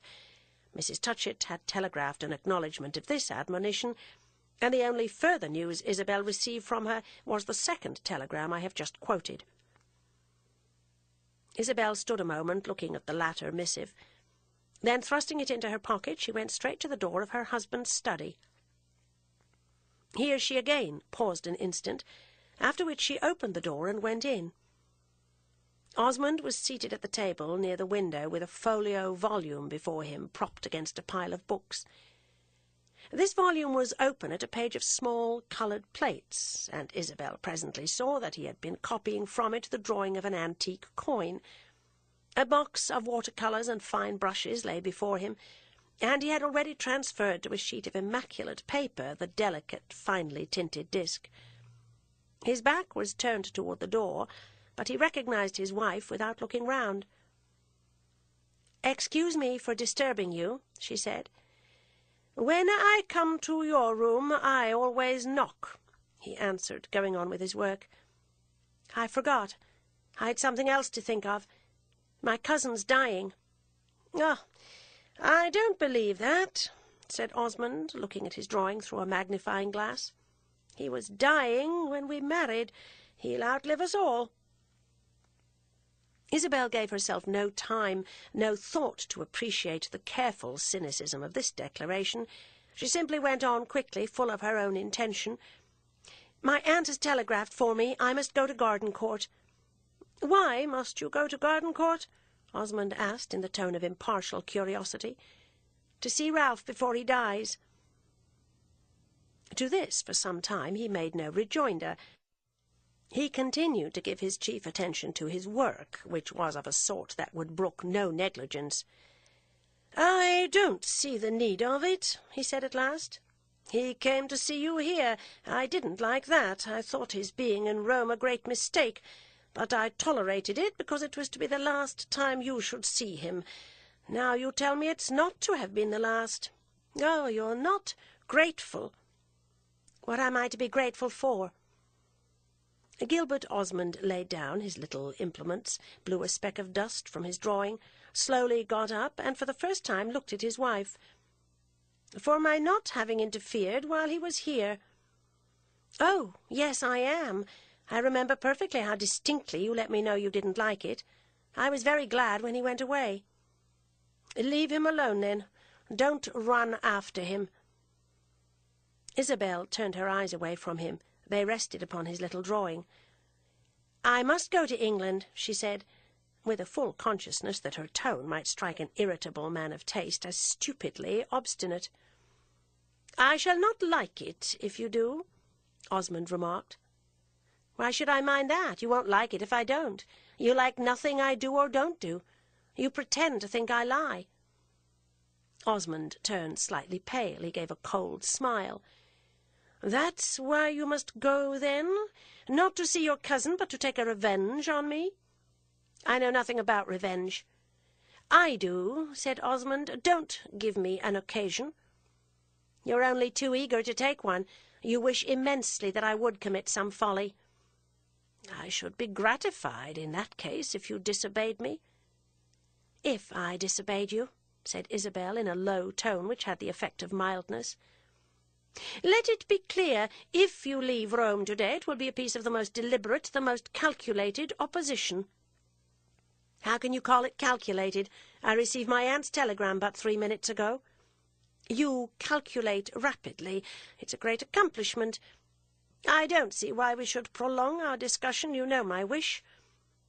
And he stood there as if he expected to see her withdraw. But she never moved. She couldn't move, strange as it may seem. She still wished to justify herself. He had the power in an extraordinary degree of making her feel this need. There was something in her imagination he could always appeal to against her judgment. "You've no reason for such a wish," said Isabel, "and I've every reason for going. I can't tell you how unjust you seem to me, but I think you know. It's your own opposition that's calculated. It's malignant." She had never uttered her worst thought to her husband before, and the sensation of hearing it was evidently new to Osmond. But he showed no surprise, and his coolness was apparently a proof that he had believed his wife would in fact be unable to resist for ever his ingenious endeavour to draw her out. "It's all the more intense, then," he answered, and he added, almost as if he were giving her a friendly counsel, "This is a very important matter." She recognized that. She was fully conscious of the weight of the occasion. She knew that between them they had arrived at a crisis. Its gravity made her careful. She said nothing, and he went on. "You say I've no reason. I have the very best. I dislike from the bottom of my soul what you intend to do. It's dishonourable, it's indelicate, it's indecent. Your cousin is nothing whatever to me, and I'm under no obligation to make concessions to him. I've already made the very handsomest. Your relations with him while he was here kept me on pins and needles, but I let that pass, because from week to week I expected him to go. I've never liked him, and he has never liked me. That's why you like him, because he hates me, said Osmond, with a quick, barely audible tremor in his voice. I've an ideal of what my wife should do and should not do. She should not travel across Europe alone in defiance of my deepest desire to sit at the bedside of other men. Your cousin's nothing to you, he's nothing to us. You smile most expressively when I talk about us, but I assure you that we, Mrs. Osmond, is all I know. I take our marriage seriously. You appear to have found a way of not doing so. I'm not aware that we're divorced or separated. For me, we're indissolubly united. You are nearer to me than any human creature, and I'm nearer to you. It may be a disagreeable proximity. It's one at any rate of our own deliberate making.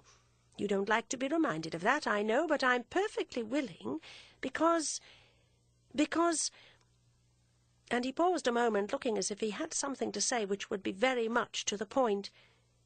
Because I think we should accept the consequences of our actions, and what I value most in life is the honour of a thing. He spoke gravely and almost gently. The accent of sarcasm had dropped out of his tone. It had a gravity which checked his wife's quick emotion. The resolution with which she had entered the room found itself caught in a mesh of fine threads. His last words were not a command. They constituted a kind of appeal. And though she felt that any expression of respect on his part could only be a refinement of egotism, they represented something transcendent and absolute, like the sign of the cross or the flag of one's country. He spoke in the name of something sacred and precious, the observance of a magnificent form. They were as perfectly apart in feeling as two disillusioned lovers had ever been, but they had never yet separated in act.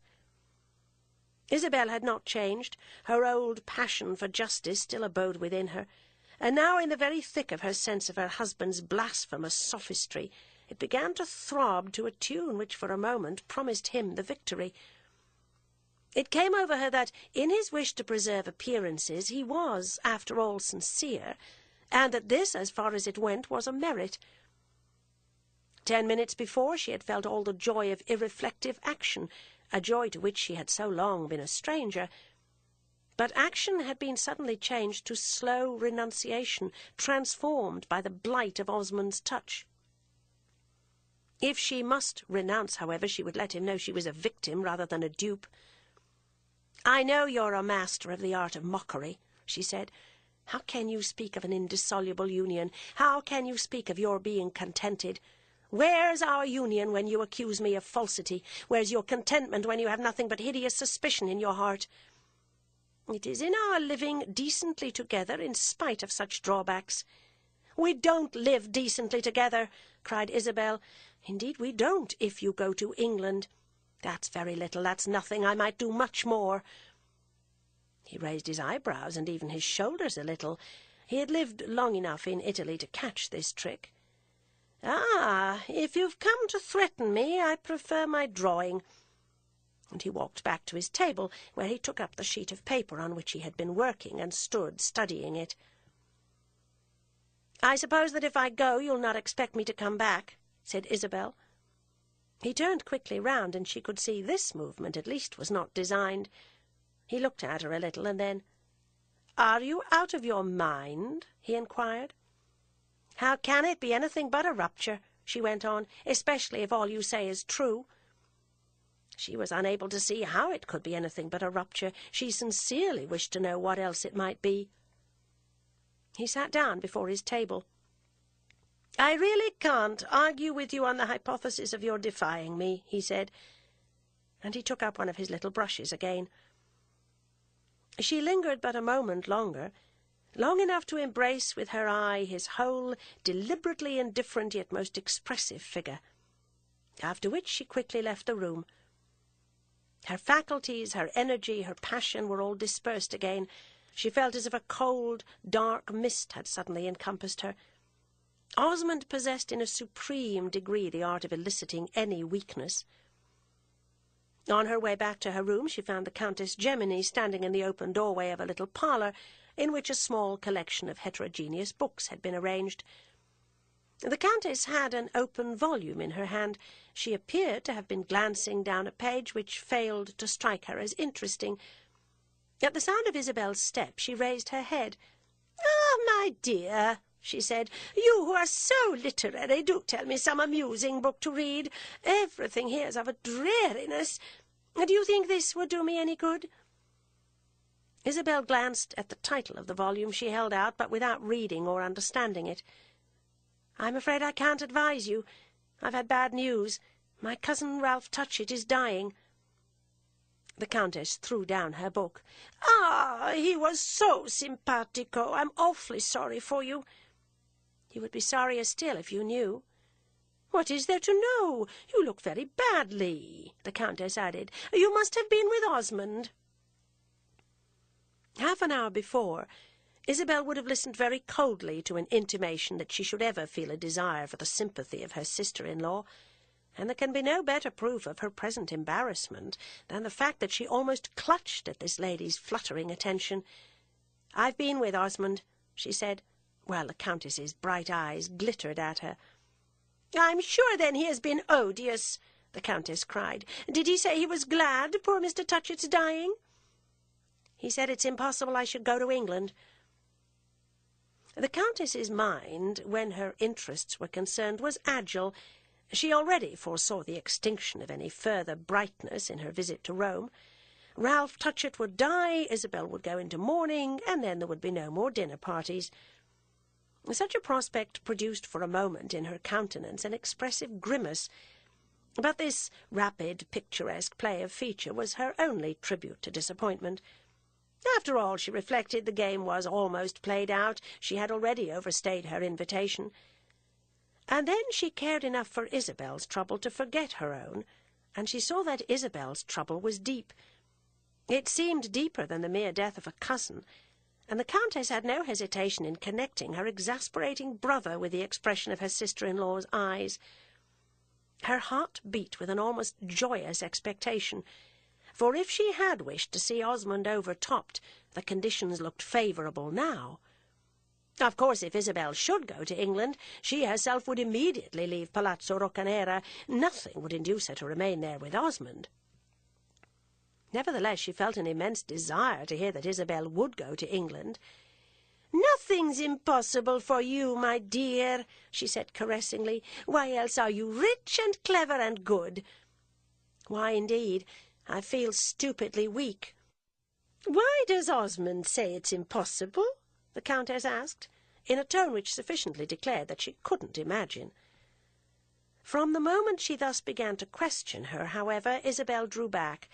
She disengaged her hand, which the Countess had affectionately taken, but she answered this inquiry with frank bitterness.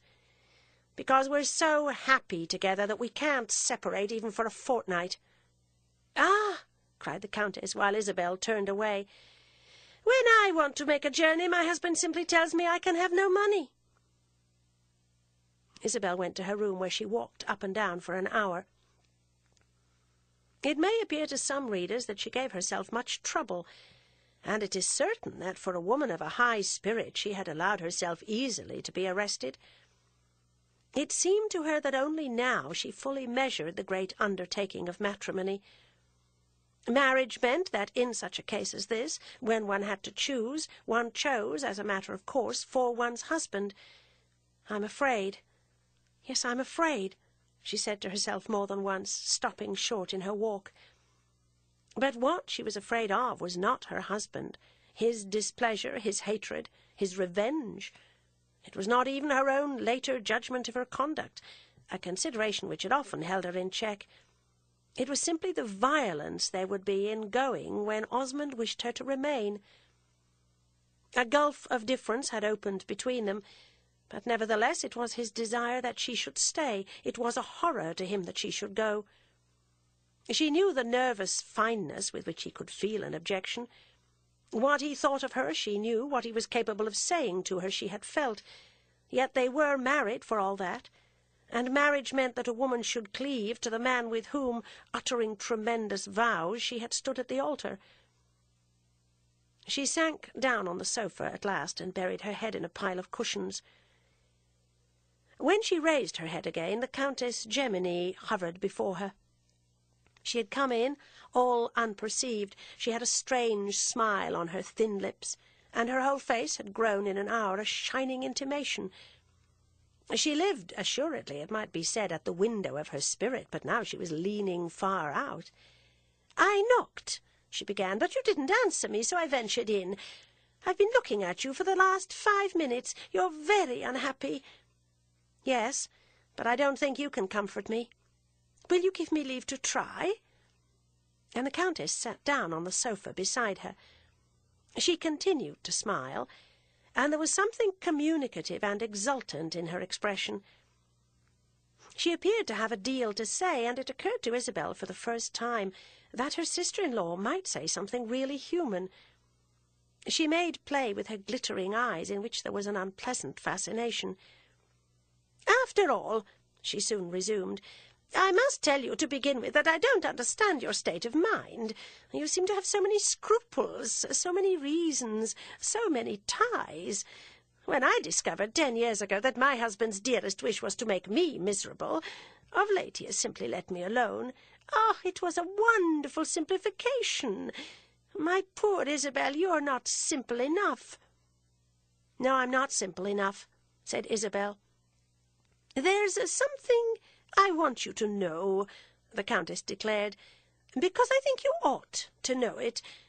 Perhaps you do, perhaps you've guessed it. But if you have, all I can say is that I understand still less why you shouldn't do as you like." "What do you wish me to know?" Isabel felt a foreboding that made her heart beat faster. The Countess was about to justify herself, and this alone was portentous. But she was nevertheless disposed to play a little with her subject. "In your place I should have guessed it ages ago. Have you never really suspected?" "I've guessed nothing. What should I have suspected? I don't know what you mean." "That's because you've such a beastly pure mind. I never saw a woman with such a pure mind," cried the Countess. Isabel slowly got up. "You're going to tell me something horrible." "You can call it by whatever name you will." And the Countess rose also, while her gathered perversity grew vivid and dreadful. She stood a moment in a sort of glare of intention, and, as seemed to Isabel even then, of ugliness, after which she said, "My first sister-in-law had no children." Isabel stared back at her. The announcement was an anticlimax. "Your first sister-in-law?" "I suppose you know, at least, if one may mention it, that Osmond has been married before. I've never spoken to you of his wife. I thought it mightn't be decent or respectful, but others, less particular, must have done so. The poor little woman lived hardly 3 years and died childless. It wasn't till after her death that Pansy arrived." Isabel's brow had contracted to a frown. Her lips were parted in pale, vague wonder. She was trying to follow. There seemed so much more to follow than she could see. "Pansy's not my husband's child, then?" "Your husband's in perfection, but no one else's husband's, someone else's wife's." "Oh, my good Isabel," cried the Countess, "with you one must dot one's I's." "I don't understand. Whose wife's?" Isabel asked. "The wife of a horrid little Swiss who died, how long, 12, more than 15 years ago. He never recognized Miss Pansy, nor, knowing what he was about, would have anything to say to her, and there was no reason why he should. Osmond did, and that was better, though he had to fit on afterwards the whole rigmarole of his own wife's having died in childbirth, and of his having in grief and horror banished the little girl from his sight for as long as possible before taking her home from nurse. His wife had really died, you know, of quite another matter, and in quite another place, in the Piedmontese mountains, where they had gone one August because her health appeared to require the air, but where she was suddenly taken worse, fatally ill. The story passed sufficiently. It was covered by the appearances, so long as nobody heeded, as nobody cared to look into it. But of course I knew, without researches, the Countess lucidly proceeded, as also you'll understand without a word said between us, I mean between Osmond and me. Don't you see him looking at me in silence that way to settle it? That is, to settle me if I should say anything. I said nothing, right or left, never a word to a creature, if you could believe that of me. On my honour, my dear, I speak of the thing to you now after all this time as I've never spoken. It was to be enough for me from the first that the child was my niece, from the moment she was my brother's daughter. As for her veritable mother— But with this Pansy's wonderful aunt dropped, as involuntarily, from the impression of her sister-in-law's face, out of which more eyes might have seemed to look at her than she had ever had to meet. She had spoken no name, yet Isabel could but check on her own lips an echo of the unspoken. She sank to her seat again, hanging her head. "Why have you told me this?" she asked, in a voice the Countess hardly recognized. "Because I've been so bored with your not knowing. I've been bored, frankly, my dear, with not having told you, as if stupidly all this time I couldn't have managed. Ça dépasse, if you don't mind my saying so, the things all round you that you've appeared to succeed in not knowing. It's a sort of assistance, aid to innocent ignorance, that I've always been a bad hand at rendering. And in this connection, that of keeping quiet for my brother, my virtue has at any rate finally found itself exhausted. It's not a black lie, moreover, you know," the Countess inimitably added. "The facts are exactly what I tell you." "I had no idea," said Isabel presently, and looked up at her in a manner that doubtless matched the apparent witlessness of this confession. "So I believed, though it was hard to believe. Had it never occurred to you that he was for 6 or 7 years her lover?" "I don't know. Things have occurred to me, and perhaps that was what they all meant." "She has been wonderfully clever. She has been magnificent about Pansy," the Countess, before all this view of it, cried. "Oh, no idea for me," Isabel went on, "ever definitely took that form." She appeared to be making out to herself what had been and what hadn't. "And as it is, I don't understand." She spoke as one troubled and puzzled, yet the poor Countess seemed to have seen her revelation fall below its possibilities of effect. She had expected to kindle some responsive blaze, but had barely extracted a spark. Isabel showed as scarce more impressed than she might have been, as a young woman of approved imagination, with some fine, sinister passage of public history. "Don't you recognize how the child could never pass for her husband's, that is, with Monsieur Merle himself?" her companion resumed. "They had been separated too long for that, and he had gone to some far country, I think to South America. If she had ever had children, which I'm not sure of, she had lost them. The conditions happened to make it workable, under stress, I mean at so awkward a pinch, that Osmond should acknowledge the little girl. His wife was dead, very true, but she had not been dead too long to put a certain accommodation of dates out of the question, from the moment, I mean, that suspicion wasn't started, which was what they had to take care of. What was more natural than that poor Mrs. Osmond, at a distance, and for a world not troubling about trifles, should have left behind her, poor Verena, the pledge of her brief happiness that had cost her her life? With the aid of a change of residence, Osmond had been living with her at Naples at the time of their stay in the Alps, and he in due course left it for ever. The whole history was successfully set going.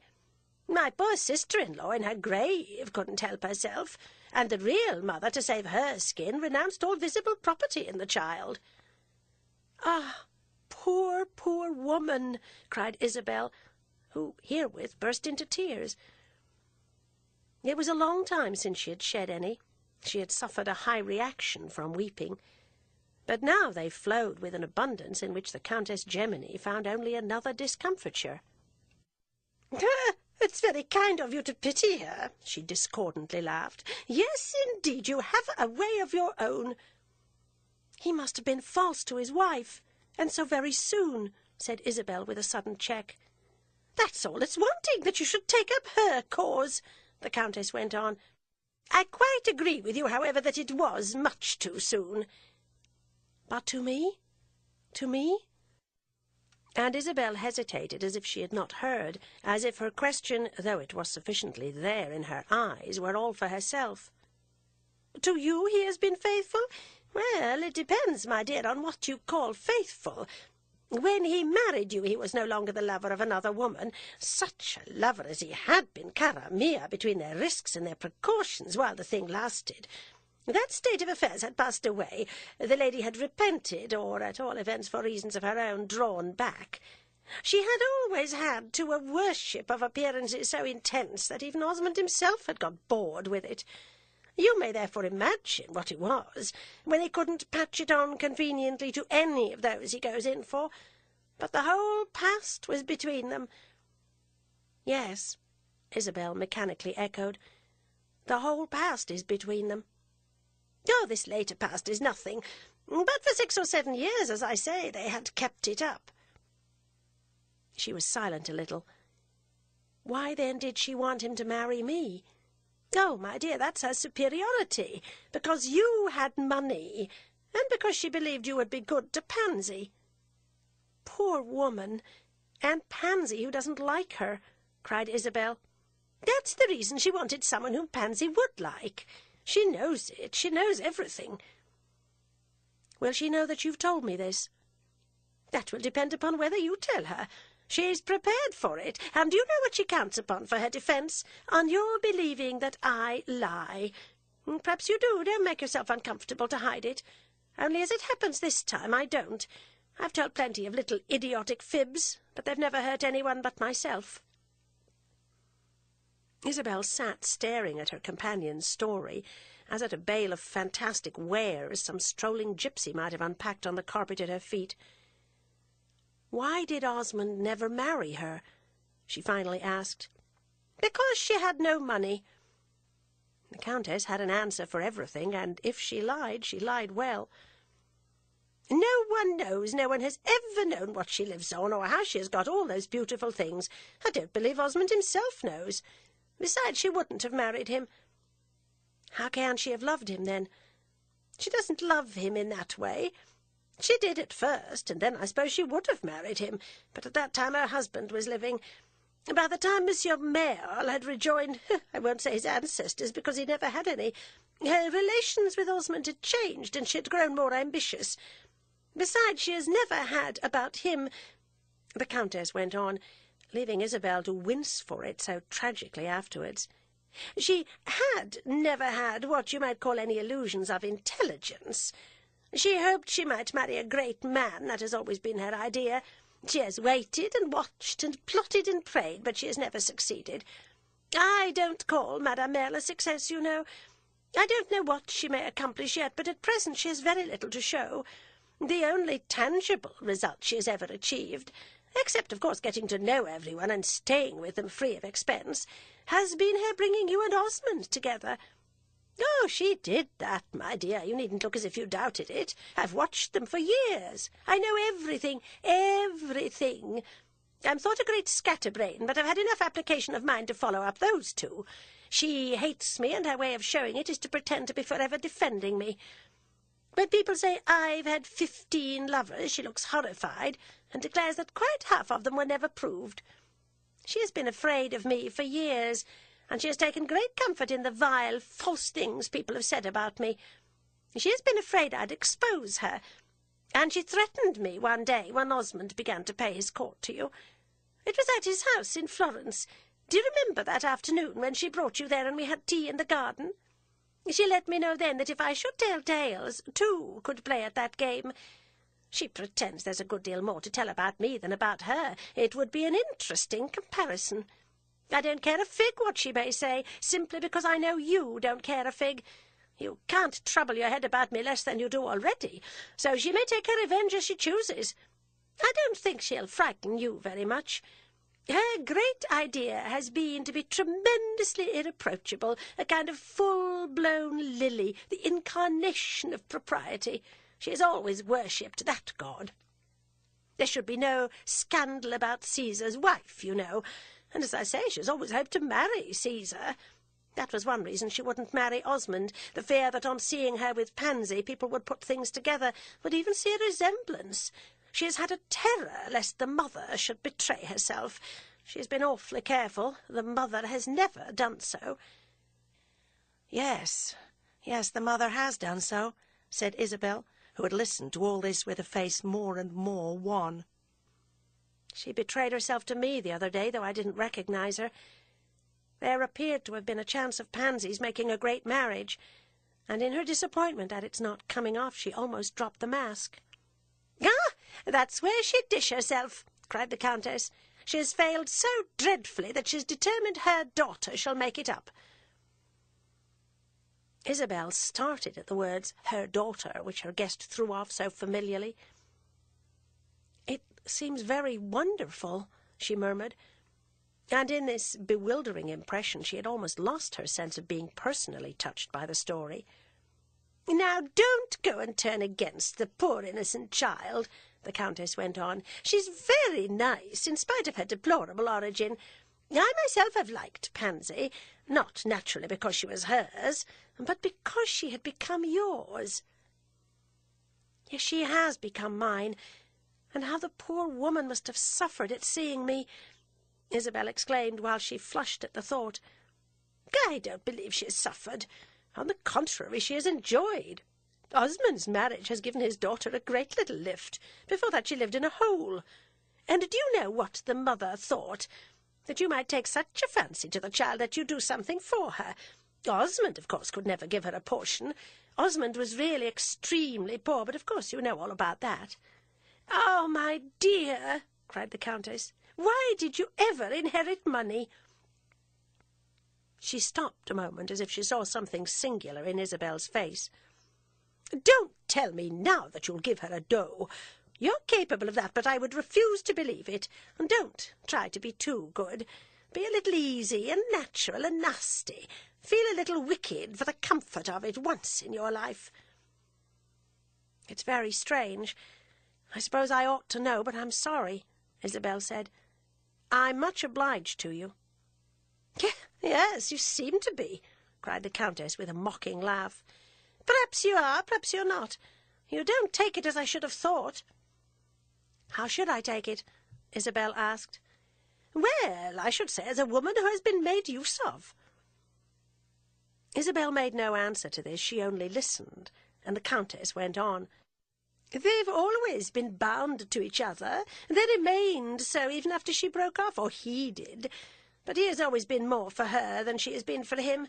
When their little carnival was over, they made a bargain that each should give the other complete liberty, but that each should also do everything possible to help the other on. You may ask me how I know such a thing as that. I know it by the way they've behaved. Now see how much better women are than men. She has found a wife for Osmond, but Osmond has never lifted a little finger for her. She has worked for him, plotted for him, suffered for him. She has even more than once found money for him, and the end of it is that he's tired of her. She's an old habit. There are moments when he needs her, but on the whole he wouldn't miss her if she were removed. And what's more, today she knows it. So you needn't be jealous," the Countess added humorously. Isabel rose from her sofa again. She felt bruised and scant of breath. Her head was humming with new knowledge. "I'm much obliged to you," she repeated. And then she added abruptly, in quite a different tone, "How do you know all this?" This inquiry appeared to ruffle the Countess more than Isabel's expression of gratitude pleased her. She gave her companion a bold stare with which, "Let us assume that I've invented it," she cried. She too, however, suddenly changed her tone, and laying her hand on Isabel's arm, said with the penetration of her sharp, bright smile, "Now will you give up your journey?" Isabel started a little. She turned away, but she felt weak, and in a moment had to lay her arm upon the mantel-shelf for support. She stood a minute so, and then upon her arm she dropped her dizzy head with closed eyes and pale lips. "I've done wrong to speak. I've made you ill," the Countess cried. "Oh, I must see Ralph," Isabel wailed, not in resentment, not in the quick passion her companion had looked for, but in a tone of far-reaching, infinite sadness. Chapter 52. There was a train for Turin and Paris that evening, and after the Countess had left her, Isabel had a rapid and decisive conference with her maid, who was discreet, devoted, and active. After this she thought, except of her journey, only of one thing. She must go and see Pansy. From her she couldn't turn away. She had not seen her yet, as Osmond had given her to understand that it was too soon to begin. She drove at 5 o'clock to a high door in a narrow street in the quarter of the Piazza Navona, and was admitted by the portress of the convent, a genial and obsequious person. Isabel had been at this institution before. She had come with Pansy to see the sisters. She knew they were good women, and she saw that the large rooms were clean and cheerful, and that the well-used garden had sun for winter and shade for spring. But she disliked the place, which affronted and almost frightened her. Not for the world would she have spent a night there. It produced today, more than before, the impression of a well-appointed prison, for it was not possible to pretend Pansy was free to leave it.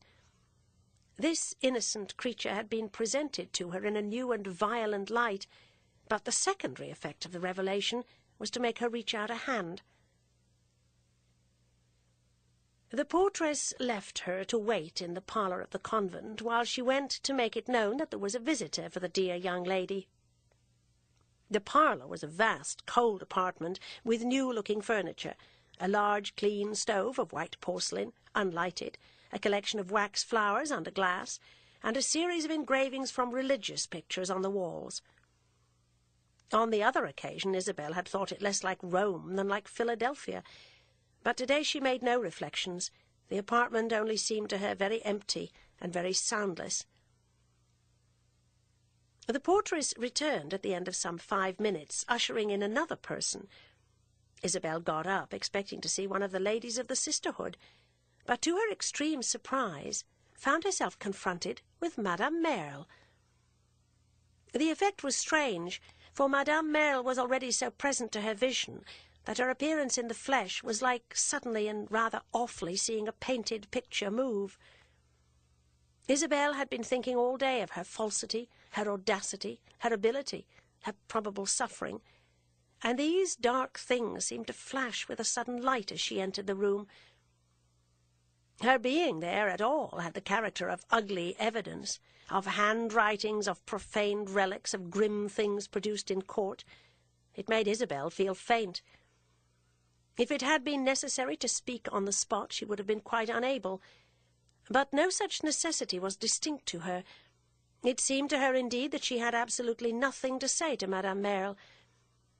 In one's relations with this lady, however, there were never any absolute necessities. She had a manner which carried off not only her own deficiencies, but those of other people. But she was different from usual. She came in slowly behind the portress, and Isabel instantly perceived that she was not likely to depend upon her habitual resources. For her, too, the occasion was exceptional, and she had undertaken to treat it by the light of the moment. This gave her a peculiar gravity. She pretended not even to smile, and though Isabel saw that she was more than ever playing a part, it seemed to her that on the whole the wonderful woman had never been so natural. She looked at her young friend from head to foot, but not harshly nor defiantly, with a cold gentleness rather, and an absence of any air of allusion to their last meeting. It was as if she had wished to mark a distinction. She had been irritated then. She was reconciled now. "You can leave us alone," she said to the portress. "In 5 minutes this lady will ring for you." And then she turned to Isabel, who, after noting what has just been mentioned, had ceased to notice and had let her eyes wander as far as the limits of the room would allow. She wished never to look at Madame Merle again. "You're surprised to find me here, and I'm afraid you're not pleased," this lady went on. "You don't see why I should have come. It's as if I had anticipated you. I confess I've been rather indiscreet. I ought to have asked your permission." There was none of the oblique movement of irony in this. It was said simply and mildly. But Isabel, far afloat on a sea of wonder and pain, could not have told herself with what intention it was uttered. "But I've not been sitting long," Madame Merle continued. "That is, I've not been long with Pansy. I came to see her because it occurred to me this afternoon that she must be rather lonely, and perhaps even a little miserable. It may be good for a small girl. I know so little about small girls, I can't tell. At any rate, it's a little dismal. Therefore I came on the chance. I knew, of course, that you'd come, and her father as well. Still, I had not been told other visitors were forbidden. The good woman, what's her name, Madame Catherine, made no objection whatever. I stayed 20 minutes with Pansy. She has a charming little room, not in the least conventual, with a piano and flowers. She has arranged it delightfully. She has so much taste. Of course, it's all none of my business, but I feel happier since I've seen her. She may even have a maid if she likes, but of course she has no occasion to dress. She wears a little black frock. She looks so charming. I went afterwards to see Mother Catherine, who has a very good room, too. I assure you I don't find the poor sisters at all monastic. Mother Catherine has a most coquettish little toilet table, with something that looks uncommonly like a bottle of eau de cologne. She speaks delightfully of Pansy, says it's a great happiness for them to have her. She's a little saint of heaven and a model to the oldest of them. Just as I was leaving, Madame Catherine, the portress, came to say that there was a lady for the signorina. Of course, I knew it must be you, and I asked her to let me go and receive you in her place. She demurred greatly, I must tell you that, and said it was her duty to notify the Mother Superior. It was of such high importance that you should be treated with respect. I requested her to let the Mother Superior alone, and asked her how she supposed I would treat you. So Madame Merle went on, with much of the brilliancy of a woman who had long been a mistress of the art of conversation. But there were phases and gradations in her speech, not one of which was lost upon Isabel's ear, though her eyes were absent from her companion's face. She had not proceeded far before Isabel noted a sudden break in her voice, a lapse in her continuity, which was in itself a complete drama. This subtle modulation marked a momentous discovery, the perception of an entirely new attitude on the part of her listener. Madame Merle had guessed in the space of an instant that everything was at end between them, and in the space of another instant she had guessed the reason why. The person who stood there was not the same one she had seen hitherto, but was a very different person, a person who knew her secret. This discovery was tremendous, and from the moment she made it, the most accomplished of women faltered and lost her courage. But only for that moment. Then the conscious stream of her perfect manner gathered itself again and flowed on as smoothly as might be to the end. But it was only because she had the end in view that she was able to proceed. She had been touched with a point that made her quiver, and she needed all the alertness of her will to repress her agitation. Her only safety was in her not betraying herself. She resisted this, but the startled quality of her voice refused to improve. She couldn't help it, while she heard herself say she hardly knew what. The tide of her confidence ebbed, and she was able only just to glide into port, faintly grazing the bottom. Isabel saw it all as distinctly as if it had been reflected in a large, clear glass. It might have been a great moment for her, for it might have been a moment of triumph. That Madame Merle had lost her pluck, and saw before her the phantom of exposure, this in itself was a revenge. This in itself was almost the promise of a brighter day. And for a moment, during which she stood apparently looking out of the window, with her back half turned, Isabel enjoyed that knowledge. On the other side of the window lay the garden of the convent, but this is not what she saw. She saw nothing of the budding plants and the glowing afternoon. She saw, in the crude light of that revelation which had already become a part of experience, and to which the very frailty of the vessel in which it had been offered her only gave an intrinsic price, the dry, staring fact that she had been an applied, handled, hung-up tool, as senseless and convenient as mere shaped wood and iron. All the bitterness of this knowledge surged into her soul again. It was as if she felt on her lips the taste of dishonour. There was a moment during which, if she had turned and spoken, she would have said something that would hiss like a lash. But she closed her eyes, and then the hideous vision dropped. What remained was the cleverest woman in the world, standing there within a few feet of her, and knowing as little what to think as the meanest. Isabel's only revenge was to be silent still, to leave Madame Merle in this unprecedented situation.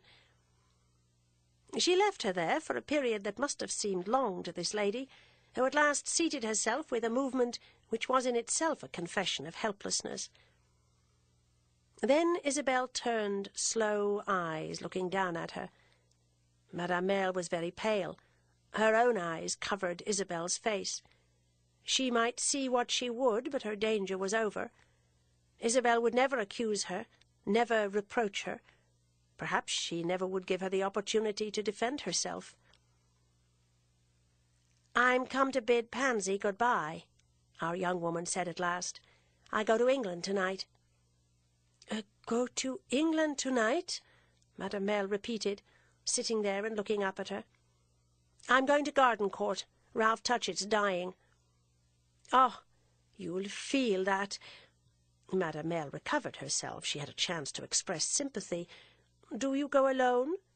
"Yes, without my husband." Madame Merle gave a low, vague murmur, a sort of recognition of the general sadness of things. "Mr. Touchett never liked me, but I'm sorry he's dying. Shall you see his mother?" "Yes, she has returned from America." "She used to be very kind to me, but she has changed. Others, too, have changed," said Madame Merle with a quiet, noble pathos. She paused a moment, then added, "And you'll see dear old Gardencourt again." "I shall not enjoy it much," Isabel answered. "Naturally, in your grief. But it's on the whole, of all the houses I know, and I know many, the one I should have liked best to live in. I don't venture to send a message to the people," Madame Merle added, "but I should like to give my love to the place." Isabel turned away. "I had better go to Pansy. I've not much time." While she looked about her for the proper egress, the door opened and admitted one of the ladies of the house, who advanced with a discreet smile, gently rubbing under her long loose sleeves a pair of plump white hands. Isabel recognized Madame Catherine, whose acquaintance she had already made, and begged that she would immediately let her see Miss Osmond. Madame Catherine looked doubly discreet, but smiled very blandly and said, "It will be good for her to see you. I'll take you to her myself." Then she directed her pleased, guarded vision to Madame Merle. "Will you let me remain a little?" this lady asked. "It's so good to be here." "You may remain always, if you like." And the good sister gave a knowing laugh. She led Isabel out of the room, through several corridors, and up a long staircase. All these departments were solid and bare, light and clean. So, thought Isabel, are the great penal establishments. Madame Catherine gently pushed open the door of Pansy's room and ushered in the visitor, then stood smiling with folded hands while the two others met and embraced. "She is glad to see you," she repeated. "It will do her good." And she placed the best chair carefully for Isabel. But she made no movement to seat herself. She seemed ready to retire. "How does this dear child look?" she asked of Isabel, lingering a moment.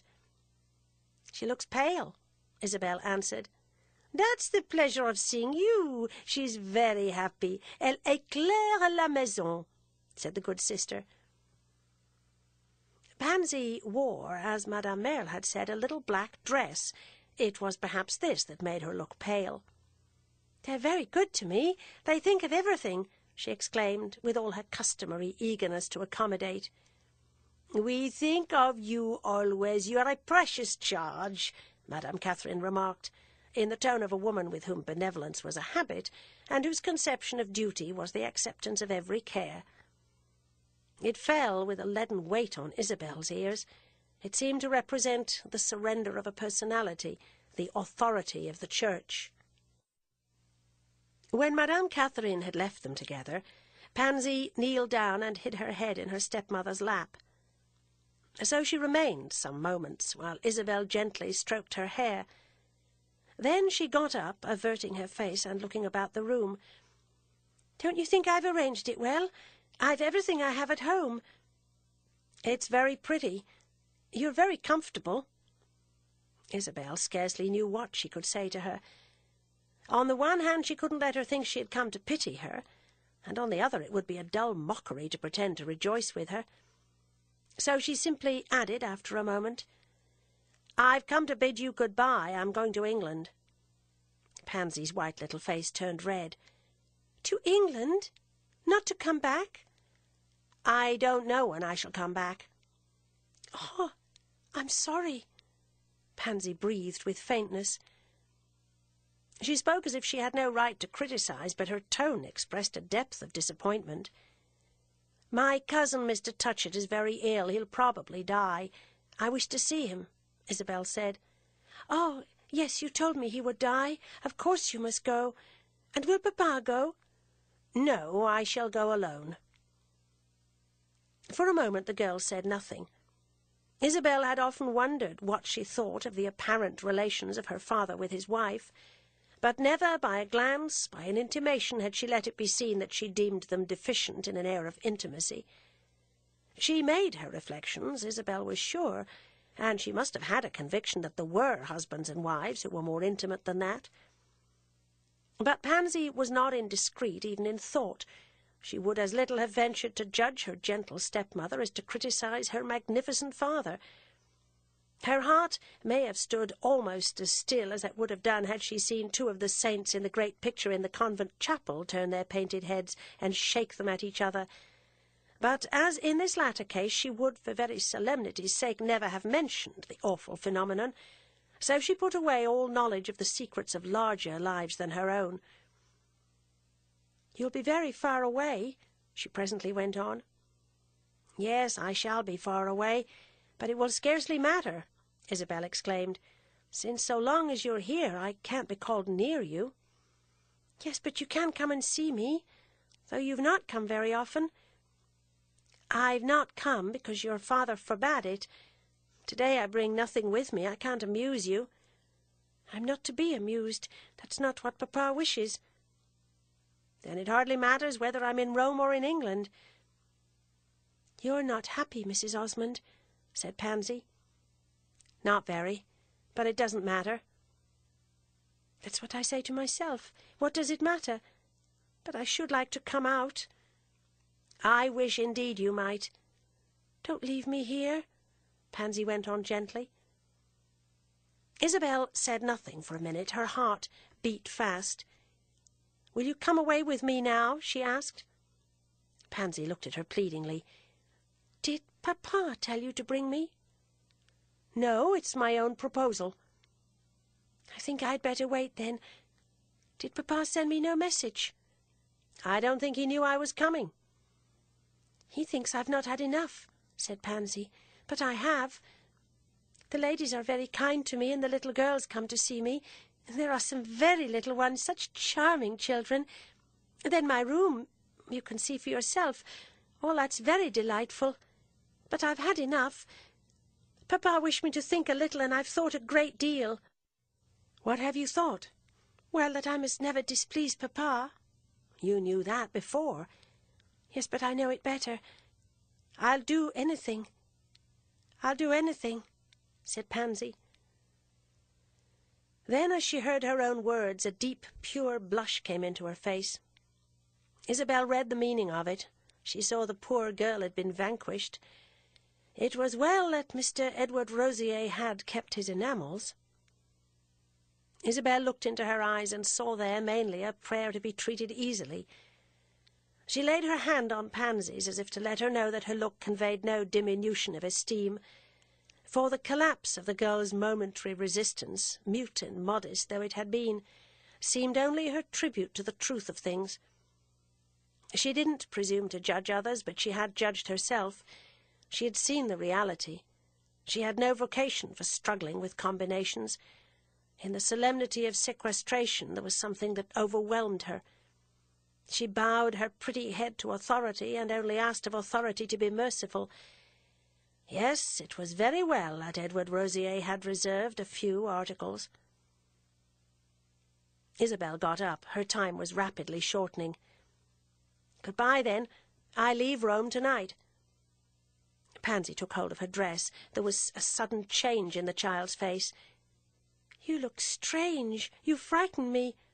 "Oh, I'm very harmless," said Isabel. "Perhaps you won't come back."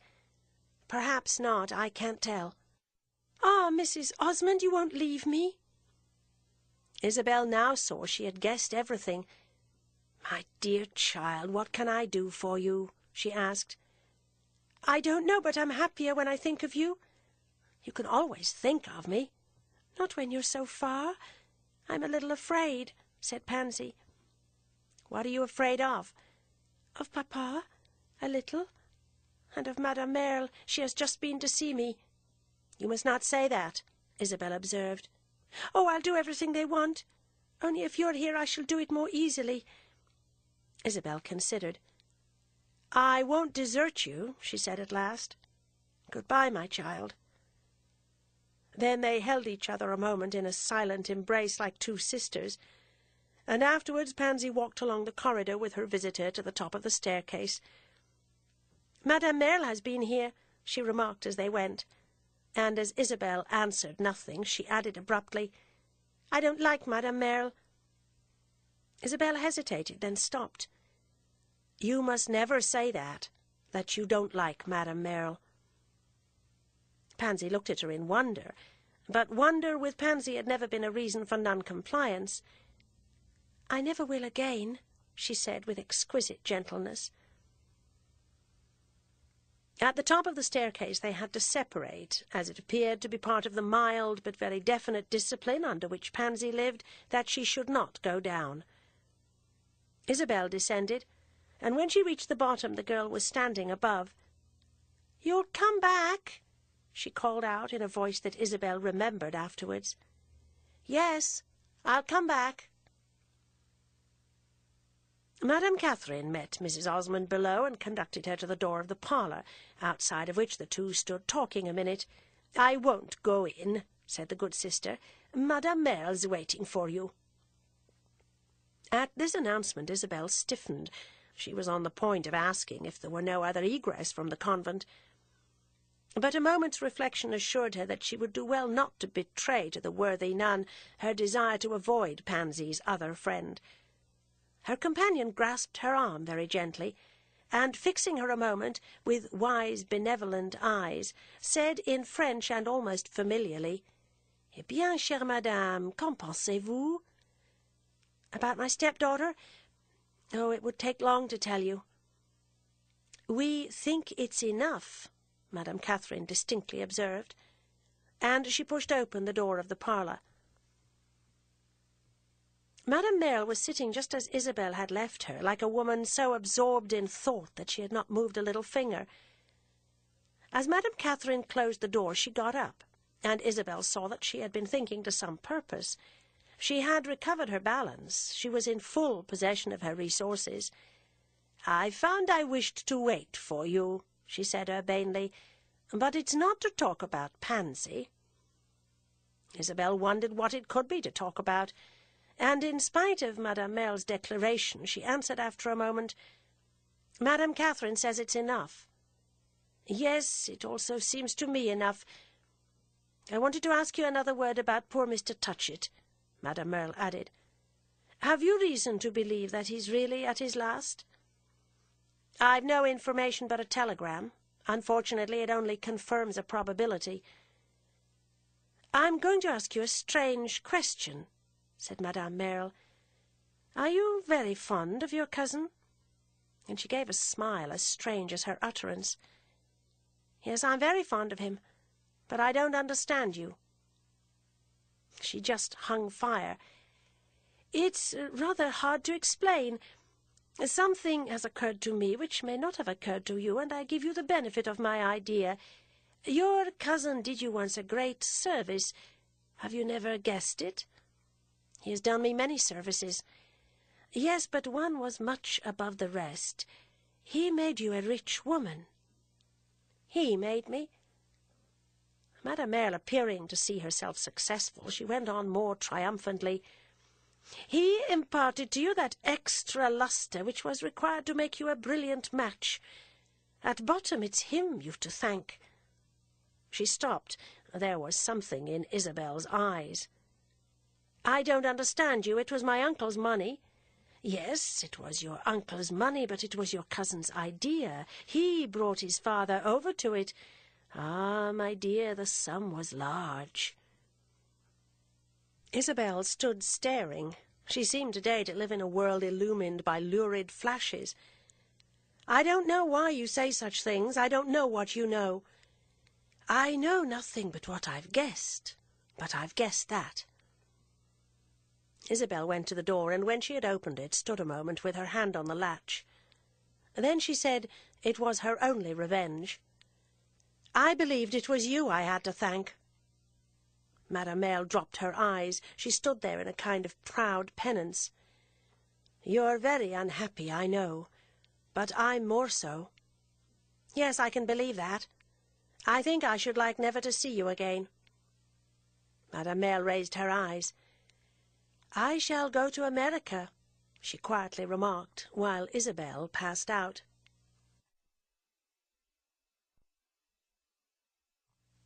Chapter 53. It was not with surprise, it was with a feeling which in other circumstances would have had much of the effect of joy, that as Isabel descended from the Paris mail at Charing Cross, she stepped into the arms, as it were, or at any rate into the hands, of Henrietta Stackpole. She had telegraphed to her friend from Turin, and though she had not definitely said to herself that Henrietta would meet her, she had felt her telegram would produce some helpful result. On her long journey from Rome, her mind had been given up to vagueness. She was unable to question the future. She performed this journey with sightless eyes, and took little pleasure in the countries she traversed, decked out though they were in the richest freshness of spring. Her thoughts followed their course through other countries, strange-looking, dimly lighted, pathless lands, in which there was no change of seasons, but only, as it seemed, a perpetual dreariness of winter. She had plenty to think about, but it was neither reflection nor conscious purpose that filled her mind. Disconnected visions passed through it, and sudden dull gleams of memory, of expectation. The past and the future came and went at their will, but she saw them only in fitful images which rose and fell by a logic of their own. It was extraordinary, the things she remembered. Now that she was in the secret, now that she knew something that so much concerned her, and the eclipse of which had made life resemble an attempt to play, whilst with an imperfect pack of cards, the truth of things, their mutual relations, their meaning, and, for the most part, their horror, rose before her with a kind of architectural vastness. She remembered 1,000 trifles. They started to life with the spontaneity of a shiver.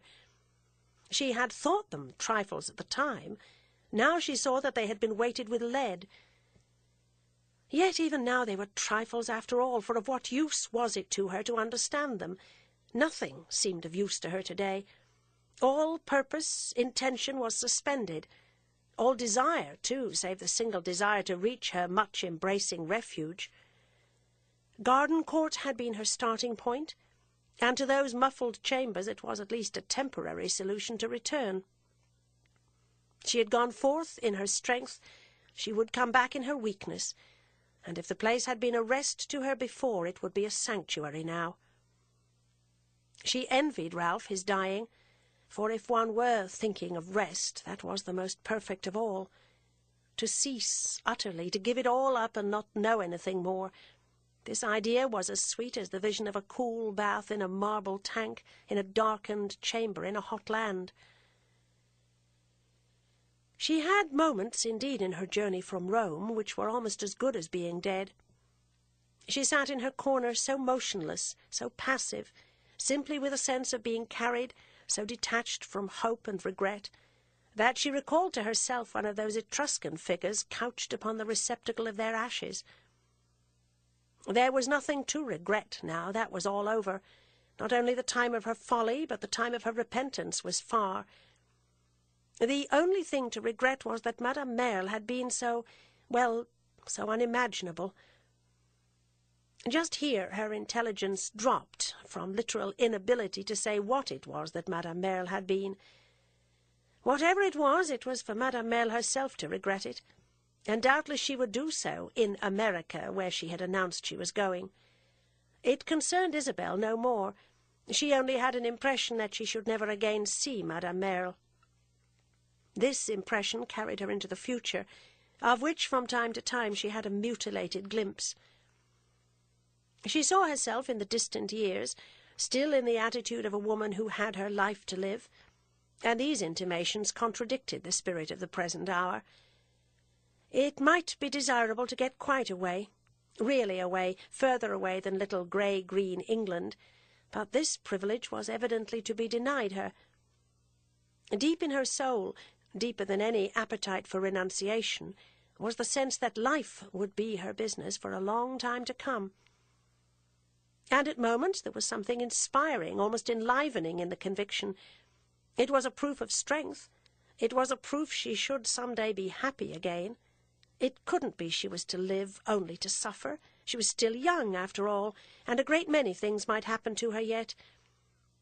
To live only to suffer, only to feel the injury of life repeated and enlarged. It seemed to her she was too valuable, too capable for that. Then she wondered if it were vain and stupid to think so well of herself. When had it ever been a guarantee to be valuable? Wasn't all history full of the destruction of precious things? Wasn't it much more probable that if one were fine one would suffer? It involved then perhaps an admission that one had a certain grossness. But Isabel recognized, as it passed before her eyes, the quick, vague shadow of a long future. She should never escape. She should last to the end. Then the middle years wrapped her about again, and the grey curtain of her indifference closed her in. Henrietta kissed her, as Henrietta usually kissed, as if she were afraid she should be caught doing it. And then Isabel stood there in the crowd, looking about her, looking for her servant. She asked nothing. She wished to wait. She had a sudden perception that she should be helped. She rejoiced Henrietta had come. There was something terrible in an arrival in London. The dusky, smoky, far-arching vault of the station, the strange, livid light, the dense, dark, pushing crowd filled her with a nervous fear and made her put her arm into her friend's. She remembered she had once liked these things. They seemed part of a mighty spectacle in which there was something that touched her. She remembered how she walked away from Euston in the winter dusk in the crowded streets 5 years before. She could not have done that today, and the incident came before her as the deed of another person. "It's too beautiful that you should have come," said Henrietta, looking at her as if she thought Isabel might be prepared to challenge the proposition. If you hadn't, well, I don't know," remarked Miss Stackpole, hinting ominously at her powers of disapproval. Isabel looked about without seeing her maid. Her eyes rested on another figure, however, which she felt she had seen before, and in a moment she recognized the genial countenance of Mr. Bantling. He stood a little apart, and it was not in the power of the multitude that pressed about him to make him yield an inch of the ground he had taken, that of abstracting himself discreetly while the two ladies performed their embraces. "There's Mr. Bantling," said Isabel gently, irrelevantly, scarcely caring much now whether she should find her maid or not. "Oh, yes, he goes everywhere with me. Come here, Mr. Bantling," Henrietta exclaimed, whereupon the gallant bachelor advanced with a smile tempered, however, by the gravity of the occasion. "Isn't it lovely she has come?" Henrietta asked. "He knows all about it," she added. "We had quite a discussion. He said you wouldn't, I said you would." "I thought you always agreed." Isabel smiled in return. She felt she could smile now. She had seen in an instant in Mr. Bantling's brave eyes that he had good news for her. They seemed to say he wished her to remember he was an old friend of her cousin, that he understood that it was all right. Isabel gave him her hand. She thought of him extravagantly as a beautiful, blameless knight. "Oh, I always agree," said Mr. Bantling, "but she doesn't, you know." "Didn't I tell you that a maid was a nuisance?" Henrietta inquired. "Your young lady has probably remained at Calais." "I don't care," said Isabel, looking at Mr. Bantling, whom she had never found so interesting. "Stay with her while I go and see," Henrietta commanded, leaving the two for a moment together. They stood there at first in silence, and then Mr. Bantling asked Isabel how it had been on the Channel. "Very fine. No, I believe it was very rough," she said to her companion's obvious surprise. After which she added, "You've been to Gardencourt, I know." "Now, how do you know that?" "I can't tell you, except that you look like a person who has been to Gardencourt." "Do you think I look awfully sad? It's awfully sad there, you know." "I don't believe you ever look awfully sad. You look awfully kind," said Isabel, with a breadth that cost her no effort. It seemed to her she should never again feel a superficial embarrassment. Poor Mr. Bantling, however, was still in this inferior stage. He blushed a good deal and laughed. He assured her that he was often very blue, and that when he was blue he was awfully fierce. "You can ask Miss Stackpole, you know. I was at Gardencourt 2 days ago." "Did you see my cousin?" "Only for a little, but he had been seeing people. Warburton had been there the day before. Ralph was just the same as usual, except that he was in bed, and that he looks tremendously ill, and that he can't speak," Mr. Bantling pursued. He was awfully jolly and funny all the same. He was just as clever as ever. It's awfully wretched." Even in the crowded, noisy station this simple picture was vivid. "Was that late in the day?" "Yes, I went on purpose. We thought you'd like to know." "I'm greatly obliged to you. Can I go down tonight?" I don't think she'll let you go," said Mr. Bantling. "She wants you to stop with her. I made Touchett's man promise to telegraph me today, and I found the telegram an hour ago at my club. Quiet and easy, that's what it says, and it's dated 2 o'clock, so you see you can wait till tomorrow. You must be awfully tired." "Yes, I'm awfully tired, and I thank you again." "Oh," said Mr. Bantling, "we were certain you would like the last news." On which Isabel vaguely noted that he and Henrietta seemed after all to agree. Miss Stackpole came back with Isabel's maid, whom she had caught in the act of proving her utility. This excellent person, instead of losing herself in the crowd, had simply attended to her mistress's luggage, so that the latter was now at liberty to leave the station.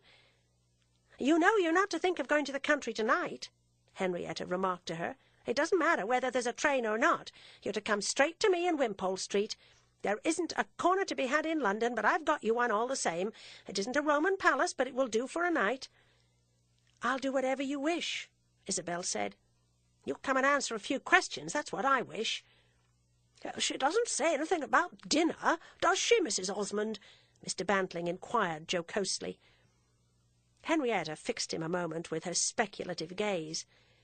"I see you're in a great hurry to get your own. You'll be at the Paddington station tomorrow morning at 10. "Don't come for my sake, Mr. Bantling," said Isabel. "He'll come for mine," Henrietta declared, as she ushered her friend into a cab. And later, in a large, dusky parlour in Wimpole Street, to do her justice, there had been dinner enough, she asked those questions to which she had alluded at the station. "Did your husband make you a scene about your coming?" That was Miss Stackpole's first inquiry. "No, I can't say he made a scene." "He didn't object, then?" "Yes, he objected very much, but it was not what you'd call a scene." "What was it, then?" "It was a very quiet conversation." Henrietta for a moment regarded her guest. "It must have been hellish," she then remarked. And Isabel didn't deny that it had been hellish. But she confined herself to answering Henrietta's questions, which was easy, as they were tolerably definite. For the present she offered her no new information. "Well," said Miss Stackpole at last, "I've only one criticism to make. I don't see why you promised little Miss Osmond to go back." "I'm not sure I myself see now," Isabel replied, "but I did then." "If you've forgotten your reason, perhaps you won't return." Isabel waited a moment. "Perhaps I shall find another." "You'll certainly never find a good one." "In default of a better, my having promised will do," Isabel suggested. "Yes, that's why I hate it." "Don't speak of it now. I've a little time. Coming away was a complication, but what will going back be?" "You must remember, after all, that he won't make you a scene," said Henrietta with much intention. "He will, though," Isabel answered gravely. "It won't be the scene of a moment. It will be a scene of the rest of my life." For some minutes the two women sat and considered this remainder, and then Miss Stackpole, to change the subject, as Isabel had requested, announced abruptly, "I've been to stay with Lady Pensil." "Oh, the invitation came at last." "Yes, it took 5 years, but this time she wanted to see me." "Naturally enough." "It was more natural than I think you know," said Henrietta, who fixed her eyes on a distant point. And then she added, turning suddenly, "Isabel Archer, I beg your pardon. You don't know why? Because I criticized you, and yet I've gone further than you. Mr. Osmond at least was born on the other side." It was a moment before Isabel grasped her meaning. This sense was so modestly, or at least so ingeniously, veiled. Isabel's mind was not possessed at present with the comicality of things, but she greeted with a quick laugh the image that her companion had raised. She immediately recovered herself, however, and with the right excess of intensity. "Henrietta Stackpole," she asked, "are you going to give up your country?" "Yes, my poor Isabel, I am. I won't pretend to deny it. I look the fact in the face. I'm going to marry Mr. Bantling and locate right here in London." "It seems very strange," said Isabel, smiling now. "Well, yes, I suppose it does. I've come to it little by little. I think I know what I'm doing, but I don't know as I can explain." "One can't explain one's marriage," Isabel answered, "and yours doesn't need to be explained. Mr. Bantling isn't a riddle." "No, he isn't a bad pun or even a high flight of American humour. He has a beautiful nature," Henrietta went on. "I've studied him for many years, and I see right through him. He's as clear as the style of a good prospectus. He's not intellectual, but he appreciates intellect. On the other hand, he doesn't exaggerate its claims. I sometimes think we do in the United States." "Ah," said Isabel, "you're changed indeed. It's the first time I've ever heard you say anything against your native land. I only say that we're too infatuated with mere brain power. That, after all, isn't a vulgar fault. But I am changed. A woman has to change a good deal to marry. I hope you'll be very happy. You will, at last, over here, see something of the inner life." Henrietta gave a little significant sigh. "That's the key to the mystery, I believe. I couldn't endure to be kept off. Now I've as good a right as anyone," she added with artless elation. Isabel was duly diverted, but there was a certain melancholy in her view. Henrietta, after all, had confessed herself human and feminine. Henrietta, whom she had hitherto regarded as a light, keen flame, a disembodied voice. It was a disappointment to find that she had personal susceptibilities, that she was subject to common passions, and that her intimacy with Mr. Bantling had not been completely original. There was a want of originality in her marrying him. There was even a kind of stupidity. And for a moment, to Isabel's sense, the dreariness of the world took on a deeper tinge. A little later, indeed, she reflected that Mr. Bantling himself, at least, was original. But she didn't see how Henrietta could give up her country. She herself had relaxed her hold of it, but it had never been her country as it had been Henrietta's. She presently asked her if she had enjoyed her visit to Lady Pensil. "Oh, yes," said Henrietta. "She didn't know what to make of me." "And was that very enjoyable?" "Very much so, because she's supposed to be a mastermind. She thinks she knows everything, but she doesn't understand a woman of my modern type. It would be so much easier for her if I were only a little better or a little worse. She's so puzzled. I believe she thinks it's my duty to go and do something immoral. She thinks it's immoral that I should marry her brother, but after all, that isn't immoral enough, and she'll never understand my mixture, never." "She's not so intelligent as her brother, then," said Isabel. "He appears to have understood." "Oh, no, he hasn't," cried Miss Stackpole with decision.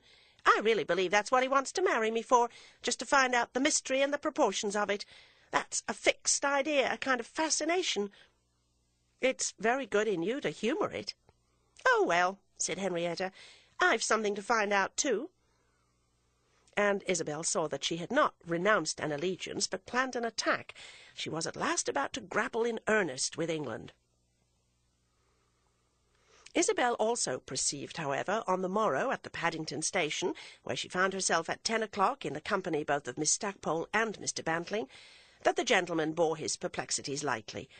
If he had not found out everything, he had found out at least the great point, that Miss Stackpole would not be wanting in initiative.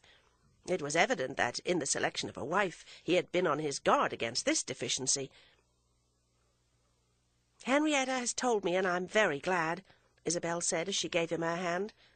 "I dare say you'll think it awfully odd," Mr. Bantling replied, resting on his neat umbrella. "Yes, I think it awfully odd."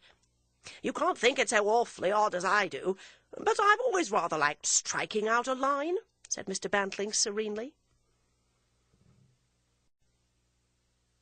Chapter 54.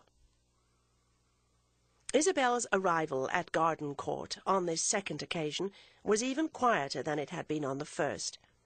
Ralph Touchett kept but a small household, and to the new servants Mrs. Osmond was a stranger, so that instead of being conducted to her own apartment, she was coldly shown into the drawing-room and left to wait while her name was carried up to her aunt. She waited a long time. Mrs. Touchett appeared in no hurry to come to her. She grew impatient at last. She grew nervous and scared as if the objects about her had begun to show for conscious things, watching her trouble with grotesque grimaces. The day was dark and cold. The dusk was thick in the corners of the wide brown rooms. The house was perfectly still. With a stillness that Isabel remembered, it had filled all the place for days before the death of her uncle. She left the drawing-room and wandered about, strolled into the library and along the gallery of pictures, where in the deep silence her footstep made an echo. Nothing was changed. She recognized everything she had seen years before. It might have been only yesterday she had stood there. She envied the security of valuable pieces which change by no hair's breadth, only grow in value, while their owners lose inch by inch youth, happiness, beauty. And she became aware that she was walking about as her aunt had done on the day she had come to see her in Albany. She was changed enough since then. That had been the beginning. It suddenly struck her that if her Aunt Lydia had not come that day, in just that way, and found her alone, everything might have been different. She might have had another life, and she might have been a woman more blessed. She stopped in the gallery in front of a small picture, a charming and precious Bonington, upon which her eyes rested a long time. But she was not looking at the picture. She was wondering whether, if her aunt had not come that day in Albany, she would have married Caspar Goodwood. Mrs. Touchett appeared at last, just after Isabel had returned to the big uninhabited drawing-room. She looked a good deal older, but her eye was as bright as ever, and her head as erect. Her thin lips seemed a repository of latent meanings. She wore a little grey dress of the most undecorated fashion, and Isabel wondered, as she had wondered the first time, if her remarkable kinswoman resembled more a queen regent or the matron of a jail. Her lips felt very thin indeed on Isabel's hot cheek. "I've kept you waiting because I've been sitting with Ralph," Mrs. Touchett said. "The nurse had gone to luncheon, and I had taken her place. He has a man who's supposed to look after him, but the man's good for nothing. He's always looking out of the window, as if there were anything to see. I didn't wish to move, because Ralph seemed to be sleeping, and I was afraid the sound would disturb him. I waited till the nurse came back. I remembered you knew the house." "I find I know it even better than I thought. I've been walking everywhere," Isabel answered. And then she asked if Ralph slept much. "He lies with his eyes closed. He doesn't move, but I'm not sure that it's always sleep." "Will he see me? Can he speak to me?" Mrs. Touchett declined the office of saying. "You can try him," was the limit of extravagance. And then she offered to conduct Isabel to her room. "I thought they had taken you there, but it's not my house, it's Ralph's, and I don't know what they do. They must at least have taken your luggage. I don't suppose you've brought much. Not that I care, however. I believe they've given you the same room you had before. When Ralph heard you were coming, he said you must have that one." "Did he say anything else?" "Ah, my dear, he doesn't chatter as he used," cried Mrs. Touchett, as she preceded her niece up the staircase. It was the same room, and something told Isabel it had not been slept in since she occupied it. Her luggage was there, and was not voluminous. Mrs. Touchett sat down a moment, with her eyes upon it. "Is there really no hope?" our young woman asked, as she stood before her. "None whatever. There never has been. It has not been a successful life." "No, it has only been a beautiful one." Isabel found herself already contradicting her aunt. She was irritated by her dryness. "Don't know what you mean by that. There's no beauty without health. That's a very odd dress to travel in." Isabel glanced at her garment. "I left Rome at an hour's notice. I took the first that came." "Your sisters in America wish to know how you dress. That seemed to be their principal interest. I wasn't able to tell them, but they seem to have the right idea that you never wear anything less than black brocade." "They think I'm more brilliant than I am. I'm afraid to tell them the truth," said Isabel. "Lily wrote me you had dined with her." "She invited me 4 times, and I went once. After the second time she should have let me alone. The dinner was very good. It must have been expensive. Her husband has a very bad manner. Did I enjoy my visit to America? Why should I have enjoyed it? I didn't go for my pleasure." These were interesting items, but Mrs. Touchett soon left her niece, whom she was to meet in half an hour at the midday meal. For this repast, the two ladies faced each other at an abbreviated table in the melancholy dining-room. Here, after a little, Isabel saw her aunt not to be so dry as she appeared, and her old pity for the poor woman's inexpressiveness, her want of regret, of disappointment, came back to her. Unmistakably, she would have found it a blessing today to be able to feel a defeat, a mistake, even a shame or two. She wondered if she were not even missing those enrichments of consciousness, and privately trying, reaching out for some aftertaste of life, dregs of the banquet, the testimony of pain, or the cold recreation of remorse. On the other hand, perhaps she was afraid. If she should begin to know remorse at all, it might take her too far. Isabel could perceive, however, how it had come over her dimly that she had failed of something, that she saw herself in the future as an old woman without memories. Her little sharp face looked tragical. She told her niece that Ralph had as yet not moved, but that he probably would be able to see her before dinner. And then, in a moment, she added that he had seen Lord Warburton the day before, an announcement which startled Isabel a little, as it seemed an intimation that this personage was in the neighbourhood, and that an accident might bring them together. Such an accident would not be happy. She had not come to England to struggle again with Lord Warburton. She none the less presently said to her aunt that he had been very kind to Ralph. She had seen something of that in Rome. "He has something else to think of now," Mrs. Touchett returned, and she paused with a gaze like a gimlet. Isabel saw she meant something, and instantly guessed what she meant. But her reply concealed her guess. Her heart beat faster, and she wished to gain a moment. "Ah, yes, the House of Lords and all that." "He's not thinking of the Lords. He's thinking of the ladies. At least he's thinking of one of them. He told Ralph he's engaged to be married." "Ah, to be married," Isabel mildly exclaimed. "Unless he breaks it off. He seemed to think Ralph would like to know. Poor Ralph can't go to the wedding, though I believe it's to take place very soon." "And who's the young lady?" "A member of the aristocracy. Lady Flora, Lady Felicia, something of that sort." "I'm very glad," Isabel said. "It must be a sudden decision." "Sudden enough, I believe.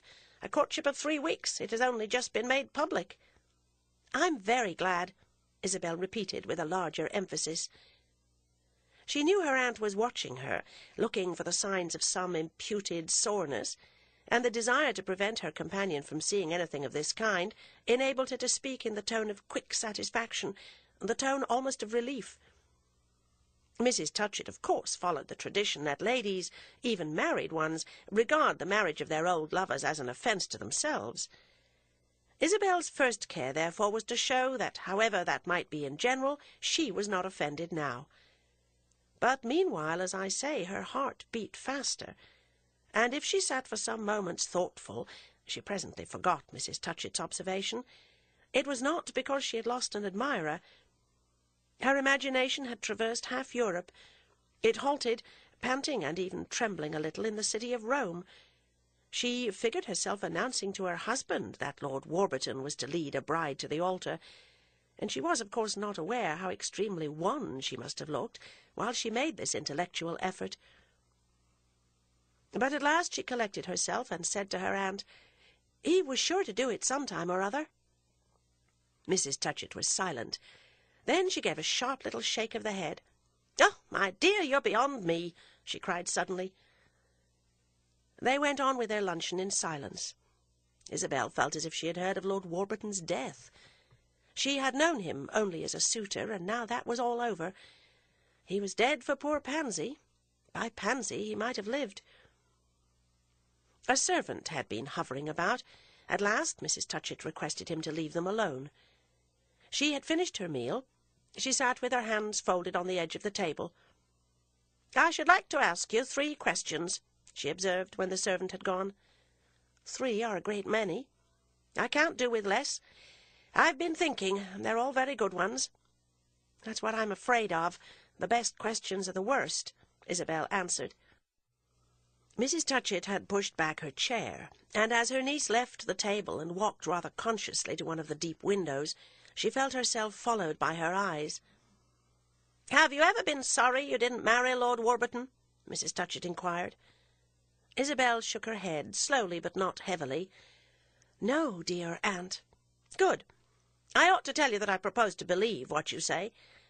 "Your believing me's an immense temptation," she declared, smiling still. "A temptation to lie? I don't recommend you to do that, for when I'm misinformed I'm as dangerous as a poisoned rat. I don't mean to crow over you." "It's my husband who doesn't get on with me," said Isabel. "I could have told him he wouldn't. I don't call that crowing over you," Mrs. Touchett added. "Do you still like Serena Merrill?" she went on. "Not as I once did, but it doesn't matter, for she's going to America." "To America? She must have done something very bad." "Yes, very bad." "May I ask what it is?" "She made a convenience of me." "Ah!" cried Mrs. Touchett. "So she did of me. She does of everyone." "She'll make a convenience of America," said Isabel, smiling again, and glad that her aunt's questions were over. It was not till the evening that she was able to see Ralph. He had been dozing all day, at least he had been lying unconscious. The doctor was there, but after a while went away, the local doctor who had attended his father and whom Ralph liked. He came 3 or 4 times a day. He was deeply interested in his patient. Ralph had had Sir Matthew Hope, but he had got tired of this celebrated man, to whom he had asked his mother to send word he was now dead, and was therefore without further need of medical advice.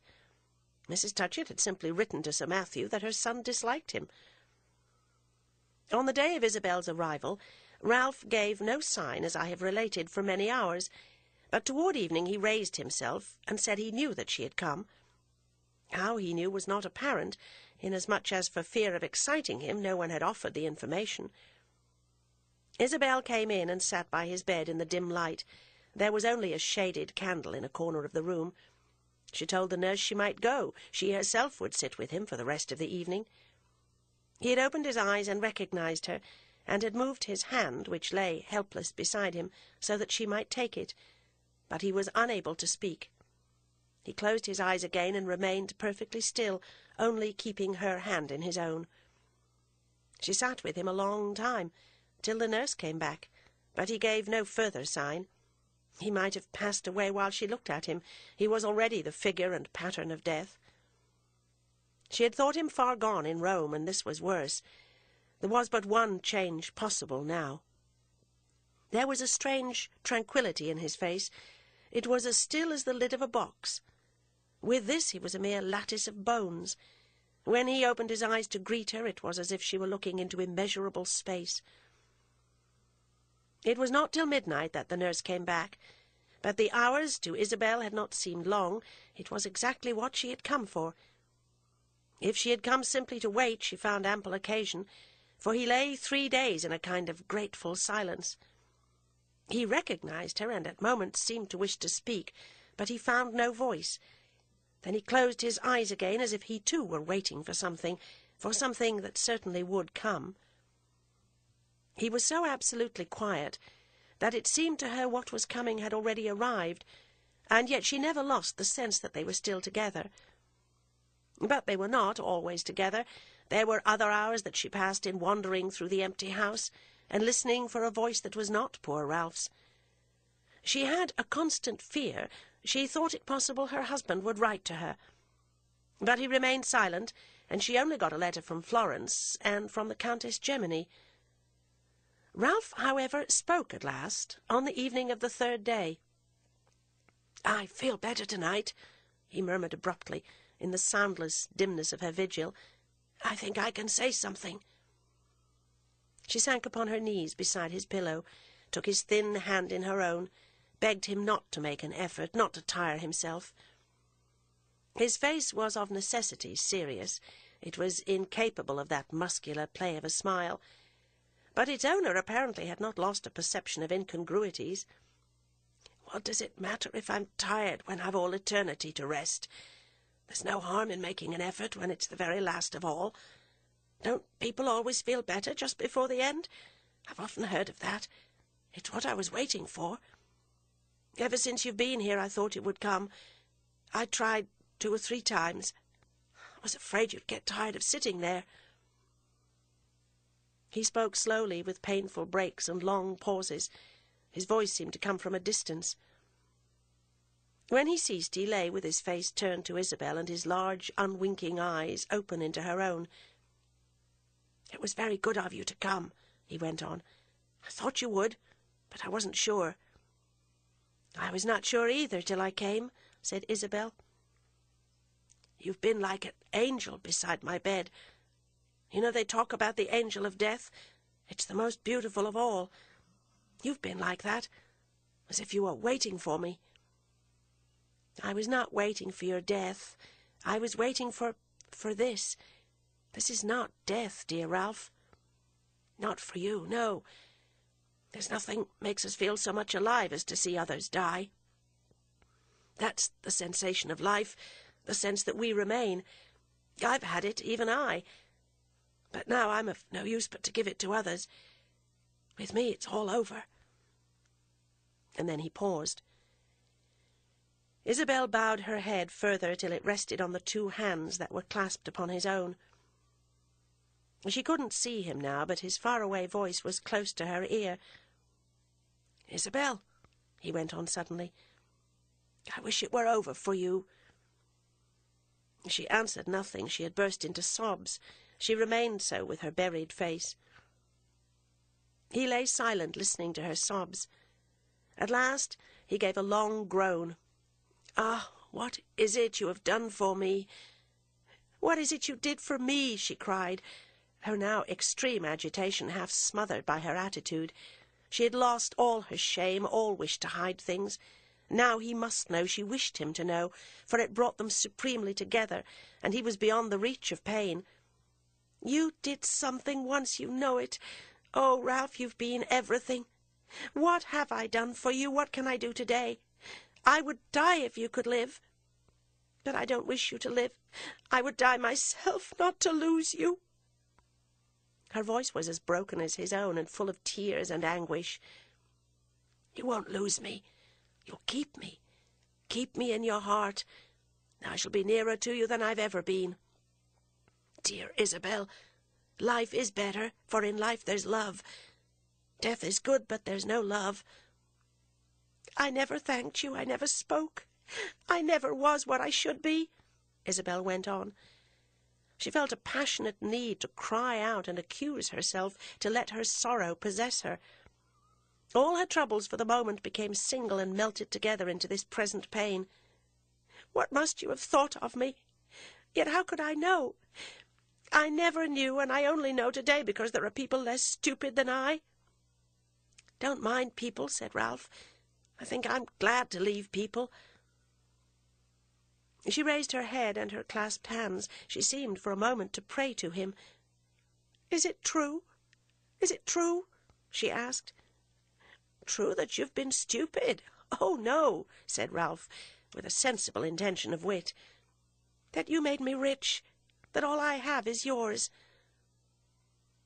He turned away his head and for some time said nothing. Then, at last, "Ah, don't speak of that. That was not happy." Slowly he moved his face toward her again, and they once more saw each other. But for that, and he paused. "I believe I ruined you," he wailed. She was full of the sense that he was beyond the reach of pain. He seemed already so little of this world. But even if she had not had it, she would still have spoken, for nothing mattered now but the only knowledge that was not pure anguish, the knowledge that they were looking at the truth together. "He married me for the money," she said. She wished to say everything. She was afraid he might die before she had done so. He gazed at her a little, and for the first time his fixed eyes lowered their lids. But he raised them in a moment, and then, "He was greatly in love with you," he answered. "Yes, he was in love with me, but he wouldn't have married me if I had been poor.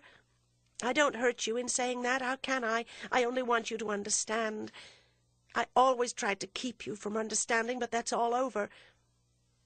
"I always understood," said Ralph. "I thought you did, and I didn't like it. But now I like it. You don't hurt me. You make me very happy." And as Ralph said this, there was an extraordinary gladness in his voice. She bent her head again and pressed her lips to the back of his hand. "I always understood," he continued, "though it was so strange, so pitiful. You wanted to look at life for yourself, but you were not allowed.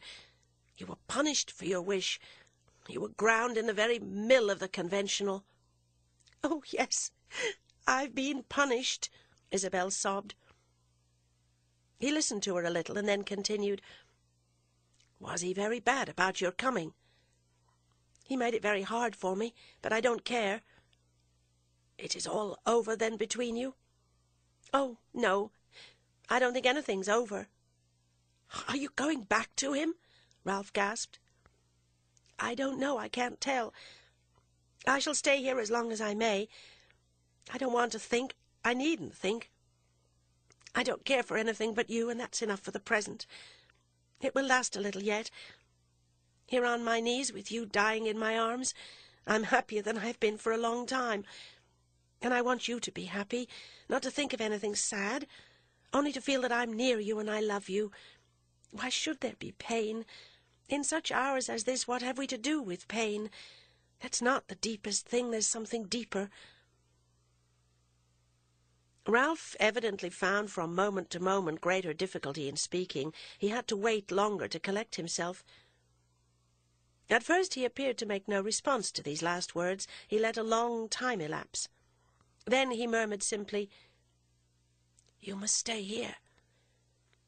"I should like to stay as long as seems right." "As seems right. As seems right?" He repeated her words. "Yes. You think a great deal about that." "Of course one must. You're very tired," said Isabel. "I'm very tired. You said just now that pain's not the deepest thing. No, no, but it's very deep. If I could stay... For me, you'll always be here," she softly interrupted. It was easy to interrupt him. But he went on after a moment. "It passes, after all. It's passing now. But love remains. I don't know why we should suffer so much. Perhaps I shall find out. There are many things in life. You're very young." "I feel very old," said Isabel. "You'll grow young again. That's how I see you. I don't believe... But he stopped again. His strength failed him. She begged him to be quiet now. "We needn't speak to understand each other," she said. "I don't believe that such a generous mistake as yours can hurt you for more than a little." "Oh, Ralph, I'm very happy now," she cried through her tears. And remember this," he continued, "that if you've been hated, you've also been loved. Ah, but Isabel, adored," he just audibly and lingeringly breathed. "Oh, my brother," she cried, with a movement of still deeper prostration.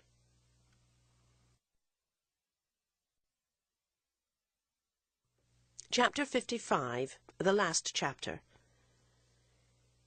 He had told her the first evening she ever spent at Gardencourt that if she should live to suffer enough, she might some day see the ghost with which the old house was duly provided. She apparently had fulfilled the necessary condition, for the next morning, in the cold, faint dawn, she knew that a spirit was standing by her bed. She had lain down without undressing, it being her belief that Ralph would not outlast the night. She had no inclination to sleep. She was waiting, and such waiting was wakeful. But she closed her eyes. She believed that as the night wore on she should hear a knock at her door. She heard no knock, but at the time the darkness began vaguely to grow grey, she started up from her pillow as abruptly as if she had received a summons. It seemed to her for an instant that he was standing there, a vague, hovering figure in the vagueness of the room. She stared a moment. She saw his white face, his kind eyes. Then she saw there was nothing. She was not afraid. She was only sure. She quitted the place, and in her certainty passed through dark corridors and down a flight of oaken steps that shone in the vague light of a hall window. Outside Ralph's door she stopped a moment, listening, but she seemed to hear only the hush that filled it. She opened the door with a hand as gentle as if she were lifting a veil from the face of the dead, and saw Mrs. Touchett sitting motionless and upright beside the couch of her son, with one of his hands in her own. The doctor was on the other side, with poor Ralph's further wrist resting in his professional fingers. The two nurses were at the foot between them. Mrs. Touchett took no notice of Isabel, but the doctor looked at her very hard. Then he gently placed Ralph's hand in a proper position close beside him. The nurse looked at her very hard too, and no one said a word, but Isabel only looked at what she had come to see. It was fairer than Ralph had ever been in life, and there was a strange resemblance to the face of his father, which 6 years before she had seen lying on the same pillow. She went to her aunt and put her arm around her, and Mrs. Touchett, who as a general thing neither invited nor enjoyed caresses, submitted for a moment to this one, rising as might be to take it. But she was stiff and dry-eyed. Her acute white face was terrible. "Dear Aunt Lydia," Isabel murmured. "Go and thank God you've no child," said Mrs. Touchett, disengaging herself. 3 days after this, a considerable number of people found time at the height of the London season to take a morning train down to a quiet station in Berkshire and spend half an hour in a small grey church which stood within an easy walk. It was in the green burial place of this edifice that Mrs. Touchett consigned her son to earth. She stood herself at the edge of the grave, and Isabel stood beside her. The sexton himself had not a more practical interest in the scene than Mrs. Touchett. It was a solemn occasion, but neither a harsh nor a heavy one. There was a certain geniality in the appearance of things. The weather had changed to fair. The day, one of the last of the treacherous Maytime, was warm and windless, and the air had the brightness of the hawthorn and the blackbird. If it was sad to think of poor Touchett, it was not too sad, since death for him had had no violence. He had been dying so long, he was so ready, everything had been so expected and prepared. There were tears in Isabel's eyes, but they were not tears that blinded. She looked through them at the beauty of the day, the splendour of nature, the sweetness of the old English churchyard, the bowed heads of good friends. Lord Warburton was there, and a group of gentlemen all unknown to her, several of whom, as she afterwards learned, were connected with the bank. And there were others whom she knew. Miss Stackpole was among the first, with honest Mr. Bantling beside her, and Caspar Goodwood, lifting his head higher than the rest, bowing it rather less. During much of the time Isabel was conscious of Mr. Goodwood's gaze. He looked at her somewhat harder than he usually looked in public, while the others had fixed their eyes upon the churchyard turf. But she never let him see that she saw him. She thought of him only to wonder that he was still in England. She found she had taken for granted that after accompanying Ralph to Gardencourt he had gone away. She remembered how little it was a country that pleased him. He was there, however, very distinctly there, and something in his attitude seemed to say that he was there with a complex intention. She wouldn't meet his eyes, though there was doubtless sympathy in them. He made her rather uneasy. With the dispersal of the little group he disappeared, and the only person who came to speak to her, though several spoke to Mrs. Touchett, was Henrietta Stackpole. Henrietta had been crying. Ralph had said to Isabel that he hoped she would remain at Gardencourt, and she made no immediate motion to leave the place.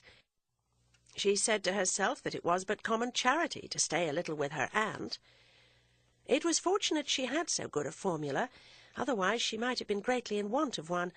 Her errand was over. She had done what she had left her husband to do. She had a husband in a foreign city, counting the hours of her absence. In such a case one needed an excellent motive. He was not one of the best husbands, but that didn't alter the case. Certain obligations were involved in the very fact of marriage, and were quite independent of the quantity of enjoyment extracted from it. Isabel thought of her husband as little as might be, but now that she was at a distance, beyond its spell, she thought with a kind of spiritual shudder of Rome. There was a penetrating chill in the image, and she drew back into the deepest shade of Gardencourt. She lived from day to day, postponing, closing her eyes, trying not to think. She knew she must decide, but she decided nothing. Her coming itself had not been a decision. On that occasion she had simply started. Osmond gave no sound, and now evidently would give none. He would leave it all to her. From Pansy she heard nothing, but that was very simple. Her father had told her not to write. Mrs. Touchett accepted Isabel's company, but offered her no assistance. She appeared to be absorbed in considering, without enthusiasm, but with perfect lucidity, the new conveniences of her own situation. Mrs. Touchett was not an optimist, but even from painful occurrences she managed to extract a certain utility. This consisted in the reflection that, after all, such things happened to other people and not to herself. Death was disagreeable, but in this case it was her son's death, not her own. She had never flattered herself that her own would be disagreeable to anyone but Mrs. Touchett. She was better off than poor Ralph, who had left all the commodities of life behind him, and indeed all the security, since the worst of dying was, to Mrs. Touchett's mind, that it exposed one to be taken advantage of. For herself, she was on the spot. There was nothing so good as that. She made known to Isabel very punctually, it was the evening her son was buried, several of Ralph's testamentary arrangements. He had told her everything, had consulted her about everything. He left her no money. Of course she had no need of money. He left her the furniture of Gardencourt, exclusive of the pictures and books, and the use of the place for a year, after which it was to be sold. The money produced by the sale was to constitute an endowment for a hospital for poor persons suffering from the malady of which he died, and of this portion of the will Lord Warburton was appointed executor. The rest of his property, which was to be withdrawn from the bank, was disposed of in various bequests, several of them to those cousins in Vermont, to whom his father had already been so bountiful.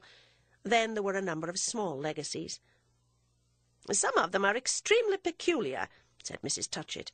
"He has left considerable sums to persons I never heard of.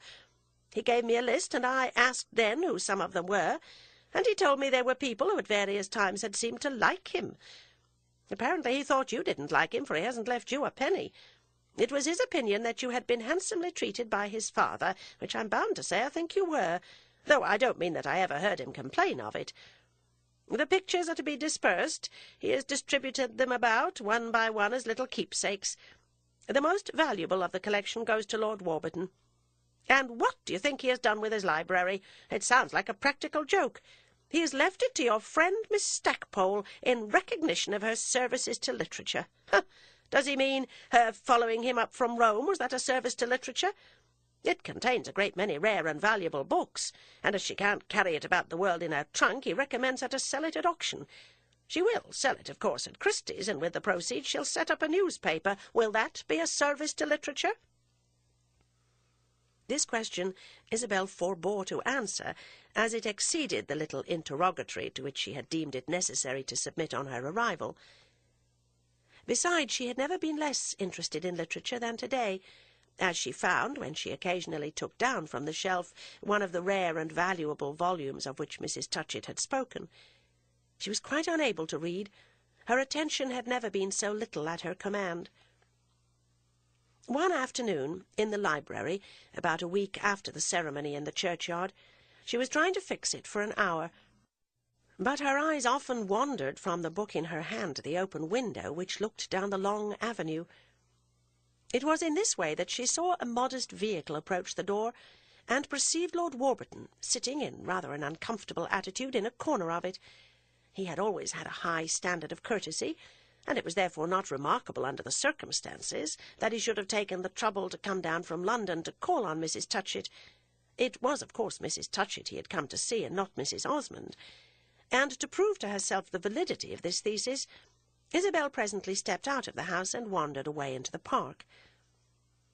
Since her arrival at Gardencourt she had been but little out of doors, the weather being unfavourable for visiting the grounds. This evening, however, was fine, and at first it struck her as a happy thought to have come out. The theory I have just mentioned was plausible enough, but it brought her little rest, and if you had seen her pacing about, you would have said she had a bad conscience. She was not pacified when, at the end of a quarter of an hour, finding herself in view of the house, she saw Mrs. Touchett emerge from the portico, accompanied by her visitor. Her aunt had evidently proposed to Lord Warburton that they should come in search of her. She was in no humour for visitors, and if she had had a chance would have drawn back behind one of the great trees, but she saw she had been seen, and that nothing was left her but to advance. As the lawn at Gardencourt was a vast expanse, this took some time, during which she observed that, as he walked beside his hostess, Lord Warburton kept his hands rather stiffly behind him and his eyes upon the ground. Both persons apparently were silent, but Mrs. Touchett's thin little glance, as she directed it toward Isabel, had, even at a distance, an expression. It seemed to say with cutting sharpness, "Here's the eminently amenable nobleman you might have married." When Lord Warburton lifted his own eyes, however, that was not what they said. They only said, "This is rather awkward, you know, and I depend upon you to help me." He was very grave, very proper, and for the first time since Isabel had known him, greeted her without a smile. Even in his days of distress he had always begun with a smile. He looked extremely self-conscious. "Lord Warburton has been so good as to come out to see me," said Mrs. Touchett. "He tells me he didn't know you were still here. I know he's an old friend of yours, and as I was told you were not in the house, I brought him out to see for himself. Oh, I saw there was a good train at 6:40 that would get me back in time for dinner," Mrs. Touchett's companion rather irrelevantly explained. "I'm so glad to find you've not gone." "I'm not here for long, you know," Isabel said with a certain eagerness. "I suppose not, but I hope it's for some weeks. You came to England sooner than you thought?" "Yes, I came very suddenly." Mrs. Touchett turned away as if she were looking at the condition of the grounds, which indeed was not what it should be, while Lord Warburton hesitated a little. Isabel fancied he had been on the point of asking about her husband, rather confusedly, and then had checked himself. He continued immitigably grave, either because he thought it becoming in a place over which death had just passed, or for more personal reasons. If he was conscious of personal reasons, it was very fortunate that he had the cover of the former motive. He could make the most of that. Isabel thought of all this. It was not that his face was sad, for that was another matter, but it was strangely inexpressive. "My sisters would have been so glad to come if they had known you were still here, if they had thought you would see them," Lord Warburton went on. "Do kindly let them see you before you leave England." "It would give me great pleasure. I have such a friendly recollection of them." "I don't know whether you would come to Lockleigh for a day or two. You know there's always that old promise." and his lordship coloured a little as he made this suggestion, which gave his face a somewhat more familiar air. "Perhaps I'm not right in saying that just now.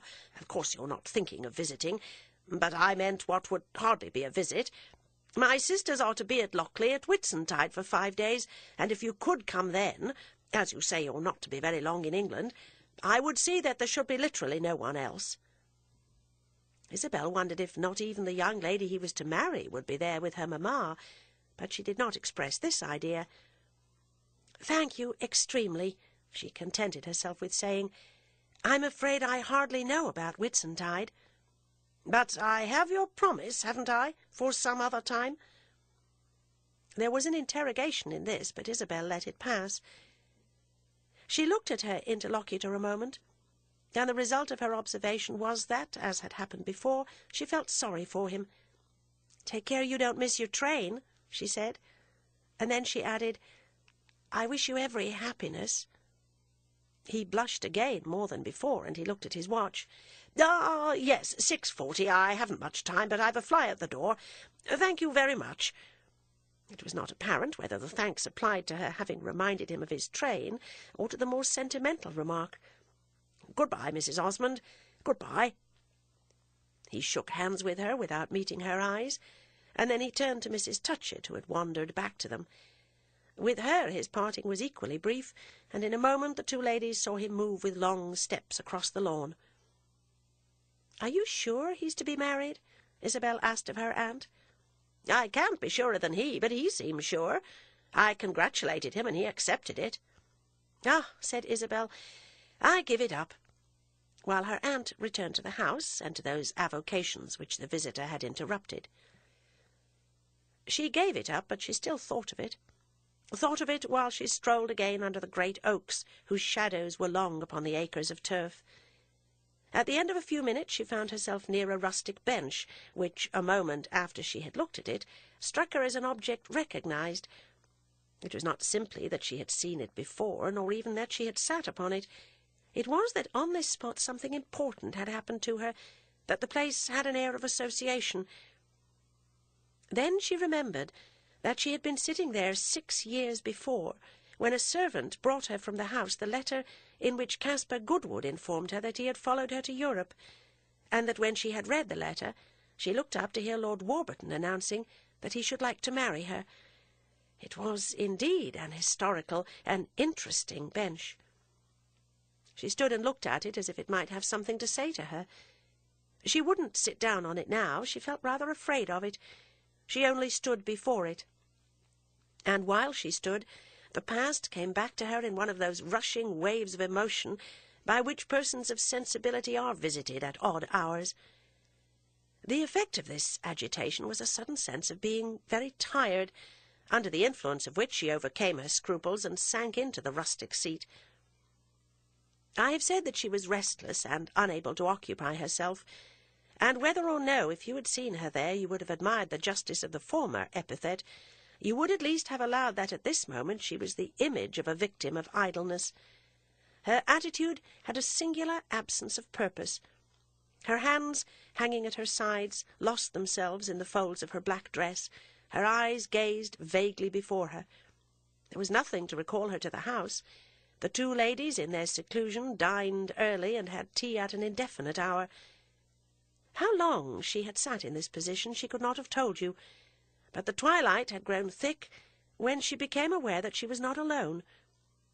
She quickly straightened herself, glancing about, and then saw what had become of her solitude. She was sharing it with Caspar Goodwood, who stood looking at her a few yards off, and whose footfall on the unresonant turf as he came near she had not heard. It occurred to her in the midst of this that it was just so Lord Warburton had surprised her of old. She instantly rose, and as soon as Goodwood saw he was seen, he started forward. She had had time only to rise, when, with a motion that looked like violence, but felt like she knew not what, he grasped her by the wrist and made her sink again into the seat. She closed her eyes. He had not hurt her. It was only a touch which she had obeyed.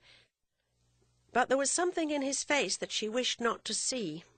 That was the way he had looked at her the other day in the churchyard, only at present it was worse.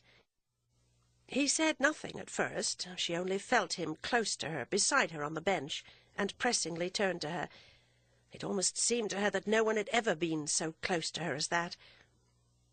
All this, however, took but an instant, at the end of which she had disengaged her wrist, turning her eyes upon her visitant. "You frightened me," she said. "I didn't mean to," he answered, "but if I did a little, no matter. I came from London a while ago by the train, but I couldn't come here directly. There was a man at the station who got ahead of me. He took a fly that was there, and I heard him give the order to drive here. I don't know who he was, but I didn't want to come with him. I wanted to see you alone. So I've been waiting and walking about. I've walked all over, and I was just coming to the house when I saw you here. There was a keeper or someone who met me, but that was all right, because I had made his acquaintance when I came here with your cousin. Has that gentleman gone? Are you really alone? I want to speak to you." Goodwood spoke very fast. He was as excited as when they had parted in Rome. Isabel had hoped that condition would subside, and she shrank into herself as she perceived that, on the contrary, he had only let out sail. She had a new sensation. He had never produced it before. It was a feeling of danger. There was indeed something really formidable in his resolution. She gazed straight before her. He, with a hand on each knee, leaned forward, looking deeply into her face. The twilight seemed to darken round them. "I want to speak to you," he repeated. "I've something particular to say. I don't want to trouble you as I did the other day in Rome. That was of no use. It only distressed you. I couldn't help it. I knew I was wrong. But I'm not wrong now. Please don't think I am," he went on, with his hard, deep voice melting a moment into entreaty. "I came here today for a purpose. It's very different. It was vain for me to speak to you then, but now I can help you." She couldn't have told whether it was because she was afraid, or because such a voice in the darkness seemed of necessity a boon, but she listened to him as she had never listened before. His words dropped deep into her soul. They produced a sort of stillness in all her being, and it was with an effort in a moment that she answered him. "How can you help me?" she asked in a low tone, as if she were taking what he had said seriously enough to make the inquiry in confidence. "By inducing you to trust me. Now I know. Today I know. Do you remember what I asked you in Rome?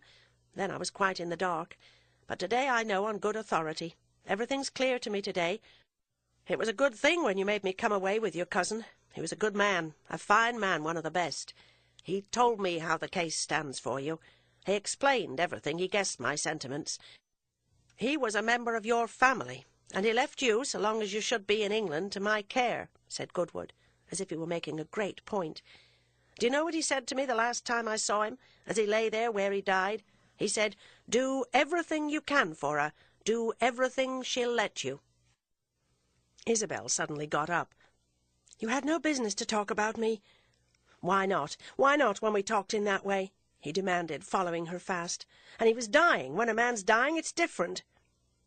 She checked the movement she had made to leave him. She was listening more than ever. It was true that he was not the same as that last time. That had been aimless, fruitless passion, but at present he had an idea which she scented in all her being. "But it doesn't matter," he exclaimed, pressing her still harder, though now without touching a hem of her garment.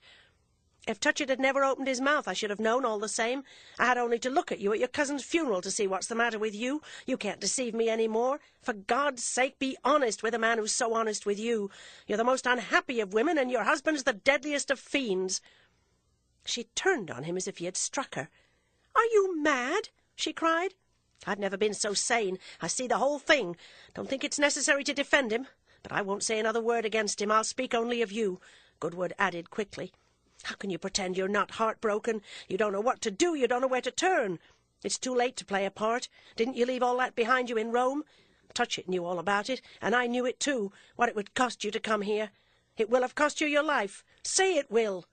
And he flared almost into anger. "Give me one word of truth.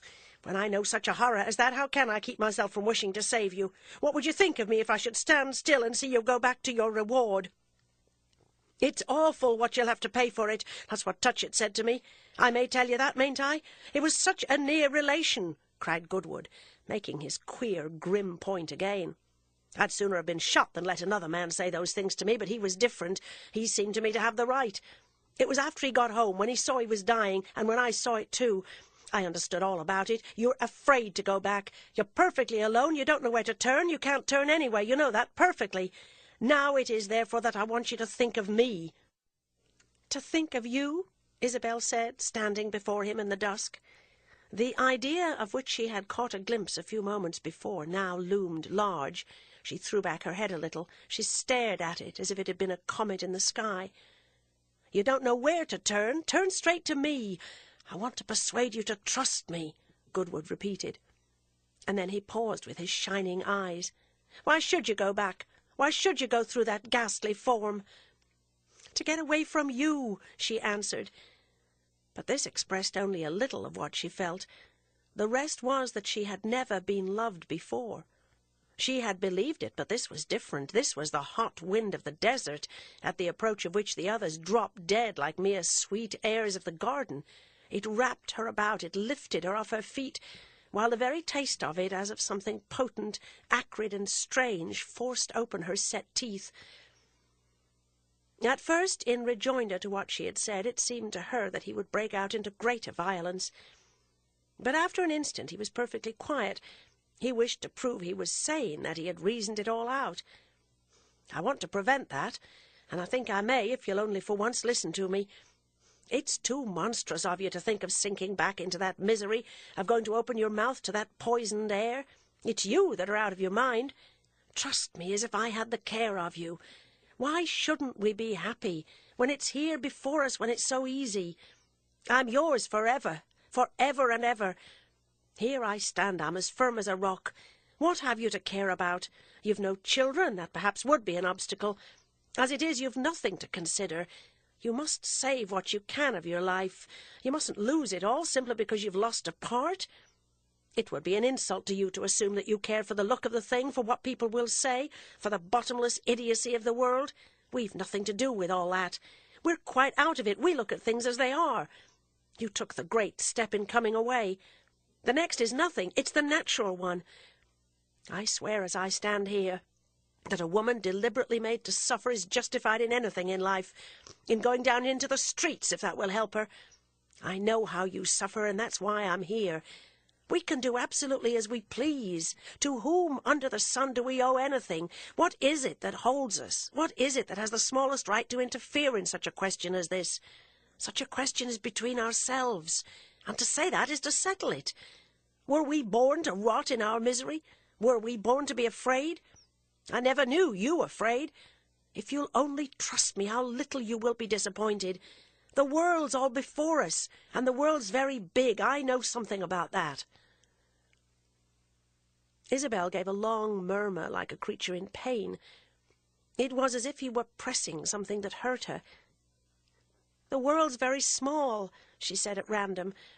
She had an immense desire to appear to resist. She said it at random to hear herself say something, but it was not what she meant.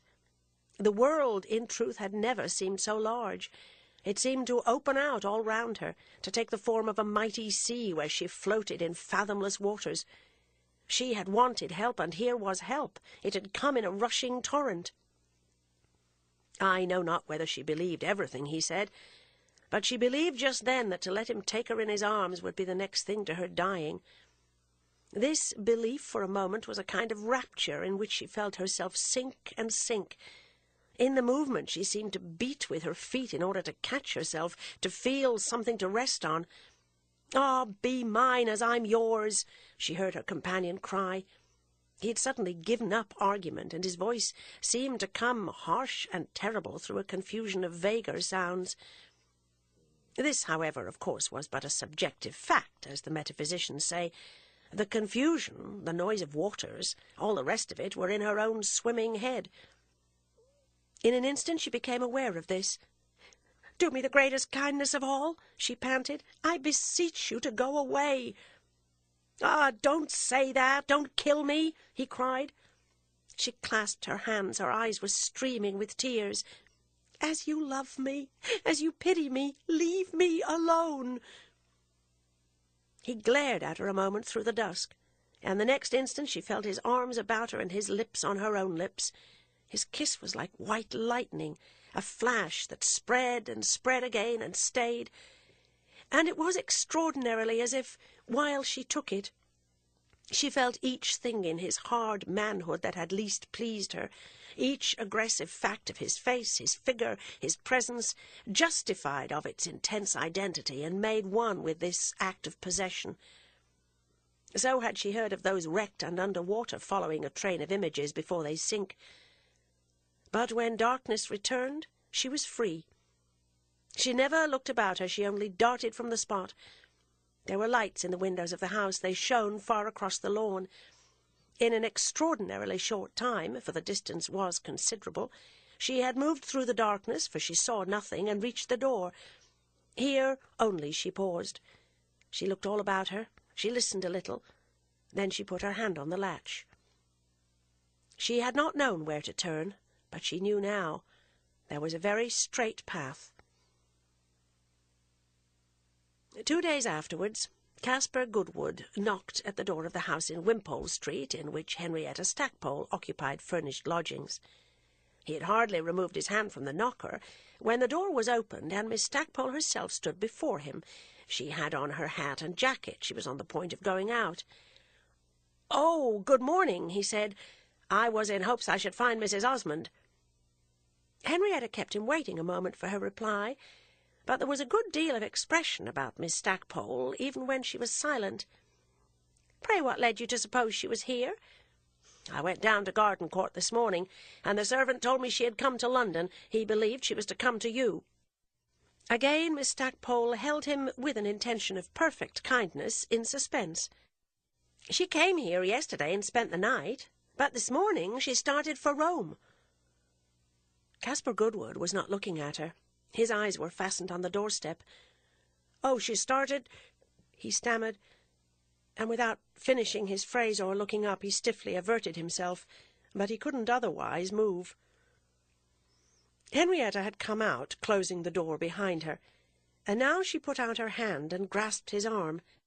"Look here, Mr. Goodwood," she said, "just you wait." On which he looked up at her, but only to guess from her face, with a revulsion, that she simply meant he was young. She stood shining at him with that cheap comfort, and it added on the spot 30 years to his life. She walked him away with her, however, as if she had given him now the key to patience.